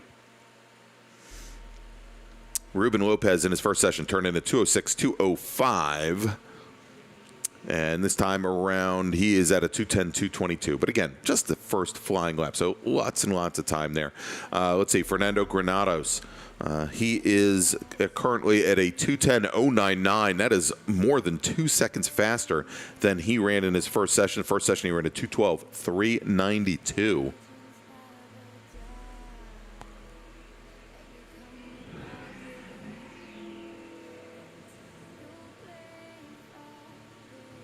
All right, let's take a look now. Chris Drum, who was our fastest driver in the first time attack session, beautiful silver Cadillac CTS-V. He has just turned in a 2:04.668.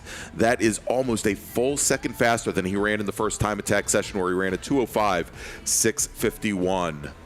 Stephen Birchfield now puts in a 2:04.283. Wow, over 2 seconds faster than his previous fast time. And again, Birchfield in a 2017 Chevy Corvette.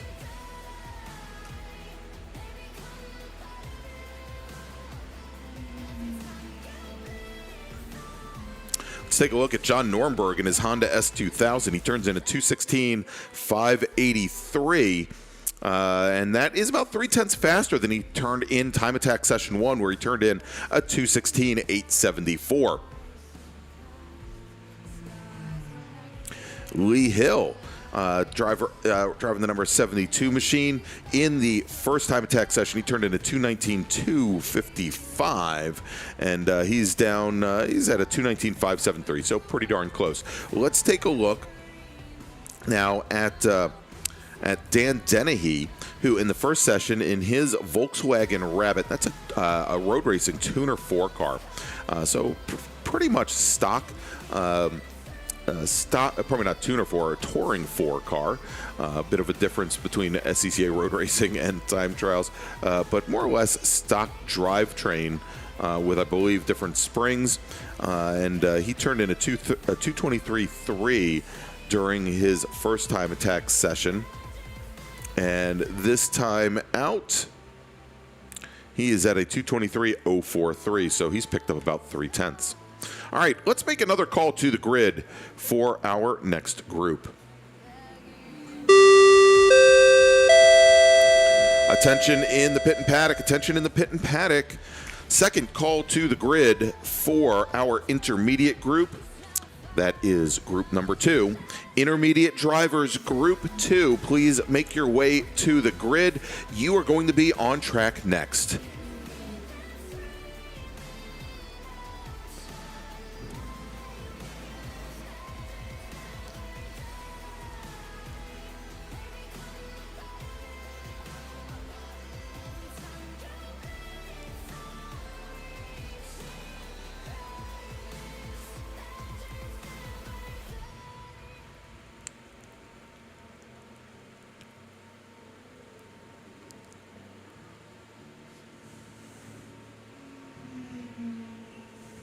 And I'll tell you, as I continue to watch that Honda S2000 of John Nornberg, I'll tell you what I wouldn't have done for the big giant wing that he has on the back of that car. Certainly would have helped the rear keep the rear end of mine around when I went around at about 85 miles an hour at turn 3 at Summit Point back in 2002.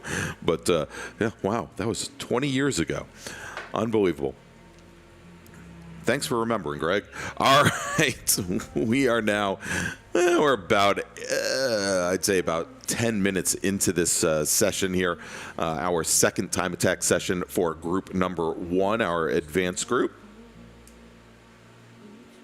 And on a flyer, let's see, that is, I believe, was that the number 1 machine of Zach Williams, turns in a 207.988. That is a full second faster than he turned in his first time attack session of the day, where he turned in a 209.156. So actually a little bit more than a full second he picks up.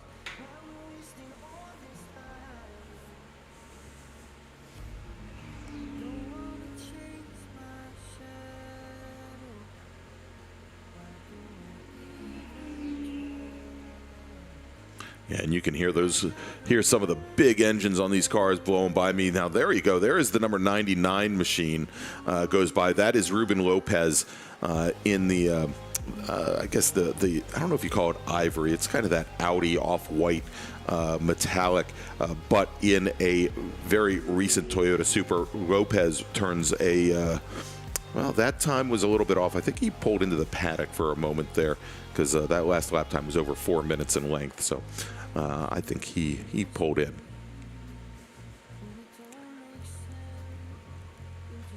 But he is now back underway.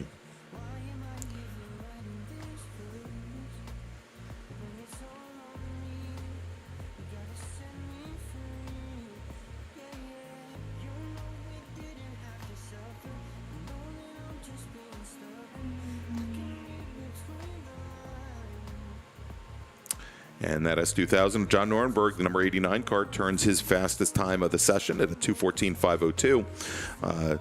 Arul Angamuthu turns in his fastest time of the session. He's running in a Max 3 machine, and he turns in a 2:14.326. Let's see what he did in the first session, where he turned in a 2:14.314.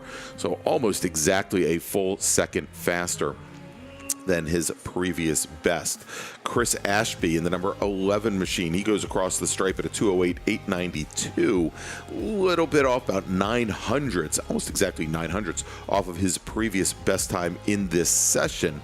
But if we take a look at what he did previously, Chris Ashby turned in a 2:10.056. So getting a little bit faster here, actually quite a bit faster. And Ashby, that last time by, though, again, I think also driver might have had some complications on track, shall we say, as his last lap was a 2:33.35, quite a bit off that 2:08.802. So fastest driver of the session right now, Stephen Birchfield, fast time, a 2:01.808 from Stephen Birchfield, driver of the number 69 car. And he is in a 2017 Chevy Corvette. That is a Sport 1 machine, and it is absolutely flying. Thomas Frunk, currently your second fastest driver, 2:04.544, and that is, what, 2.5 seconds faster than his best from Time Attack 1, Christopher Drum, at a 2:04.668.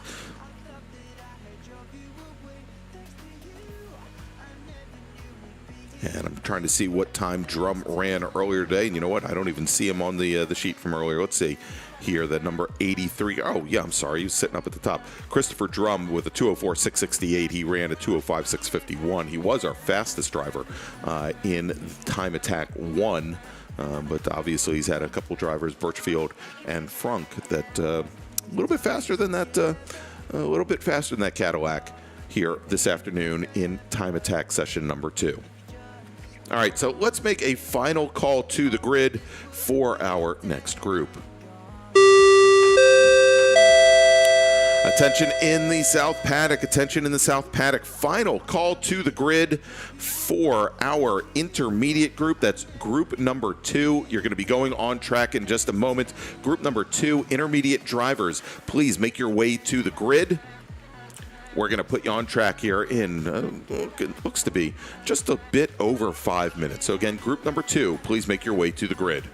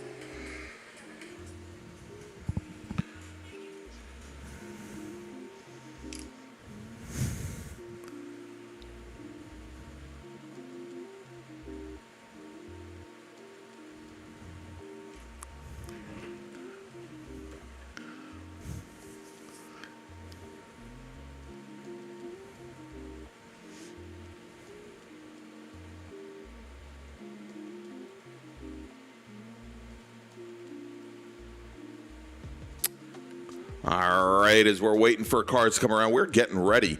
Time is definitely counting down here for time attack session number 1 for our advanced drivers. The 89 cars, it always seems to do when I start talking, goes across the stripe.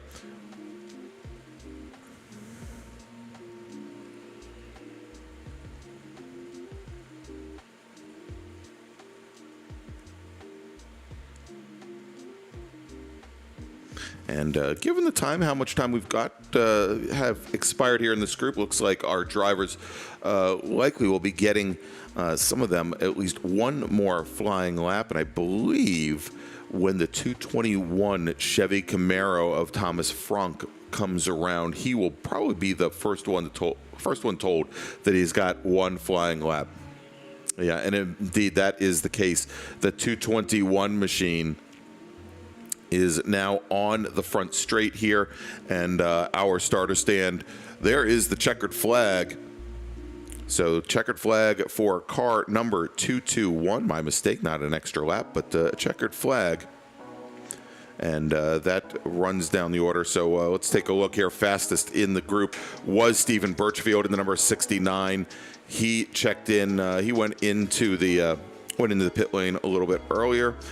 He turned in a smoking 201.808. Tom Frank, our first car to get the checker, gets a 204.785. Chris Drum in his Cadillac CTSV turns a 204.668. Guys Kalegi, I'm showing him as getting a 205.408. Guys Kalegi had a 211 and change after the first time attack session. So, again, knocked a lot of time off this session. Ruben Lopez with a 206.085.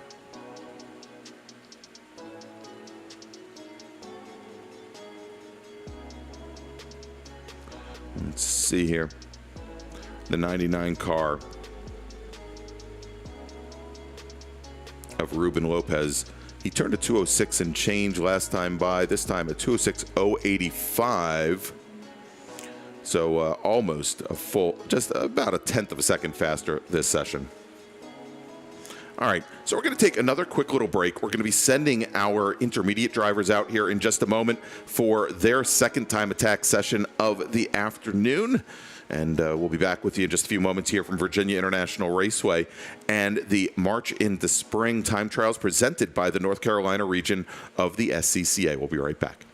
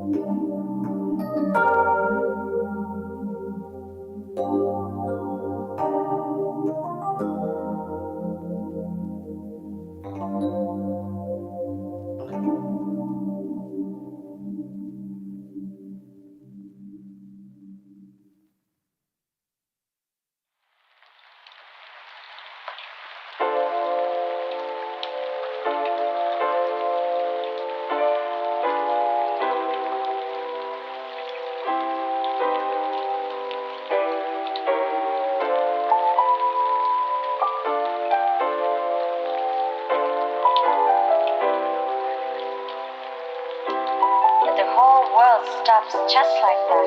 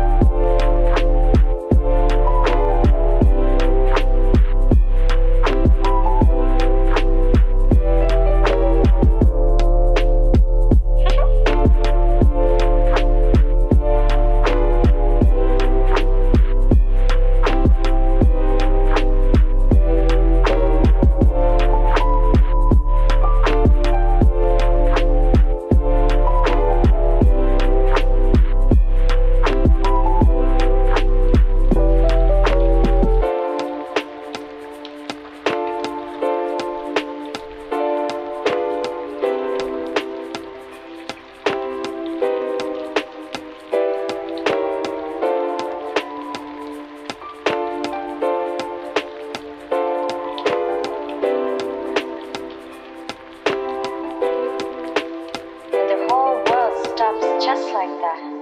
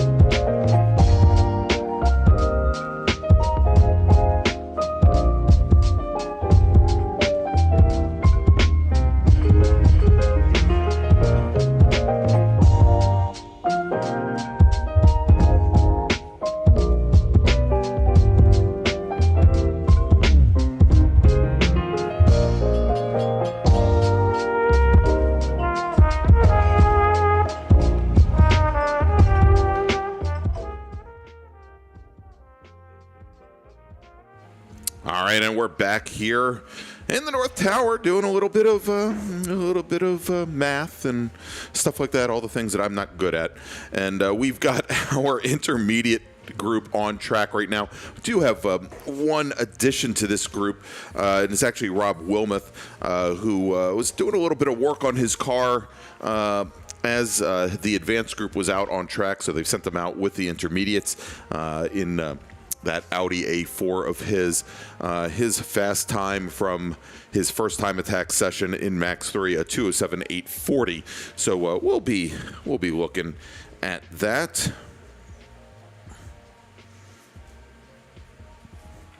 But our driver's now out on their first flying laps here at VIR as part of time attack number 2. And since they are on track right now, let's make a call to the grid for our next group. Attention in the South Paddock. First call to the grid for our Group 3 novice drivers. Group 3 novice drivers, please make your way to the grid. Group 3 drivers, this is your first call to the grid. You're going to be going on track in about 15 minutes. So we'll see here. If we go and we take a look back, as we mentioned, Rob Wilmoth running a 207.840. Chris Bennett was our fastest driver in the intermediate group last time by for time attack 1. Turned in a 207.122. Nick Spruill at a 209.132. Chris Tanfero at a 211.190. Let's take a look here now as Wilmoth, a couple seconds off his best, turns in a 210.597. So about 2.7 seconds off of his best from time attack 1. Chris Bennett turns in a 208.253. Nick Spruill a 209.273. And let's see here. Art Radapon turns in Well, I don't have a time from Art yet. Marshall Moore turns in a 2:12:138.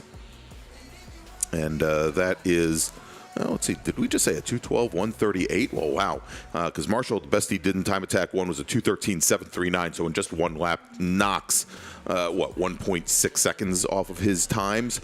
Chris Tanferno turns in a 2:12 and changed. They're not quite there yet. Alex Lesniak in the 111 car, 2:13:360.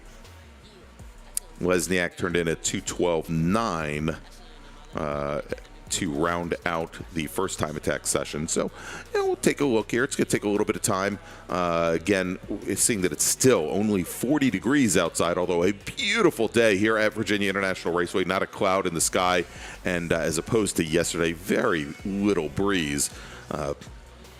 It still takes some time to get heat the tires for these drivers, and they've only completed one flying lap, so I'll give them a little time here. I'll give them a couple laps grace, before we start ribbing them.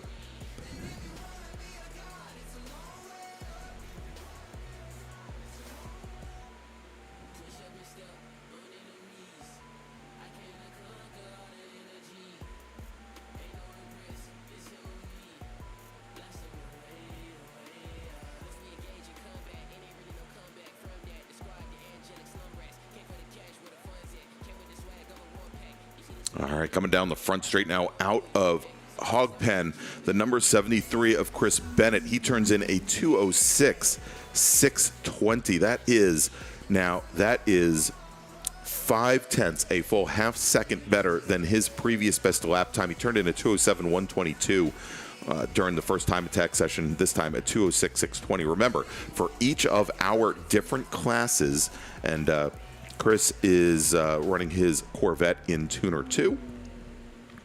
The lowest cumulative time across the 3 time attack sessions will determine the finishing order for each one of the classes. Nick Sproul comes across at a 2:07:59, so he also knocks now almost a full second and a half off of his previous best.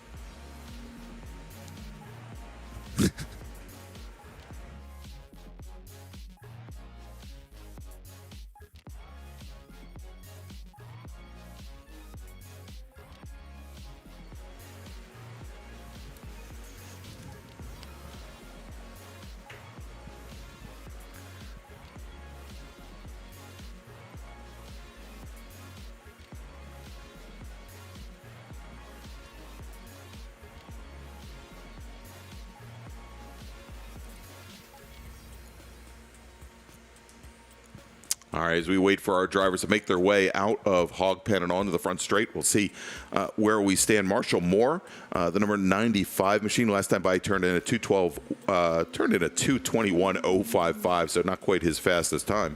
Here we go, Nick Sproul crossing the stripe and actually passed Chris Bennett on track, as it looks like Bennett might have had a small issue as he was almost 6 seconds off of his previous best time. Sproul turns in a 2:05:576.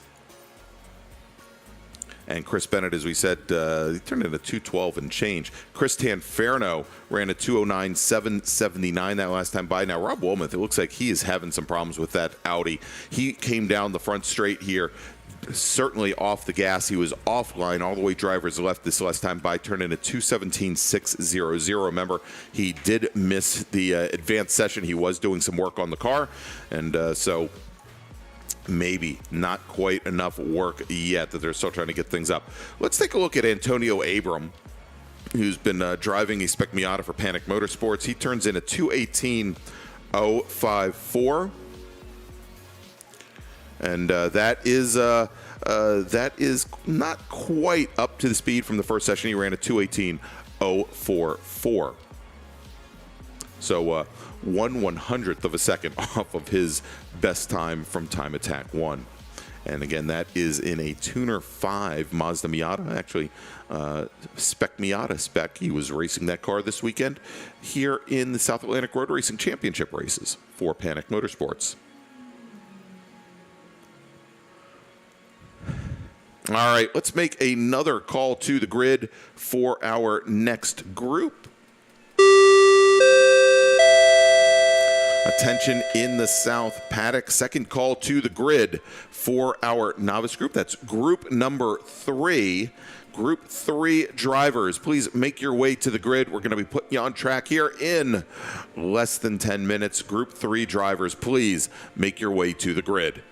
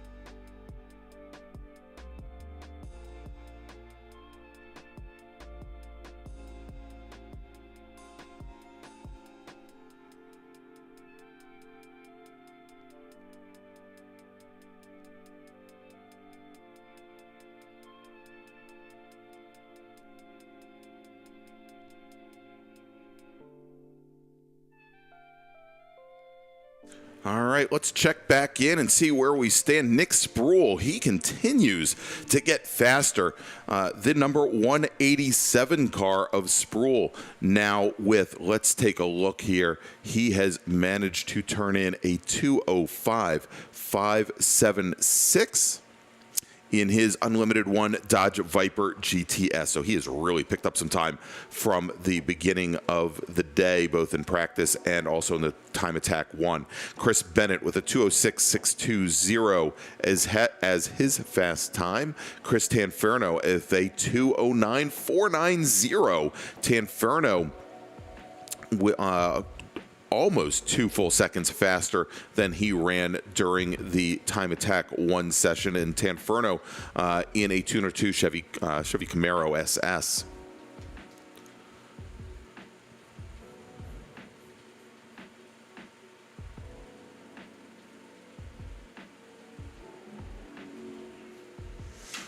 And remember, everybody, as you're listening here today to the North Carolina Region's time trials from VIRginia International Raceway, If you like what you hear, heck, even if you don't like what you hear, go ahead and give us a thumbs up. That'll help with the algorithms on YouTube and expose this to more people. In addition to that, please go ahead and click on the subscribe button so that you can find out when the North Carolina region posts new content to YouTube. And of course, click on that notification bell.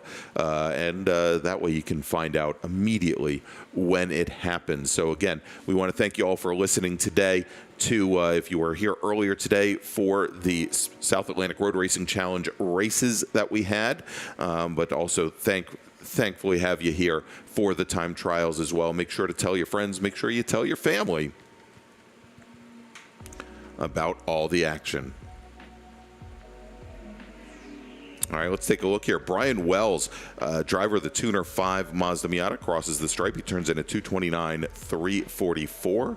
And again, in the Tuner class, that would be pretty much just basic changes from the stock as they came off the showroom floor, perhaps different headers, perhaps lowering springs or racing springs, and different sway bars. All right, so we're going to have the next, I believe Chris Tanferno, next time he comes by, is going to get the checkered flag.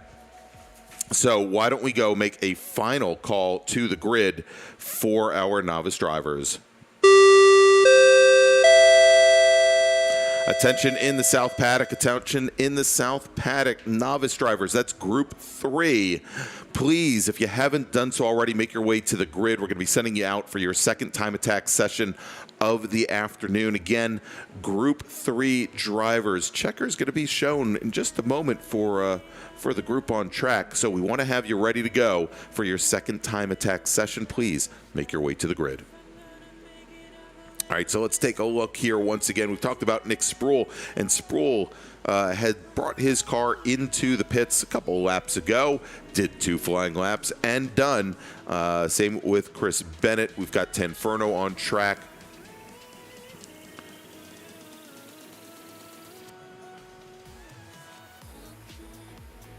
And we'll see. I believe, again, that car number 3 is going to be the first car to take the checker.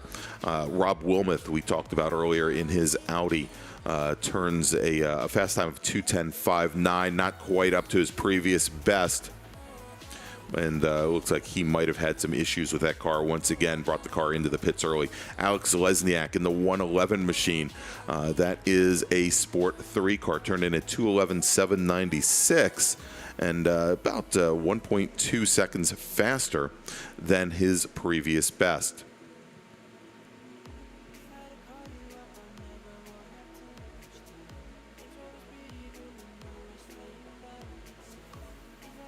Marshall Moore in his Max 2 machine, a 2:12.138 this session. And he turned a 2:13.739, so he's getting faster as well. All right, so the checker is out on the session. I believe the 141 machine, that is Stephen Miller. He will be the very last car, and he is making his way around. And things are wrapping up here, as we just now have the 111 machine of Alex Lesniak. Had some issues on that last lap. I believe he might have spun the car around, but he has managed to continue, and he takes the checkered flag.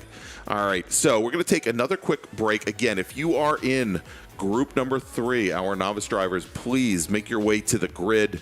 We're going to put you on track here in just a second. As soon as our intermediate drivers filter back into the pits, you'll be going out on track for your second time attack session. So I'm going to take a little break, get a little water, swallow some cough drops, and I will be back with you here in just a few moments.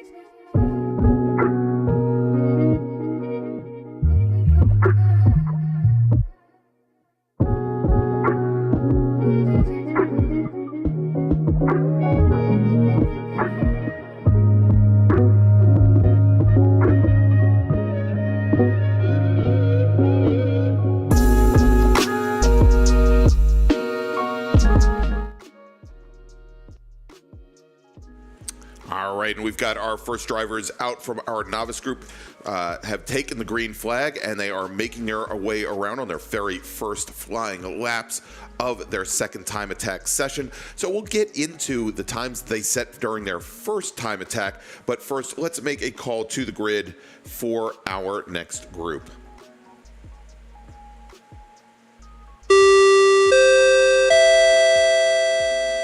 Attention in the paddock, attention in the paddock. First call to the grid for our advanced group. That's group number 1. You're scheduled to be on track at 3:20 p.m. So you have a little bit of time. Again, group 1 drivers, advanced drivers, you are scheduled to be on track at 3:20 p.m. today.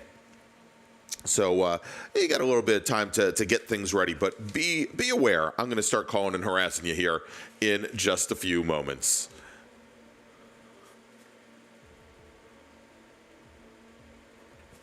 All right, so let's go. We'll take a look at our times for this group in Time Attack Session 1. Fastest driver of the group in the number 75 machine, and that was a Mazda RX-8, William Lumsden.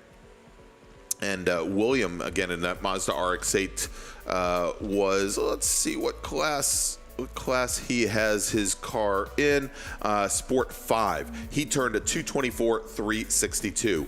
Ben Turner in his machine. Ben Turner driving a Sport 1 Chevy Corvette turned in a 225.951.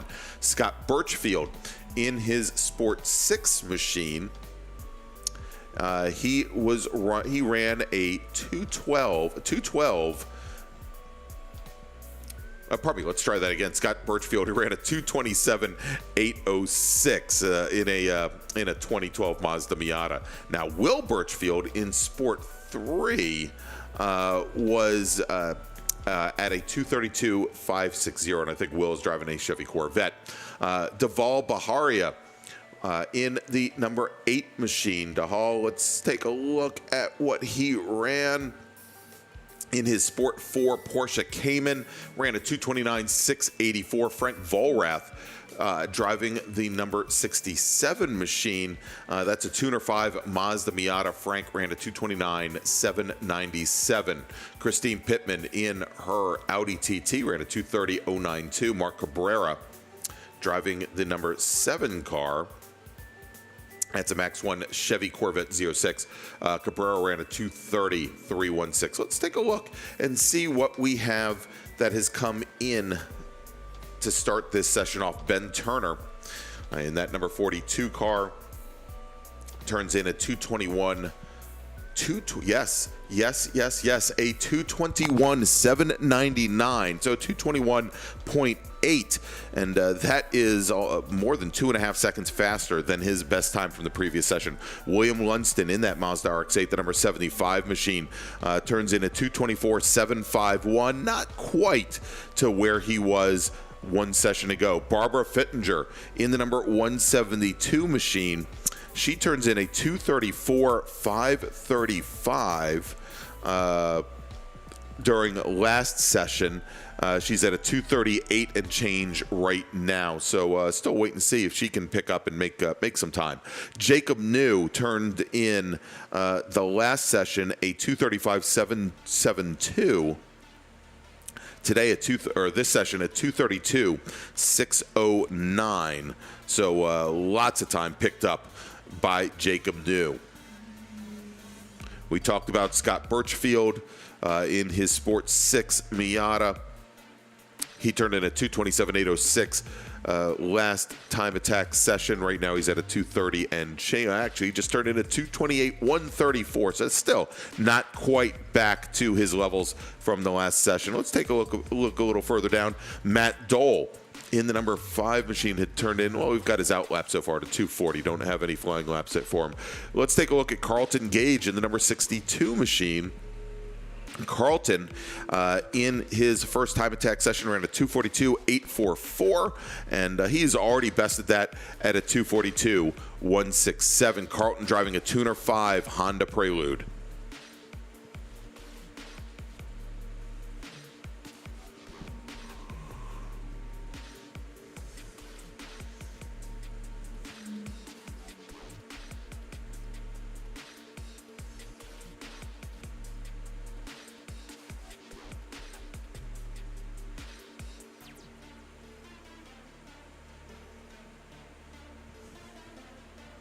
And Gage coming onto the front straight right now and heading across start finish.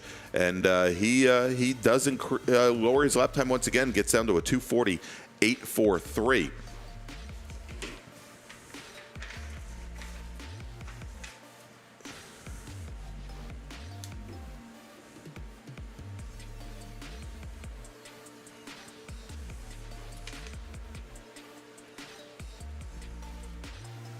And one of the cars that I'm keeping an eye on, we haven't talked about it much, John Barry. John is driving a Honda Accord Sport, and it looks to be, it's not the latest series, so a little bit, I'd say probably around anywhere between 2012 and probably 2015 or thereabouts. He has run a fast lap in this session of 2:43.281. And in the previous session, a 2:47.890. So he's already knocked almost 4.5 seconds off of his previous best time. And neat to see that little four-door sedan. As somebody who recently came out to do time attack and time trials with the North Carolina region in my four-door Acura, I kind of know the feel and what it's like to toss these machines around that have, a modicum of good handling on the street, but maybe are not really tuned for the road, and maybe a little bit heavier and top heavy than perhaps what you want. But good to see him tossing that car around. Let's take a look at the number 87 machine. Pardon me, that's not the 87. That's the number 7 machine of Cabrera. And remember, Mark Cabrera in his Chevy Corvette, he turned in a 2:33.16 in his first time attack session. This time, a 2:21.432. So he has definitely found his groove out there. All right, let's make another call to the grid. Actually, we'll wait a few moments because we've got about 15 minutes before they're heading out. Here, we'll continue to track our novice drivers on track. Let's take a look at the BRZ. I believe it's a BRZ, the number 172 machine of Barbara Feitner. She puts in a 2:32.893.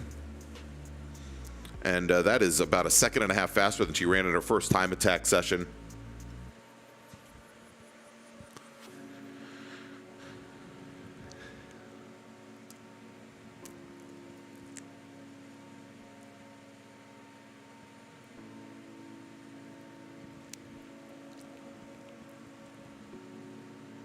All right, we've got to pick up the 24 machine. That's Rick Tanferno.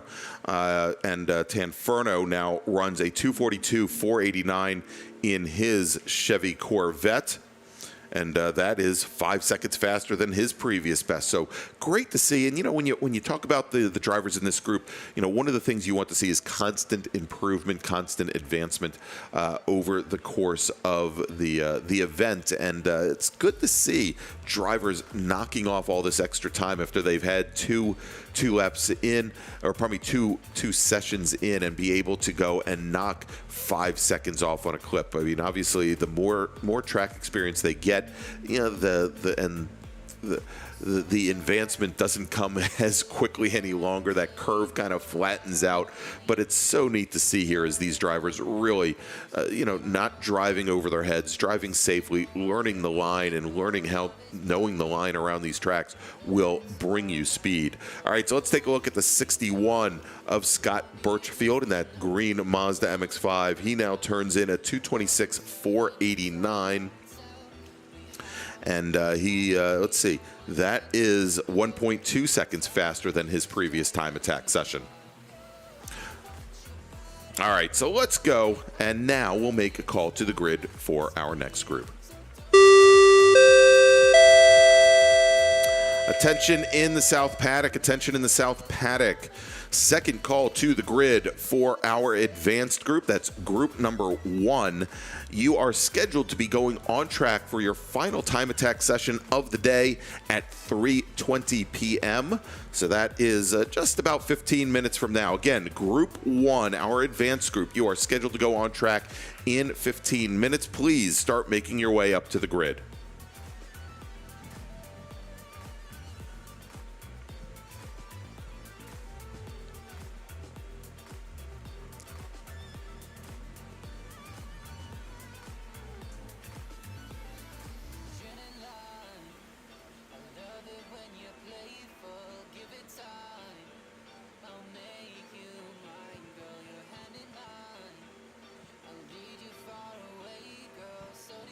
And just a few more moments left to go in this time attack session. As he always seems to do every time I look up, there is the 62 of Carlton Gage. He's been turning laps, not getting any faster at the moment, but running very consistent lap times within a couple of tenths of one another.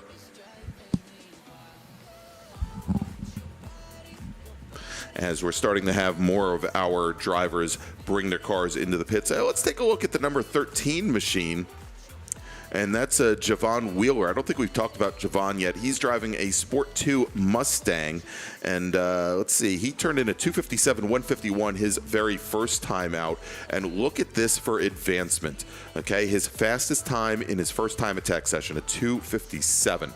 His best time in this session, a 241. So he has knocked almost 16 seconds off of his fastest lap times so far today, and he's only getting faster.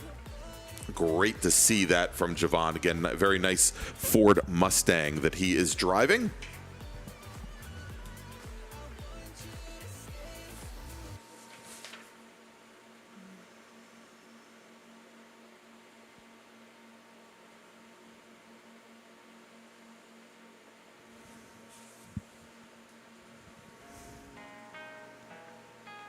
All right, and we think that most likely when he comes around, William Lumsden will probably be our first driver in this group to take the checker. Again, driving the number 75 Mazda RX-8. Ooh, and a bird flies across the front straight, right in front of one of our Subarus. I think right in front of Jacob New, and you know, I thought for a second that New was gonna catch him in that big air intake on the hood of that Subaru. There's this one bird just kind of flying around all over the front straight, right at about car level.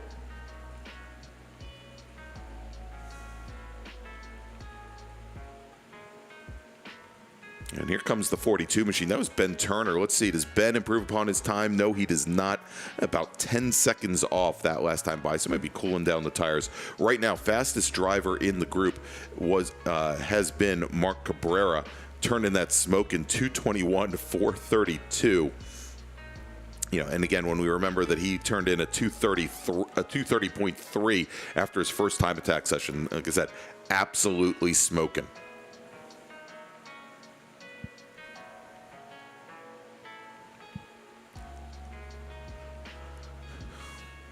All right, and here now that 75 car, who should be the first car to take the checker in this session, coming down the roller coaster now, the 85 of John Barry in that Honda Accord that I was talking about. He crosses the stripe. He knocks his best time now to a 239.5. So John getting so much faster, knocking almost 8 seconds off of his previous best. Javon Wheeler goes down to a 237.52.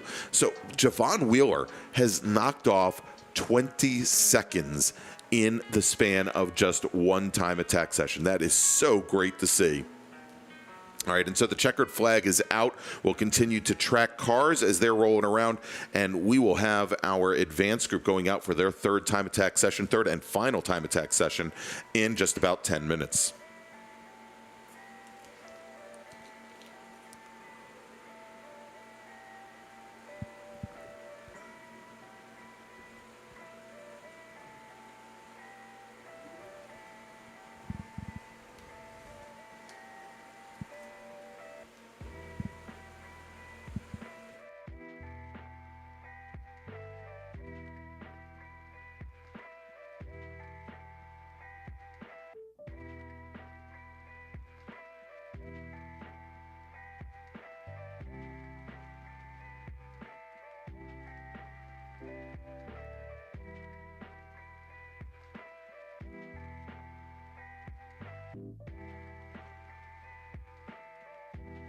All right, coming out of Hog Pen across the front straight, the 71 machine of Jacob New, driving that. That's not a Subaru WRX. That's actually a Subaru BRZ. New runs a 226.328.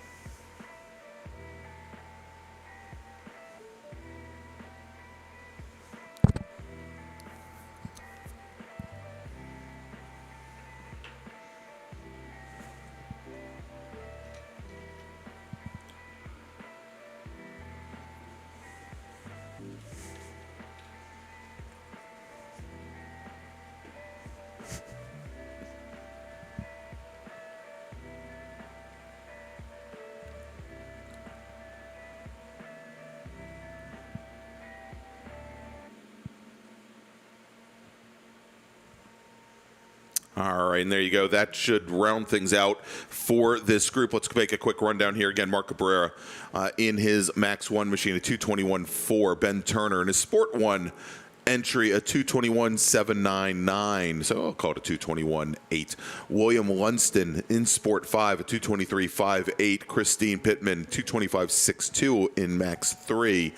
The Sport 6 Miata of Scott Birchfield, a 225.731.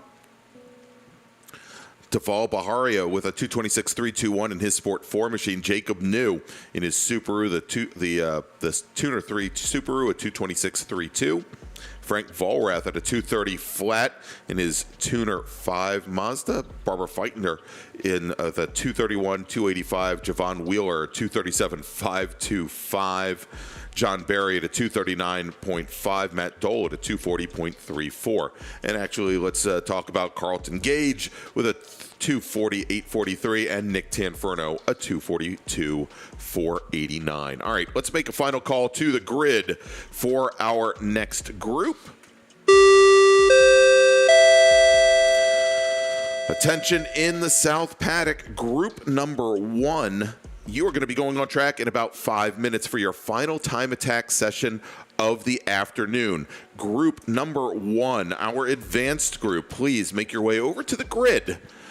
We're going to send you out in 5 minutes. You're going to have fun. You're going to set fast laps.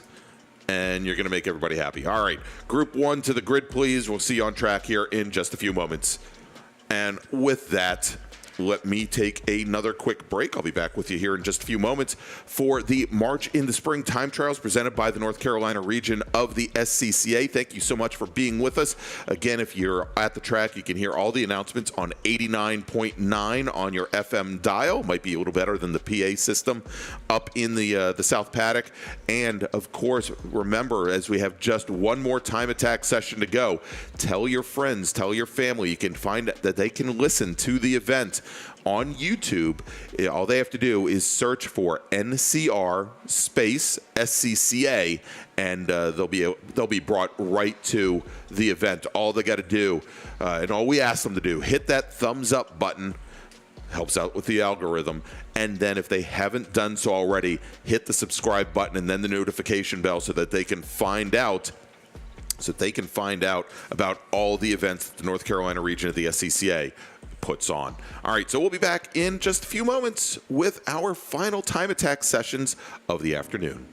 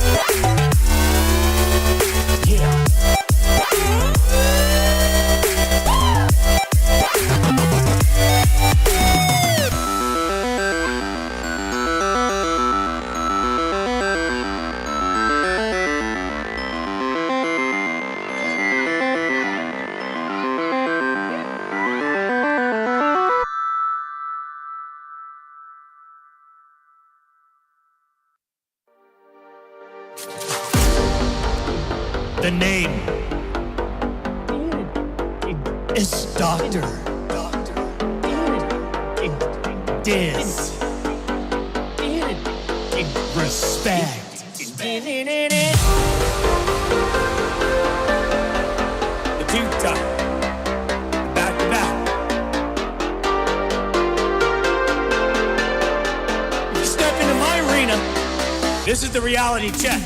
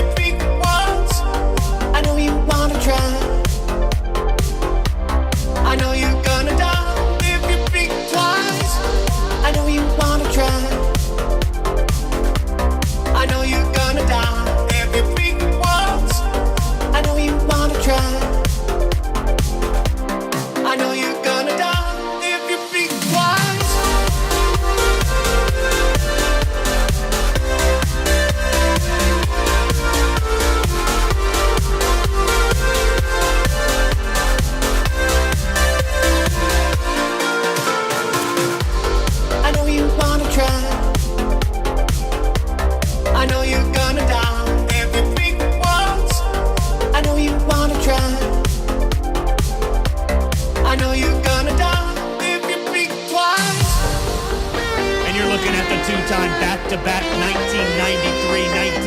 1993-1994 blockbuster video game champion and true international video gaming superstar. If you think twice.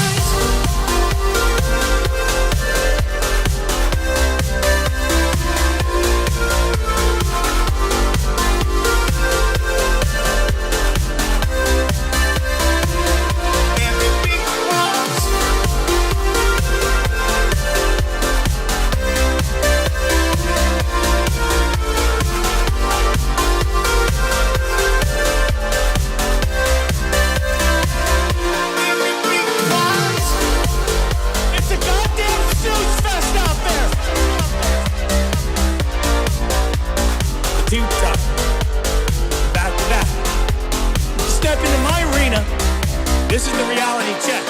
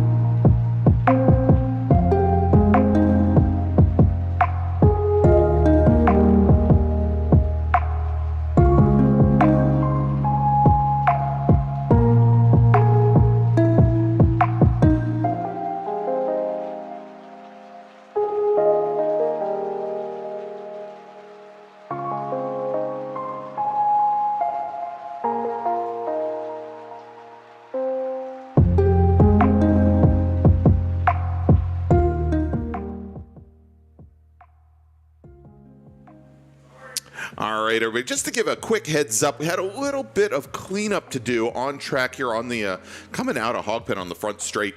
A little bit of oil. We've got the great emergency services team here at VIR taking care of that. So we're running a little bit behind for our last time attack sessions of the day, but as soon as we are ready to roll, we will let you know. So just hold on tight. For those of you that are listening on YouTube, continue to listen to the music, and for those of you in the paddock, just continue to stew around, talk to some friends, have a good time, share some stories, and we'll have you on track for your last sessions of the day here in just a few minutes.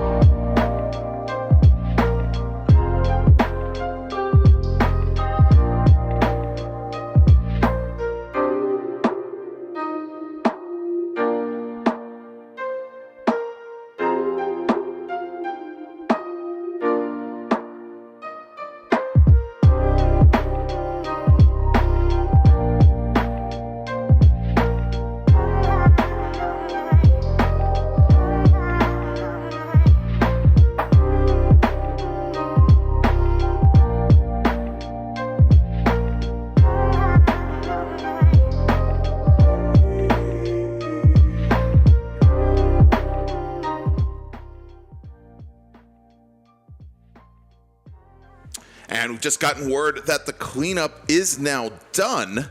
And we're going to have our advanced group rolling off for their third and final time attack session of the weekend here as part of the North Carolina Region SCCA's March into Spring. They're going to be heading out for the full session here for our drivers that are in the South Paddock, and they're wondering, where was that?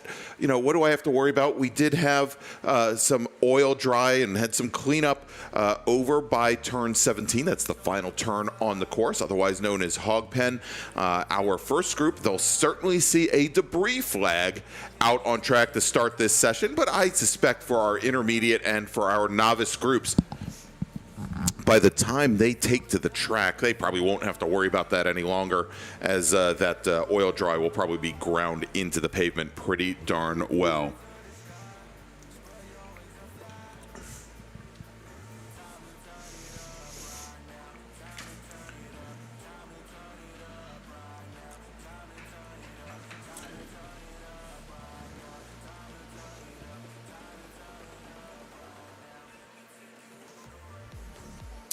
All right, so we've got a cars heading out right now, and so let's do this because things are going to move a little quickly here based on the time that we had for cleanup. So let's make our first call to the grid for our next group. Attention in the South Paddock. Attention in the South Paddock. First call to the grid for group number 2, our intermediate drivers. Group 2. Please make your way over to the grid. Group 2 to the grid, please. We're going to be sending you out here in about 15 minutes. All right, so let's take a look now. And we're gonna do a little bit of simple math in my head. I don't know how I'm going to be able to do that. Thankfully, the majority of our drivers ran faster in their second time attack session than in their third, in the second time attack session than their first. So this is going to make things much easier for me, as our drivers, for most of them, have now come down the front straight, crossed the start-finish line, and they are starting their first flying laps. Fastest of the bunch was Stephen Birchfield with a fast time of 2:01.808, and against Mr. Birchfield, car that he is running, a Sport 1 Chevy Corvette. Thomas Frunk in the number 221 Chevy Camaro at 2:04.572. Christopher Drum, who had been our fastest driver in this group in the first time attack session, third fastest in the second. He runs a 2:04.668 in his Cadillac CTS-V, and I think that was a first-gen CTS-V. Then we've got Gaius Kalegi in driving the number 5 car. Gaius, let's take a look and see what car he is in, as he is sharing a car, I believe, the Nissan 370Z. He's actually sharing it with Gaius Kalegi. Now, didn't get a lot of good times on that car in the first time attack session because, well, the transponder was upside down and it was only hitting every once in a while. I guess if he had driven the car upside down, it might have hit more often. But such as it may, Gaius had a fast time of a 2:05.488, and I believe that that car likely a Tuner 2 car. All right, then we had Ruben Lopez in the number 99 machine. Ruben, let's take a look here. Max 2, the Toyota Supra, turned in a 2:06.085. Matt Kurtz, the 37 machine, just after him on the timesheets. And Matt ran a 2:06.509. Then we had Zach Williams in his Sport 2 machine at 2:07.507. Kevin Mongold, Chris Ashby, and Fernando Granados, the top 10, as we have our first drivers now crossing the stripe, setting fast times. Let's take a look here.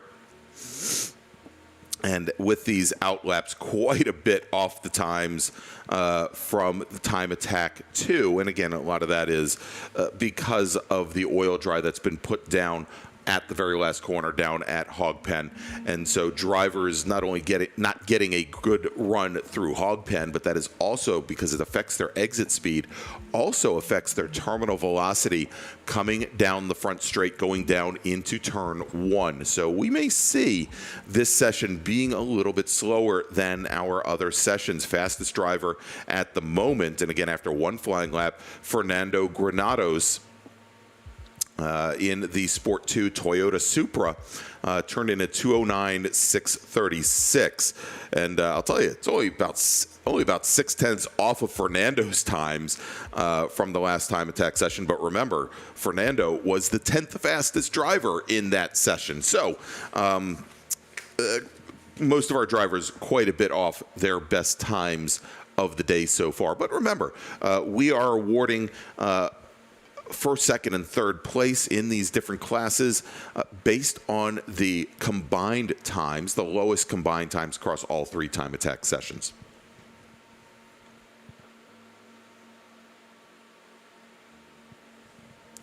And getting word now that that one of our cars is already headed into the pit lane, calling it a session. And it was read as the number 8 car.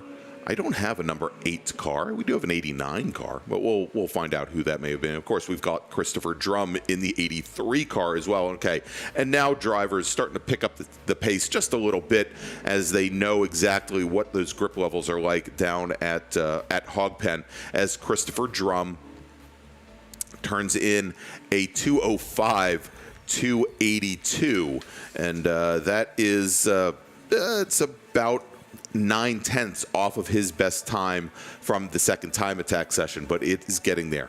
Thomas Frunk with a 2:07.011 And that is about 2.5 seconds off of his best time from the second time attack session.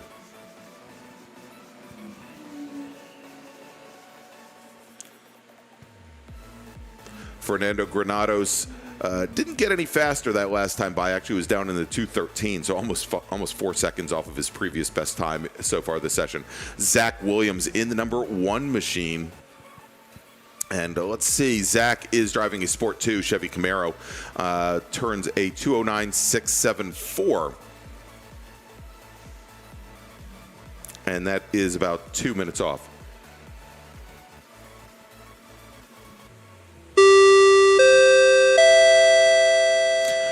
Attention in the South Paddock. Attention in the South Paddock. Second call to the grid for our second group, our Group 2 intermediate drivers. Please make your way to the grid. Intermediate drivers, please make your way to the grid. These sessions about a minute shorter than normal, and of course things are compressed because we had that cleanup. So Group 2 intermediate drivers, please make your way to the grid.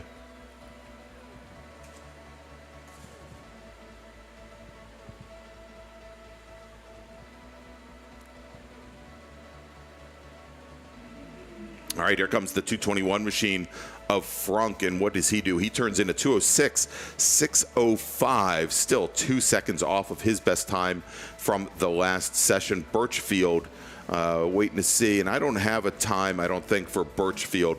Let's take a look at the 83 of Christopher Drum at a 205.282, and he may have had an issue that last lap because he actually turned a 218.5 on the last circuit of the course. Zach Williams in that number 1 machine at 208.019, and still about a half second off of his best time. So drivers still struggling a little bit to get up to their times from the previous session.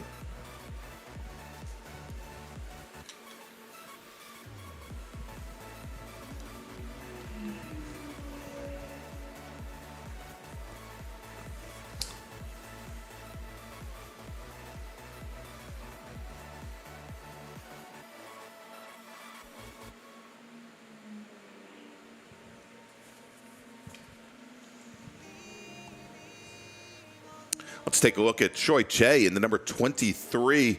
I believe that's a Subaru BRZ, or it might be a Toyota FRS. Yeah, they all look the same to me.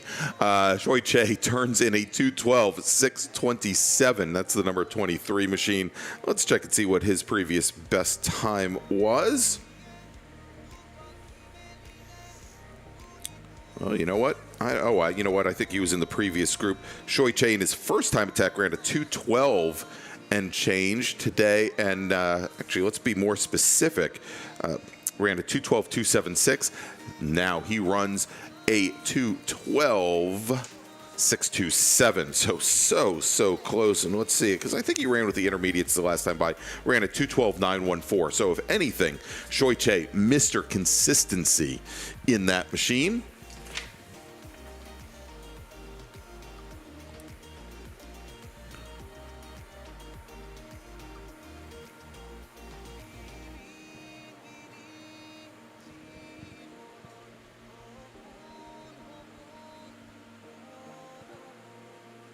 Oh, and I hear the noise of that Cadillac CTS-V going down the front straight. But Christopher Drum, not any faster, turns in a 207.148. But his fast time so far, a 205.282, not besting his times from the last time attack session. So drivers still a little bit off where they were last session, maybe still being affected by the cleanup over at Hog Pen.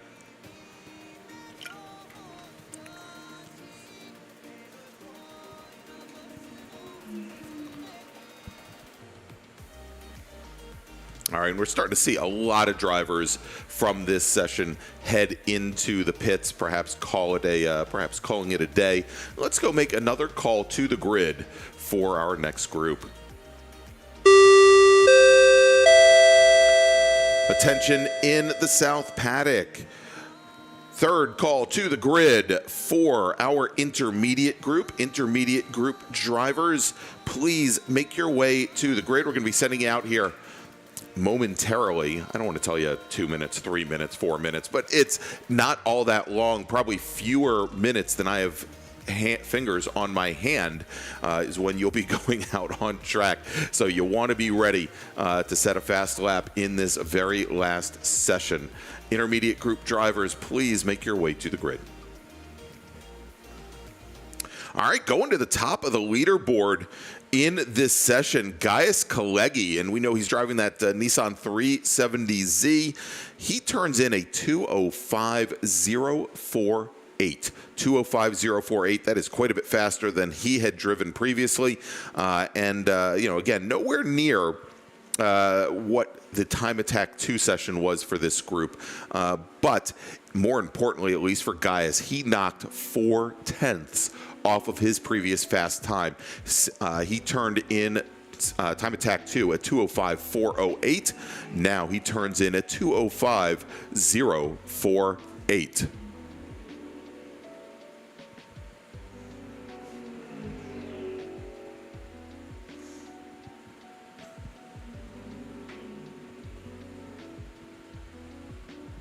And time is definitely running down here. I believe the first car that is going to get the checkered flag is Christopher Drum in his, assuming he stays out on track, in his Cadillac CTS-V. When he comes by the next time, he'll get the checkered flag. Gaius Kalegi, once again, let's see here. Yes, once again at a 205.048.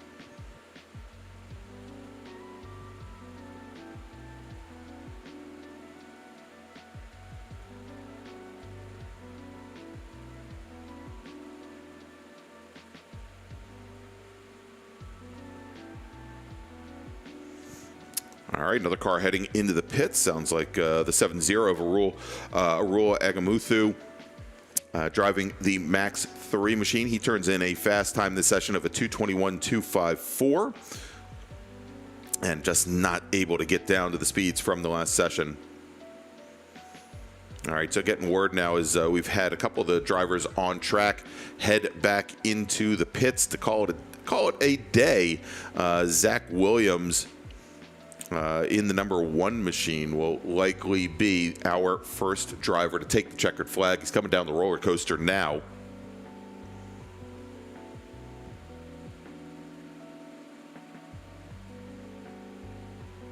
So Zach Williams driving the Sport 2 Chevy Camaro, I believe.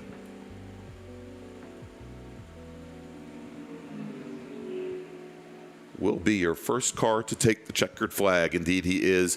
Checkered flag is out. Following very closely behind was Matthew Kurtz.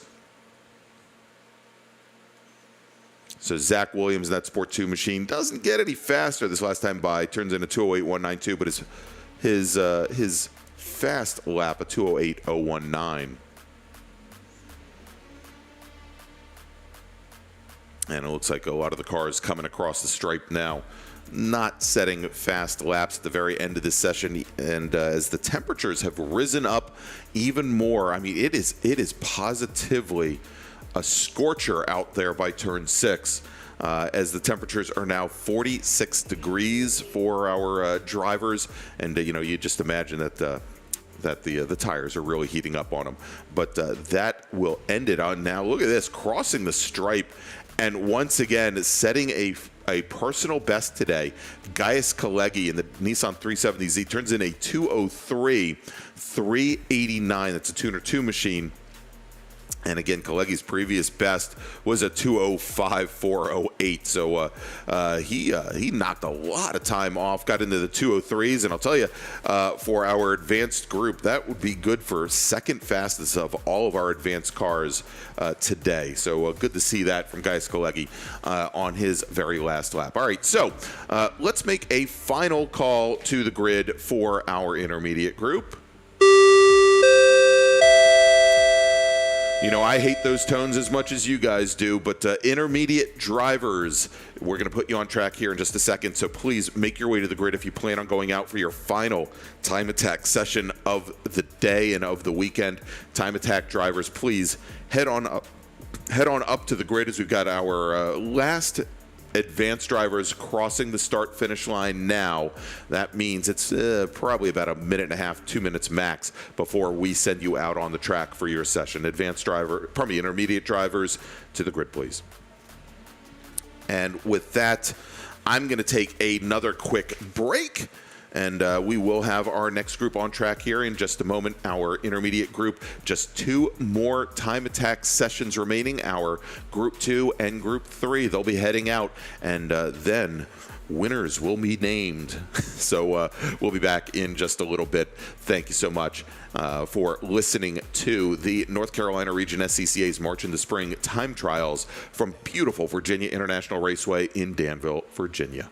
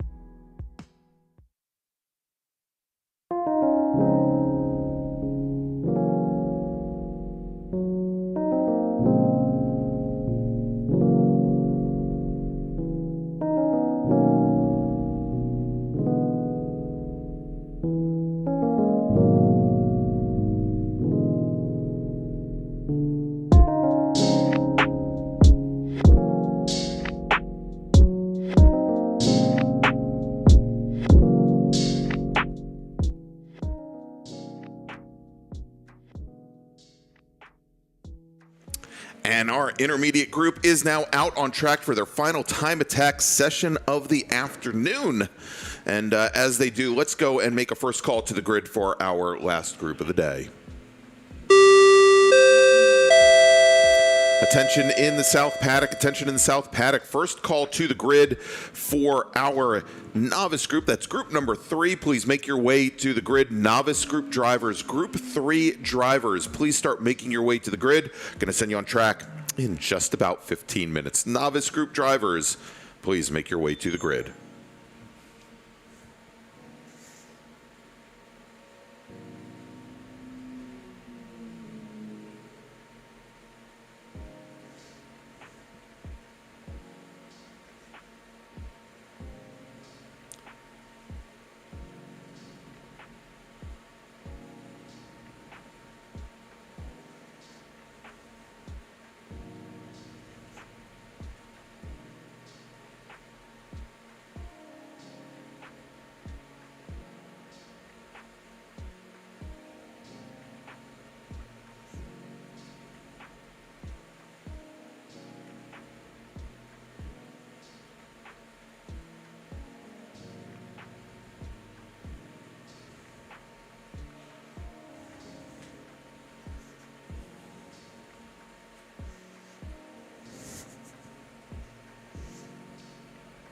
All right, so let's take a look at where we are. Let's take a look at where we are after 2 time attack sessions for this intermediate group. Fastest driver of both sessions here, Nick Sproul in the 187 car. And Nick driving an Unlimited 1 Viper GTS. He turned in a 2:05.576. Next fastest in the group, Chris Bennett hit the number 73 machine. Chris ran a has been running a T2 Chevy Corvette, had a fast lap of 2:06.620 after having been the fastest in Time Attack 1. He was second fastest behind Sproul in Time Attack 2. Chris Tanferno, third fastest of the day. And he turned in a 2:09.490, almost about 1.7 seconds faster than his previous best. Tanferno driving a Tuner 2 Chevy Corvette. Then we had Rob Wilmoth, and we'll have to see if actually Wilmoth, of course, came out in that intermediate group last time by because he was working on his car. I did not see it out. He was working on it. He's normally running in the advanced group. We'll take a look to see if he has it out during this session. And indeed, he does. He does have that car out, and he's already turned in a 2:11.4, so he's about 9/10 off of his best time from the last session, but good to know that he's got that car running. Then Alex Lesniak in the Sport 3 V6 Camaro. Lesniak ran a 2:11.796 last session. He's out there as well. Ben Lynn in his Mitsubishi Evo. Let's take a look. Actually, before we get there, let's take a look at Marshall Moore, who's in a Max 2, a 1995 Toyota Supra, and so it's a Max 2. That may be one of the turbocharged beasts versus the V6, but he turned in a 2:12.138. And yeah, I would suspect that would have been a base of about 300 horsepower versus the 200 horsepower overweight beast that the normally aspirated Supra was. So Moore ran a 2:12.138 in the second session, the second time attack session, and ran a 2:13.7 in the first one. So definitely picking up some time. So let's take a look, see where we are now here with looks like some of our drivers are just now crossing the stripe to complete their second flying laps in their final time attack session of the afternoon. Nick Sproul, your fastest driver at the moment, a 2:04.409. So he's now knocked 1.1 seconds off of his previous best. Oh, and it looks like Rob Wilmoth may be having some problems with that Audi once again. He's all the way drivers left, letting drivers by on the front straight here. Chris Tanferno in his Tuner 2 machine, fast time 2:10.315, so about 9/10 off of his previous best. As we said, Rob Wilmoth who turned in a 2:11 and change as a first lap, down to a 2:24 for that second lap. So again, looks like there's an issue there. Marshall Moore, a 2:13 flat best lap time so far. Turned in a 2:12.1 on the previous session, so a little bit off the time.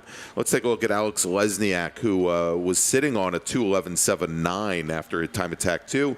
He's at 2:13 and change. So I think some of these drivers looking to perhaps pick up a little time. Vias Kalegi, who's here with Gaius Kalegi. Vias in the 01 Nissan. Lap time 2:15.441. And I think that's a little bit off of his best time. Antonio Abram in the number 31. It's a road racing Spec Miata. Sits in the Tuner 5 class. Had a best time of a 2:17.766. And he's at a 2:18.79 after 2 flying laps. We'll see if he can drop that down any lower. But that just absolutely astounds me in a Spec Miata. Whereas 15 years ago, I think the Hoosier tires that the IT cars were running back then were very close. But you would see that an ITA record, for example, so a car that had maybe 15, 20 more horsepower, was doing also in the high 16s, low 17s. It just tells you what a great package a Miata is, and what a great package a Spec Miata is. Great momentum car, great handling. And frankly, takes a driver that has a lot of guts to use the brakes as little as possible and still be incredibly smooth with those cars, because even though they're very neutral, if you have muscle them around, you throw them around, you're just not going to make good time. All right, so let's make another call now for our final group of the day. Attention in the South Paddock. Second call to the grid for our novice group number 3. If you could please make your way to the grid. Novice group drivers, group 3. Make your way to the grid. Going to be sending you on track here in just a few minutes. Novice group to the grid, please. All right, let's see if things have changed considerably. Nick Sproul turns in another fast lap, puts in a 2:03.282, and that is 2.2 seconds faster than his previous fast time. That is absolutely smoking. And we had some drivers in our advanced group down in the 2:01s, but again, great to see Sproul knocking time off of his best laps here across the multiple sessions. Chris Tanferno in the number 3 machine at 2:09.850, still about 0.4 off of his best from the second time attack session. And then Rob Wilmoth, and I think the 05 car has now pitted in. Wilmoth took another stab at it and was then down in the 2:36s. So definitely something ailing that Audi. Alex Lesniak at a 2:13.566. He's not getting any faster at this point. Let's take a look here. Which drivers may be picking up some speed as the number 3 machine of Tanferno goes by the start-finish line. Chris Tanferno getting faster. He turns in a 2:08.782. And that is just about 7/10, almost 8/10 faster than his previous best time. That 2:08.782 compared to a 2:09.490. Let's take a look. Let's see. Art Radapon turns in a 2:19.458. And let's see. We didn't have a time for him in the second time attack. He had a 2:20.881 prior to that, so he's dropped some time as well. Jason Van Hoy has a 2:20.427 this session, and that is good for almost 0.7 of a second faster than his previous best. Brandon Fitchett turns in a 2:20.975. And his previous best at 2:21.597. So he's picked up a full second as well.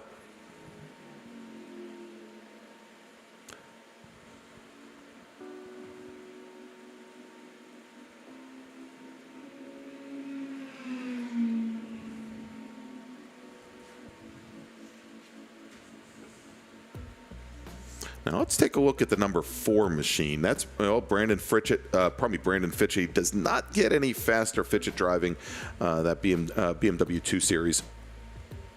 Let's look at Stephen Miller in his Toyota Celica, and as we mentioned, that's a car that he's been working for months to rebuild in his garage after a big shunt. Fast time 2:24.816. And that is almost 2 seconds faster than his previous best time. Brian Wells, driver of the number 15, that is a Tuner 5 entry. Let's see if I have a car type for Mr. Wells. I don't know if I do. I don't believe I do. But Wells with a fast time of 2:27.217. And that is 0.5 of a second faster than his previous best. William Daniel driving the number 33 machine. And let's take a look at William Daniel. Turns in a 2:28.968. And I'm just checking to see what his times were, and he's got consistently faster. He went from a 2:32.1 to a 2:30.47 to a 2:28.968. So he's knocked about a second and a half off of his previous best time. All right, so let's now make a final call to the grid for our last group.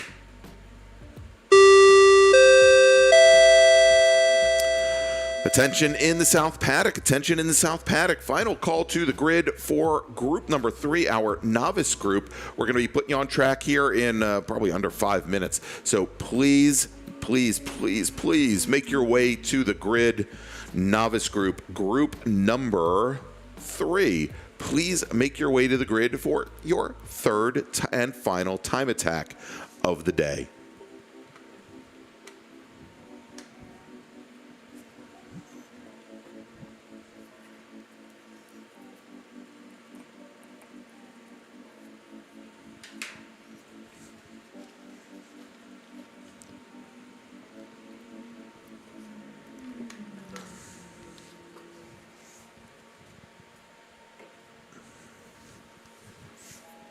All right, as we continue to watch, see if any drivers are setting new fast laps. Stephen Miller continuing to get a little faster, turned into 2:24.09, and Art Radipon turns in a 2:18.9.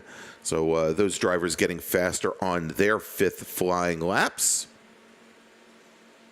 And I believe both drivers had some issues during the second time attack session that neither one put in times. So these times that they're putting in now certainly better than what they had in time attack number 1.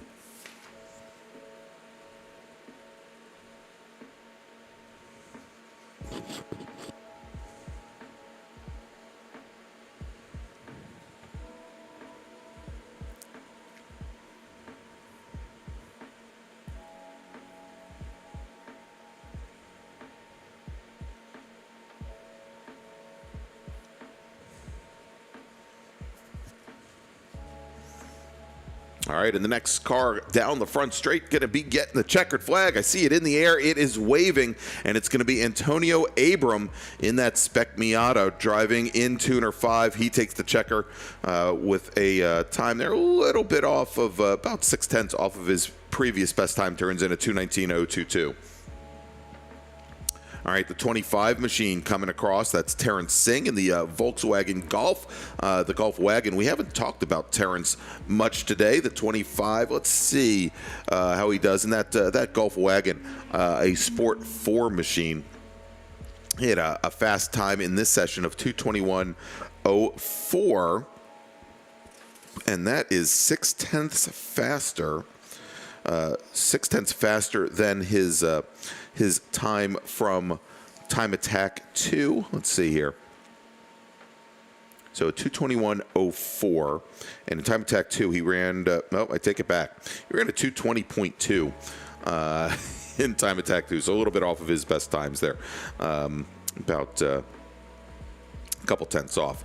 So one of our drivers that has an advance. Let's take a look. Stephen Miller now coming down the front straight in that number 41 Toyota Celica. He does not improve, nor does the number 15 Mazda Miata of Brian Wells. Let's take a look at the number 33. William Daniel does not improve on his previous best time. But I believe we still have one or two cars out on track running their last flying laps here. And really good to see is, we've talked about these drivers. Typically the tires starting to go away from them as they maybe don't take up the entire session. We've seen so many drivers across all three of our groups here today take advantage of every last moment of seat time that they have here at VIRginia International Raceway. And again, it really is paying dividends. We're seeing drivers pick up tons and tons of track time here, getting much faster laps. Nice progression throughout the course of the day for so many of them. And I do think we now have all of our drivers from this group having crossed the start-finish line, taking the checkered flag. And so, again, final call to our novice group, Group 3 drivers. Here, let me play the annoying tones real quick. There, that makes me feel so much more whole, makes me feel better. Novice drivers, Group 3 drivers, please put your car on the grid. We're going to be sending you off here in just a handful of moments for your final time attack session of the afternoon. And so while we wait to send these drivers out, let me take another quick break. Gonna grab some cough drops because God knows I need it. And we'll be back with you in just a moment with the very last session of the weekend of the North Carolina's March into Spring SARRC races and time trials. And we'll be back in just a moment.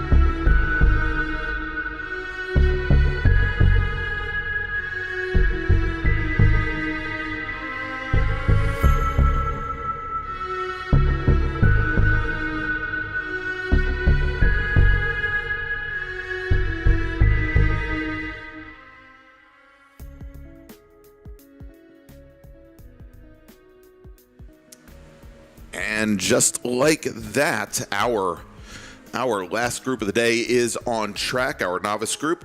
Let's take a look and see where we are. And, as we mentioned last time that they were out, there has been such great advancement across our novice group, picking up time from session to session, from the practice this morning to time attack 1 to time attack 2, and now on their last session of the day. We'll see if they continue to drop time. Is the track getting definitely a lot warmer from when they were out. When they first took to the track today, it was under 40 degrees outside. It is now just about 49 degrees, almost 50 degrees here. So, very different conditions. The tires that they are using are going to act very differently, but let's see how things play out. So, fastest driver of the group is and has been Mark Cabrera. Let's take a look here. Cabrera, driving a Max 1 Chevy Corvette 06, turned in a 2:21.432 in the second qualifying session, compared to the 2:30.316 that he turned in time attack session 1. Ben Turner, in his Sport 1 Chevy Corvette, turned in a 2:21.799 in the second time attack session, as opposed to a 2:25.95, so knocked 4 seconds off. Scott Birchfield, in his Mazda, turned in a 2:27.806 in the first time attack session, 2:25.731. So he picked up time. Deval Baharia in the number 8 machine. And he was driving, let's see, what do we have him in? A Sport 4 Porsche Cayman.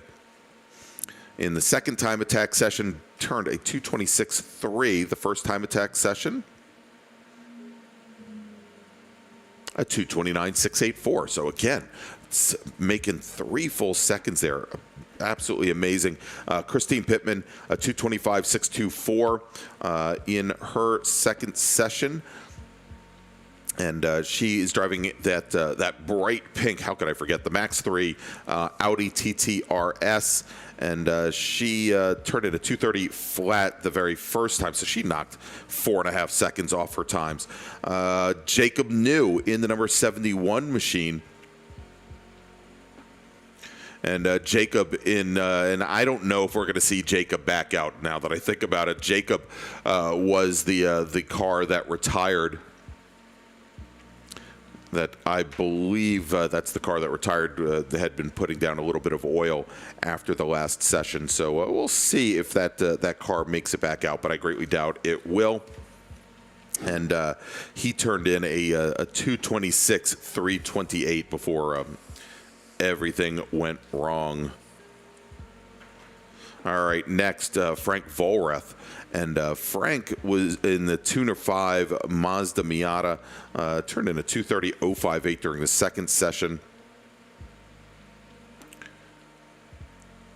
and a 2:29.797 during the first time attack session. And, of course, the car that I've been following, Carlton Gage in his Honda Prelude, the number 62 car. Gage put in a 2:42.844 in the first session, a 2:43.4 in the second session, so getting faster. Let's take a look and see where we are right now.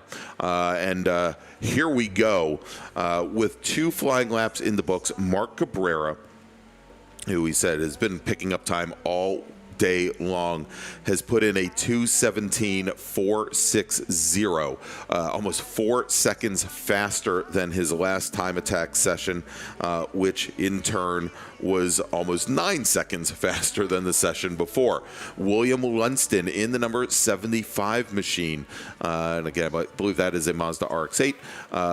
He turns a 2:26.152, so not quite down to where he was previously. Lumsden, his best session on track, a 2:23.58. Dahal Baharia with a 2:26.109. And so that is 0.2 faster than his previous best here today. So again, lots and lots of advancement here. Let's take a look at Javon Wheeler. And I hadn't, as I think I mentioned last time, but I hadn't talked about Javon all that much. Javon's in a 2020 Ford Mustang GT. His fast time in this session now, let's take a look. It's a 2:45 and change. And he's trying to get down to a 2:37. So we'll keep an eye on Javon and see if he can get that car down there. The number 85 machine, that's John Barry in his mid-aughts Honda Prelude, pardon me, Honda Accord Sport. He puts in a 2:41, 2:40. And let's see. He got down to a 2:39.5 that last session. So still getting some speed. This is only his second flying lap. Can see if he gets some heat in that car. But, I don't want to call it heavy, but a heavier front-wheel drive car. Again, with the temperatures having gone up quite a bit since he was last on track, he might find that car maybe understeering a little bit more. All right, taking a look here, the 24 machine coming down the front straight here looks a little bit off pace. Rick Tanferno comes across the line. He turned in his best lap was a 2:52. He just turned in a 3:07, and again, car doesn't. I don't want to say it doesn't look healthy. I can't hear it from here with the headset on, but. Obviously, they're turning in a 3:07, quite a bit off the pace. And just a reminder for everybody back in the South Paddock, once we wrap up everything here today, I'm going to haul you-know-what to get over to the South Paddock, and we're going to hold a little award ceremony right by the South Tower over there. If you come over by the blue tech canopy, where you had your cars teched this morning, that's where we will have our award ceremony. Don't want to miss that. I look forward to seeing you guys face to face, and I also look forward to getting out of this announce booth that I've been locked into for the last 2 days straight. All right, let's take a look. Looks like Scott Birchfield has set a new new best in this session. Turns in a 2:26.654. And that is still about a second off of his personal best from session number 2.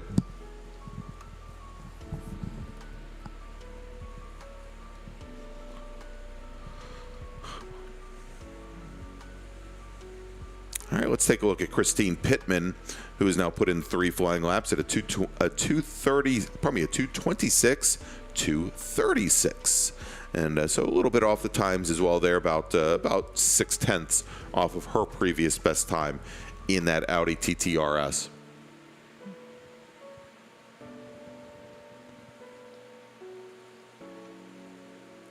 And John Barry in the Accord turns in a 2:38.1.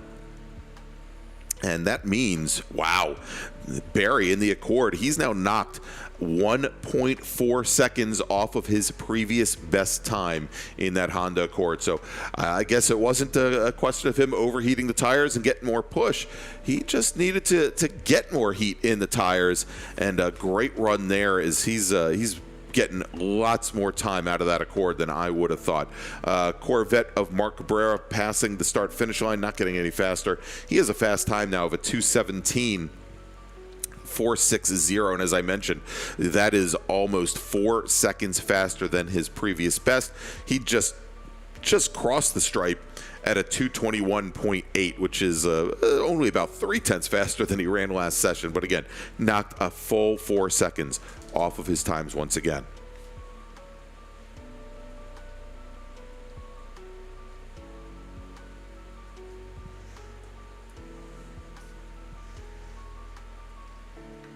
All right, Frank Volroth is taking his car now into the pit lane. It seems like his day is now done. And here comes the number 75 machine, William Lunston. He does not improve upon his time, nor does Ben Turner, nor does Scott Birchfield or Christine Pittman. So I think we're maybe getting to that point where, again, temperature is much warmer than the last time they were on track, that maybe they're getting to that point of diminishing returns. Let's take a look at the 62 Honda Prelude of Carlton Gage. He's stuck at that 2:46.555. And that is about 6 seconds off of his previous best time.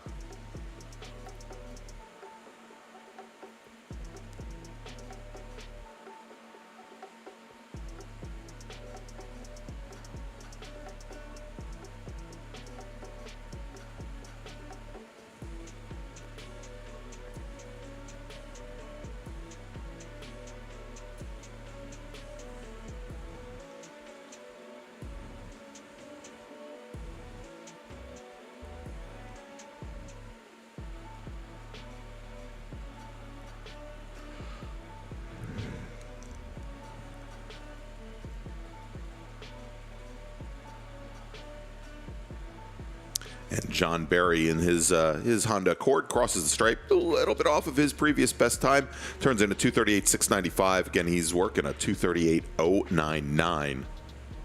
Javon, and we said we were going to follow Javon Wheeler in his Mustang. I have a feeling from the looks of it, Javon Wheeler might be having some issues with the car. Only turned a single lap this session. Only turned that in that 2:45.151, and that was it. So sorry to hear that, Javon. Wanted to watch you a little bit more today. Hadn't spent a lot of time watching the Mustang. All right, so in a few moments we're going to have that checkered flag displayed. I think about 2 minutes from now. So last chances for drivers to set flying laps. I think the majority of our racers have now brought their cars back to the pit lane, but we do still have some drivers still circulating.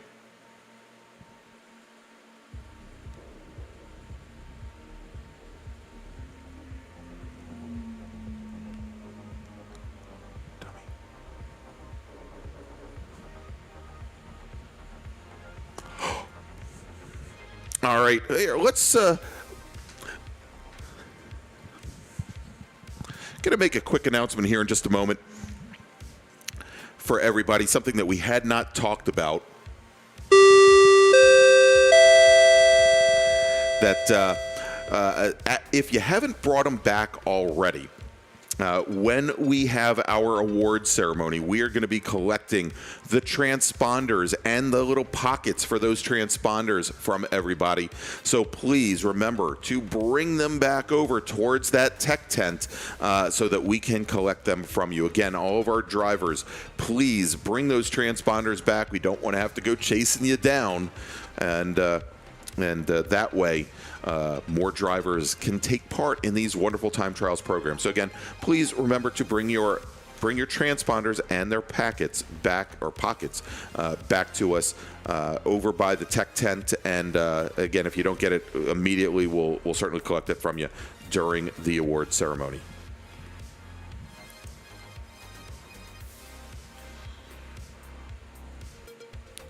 Well, William Lunston and Ben Turner still out on track. Lunston just turned his fastest lap of the session, turned in a 2:24.892. That's still considerably off his best time from Time Attack 2. And Ben Turner in the number 42 machine put in a 2:25.140, about 4.5 seconds off of his previous best.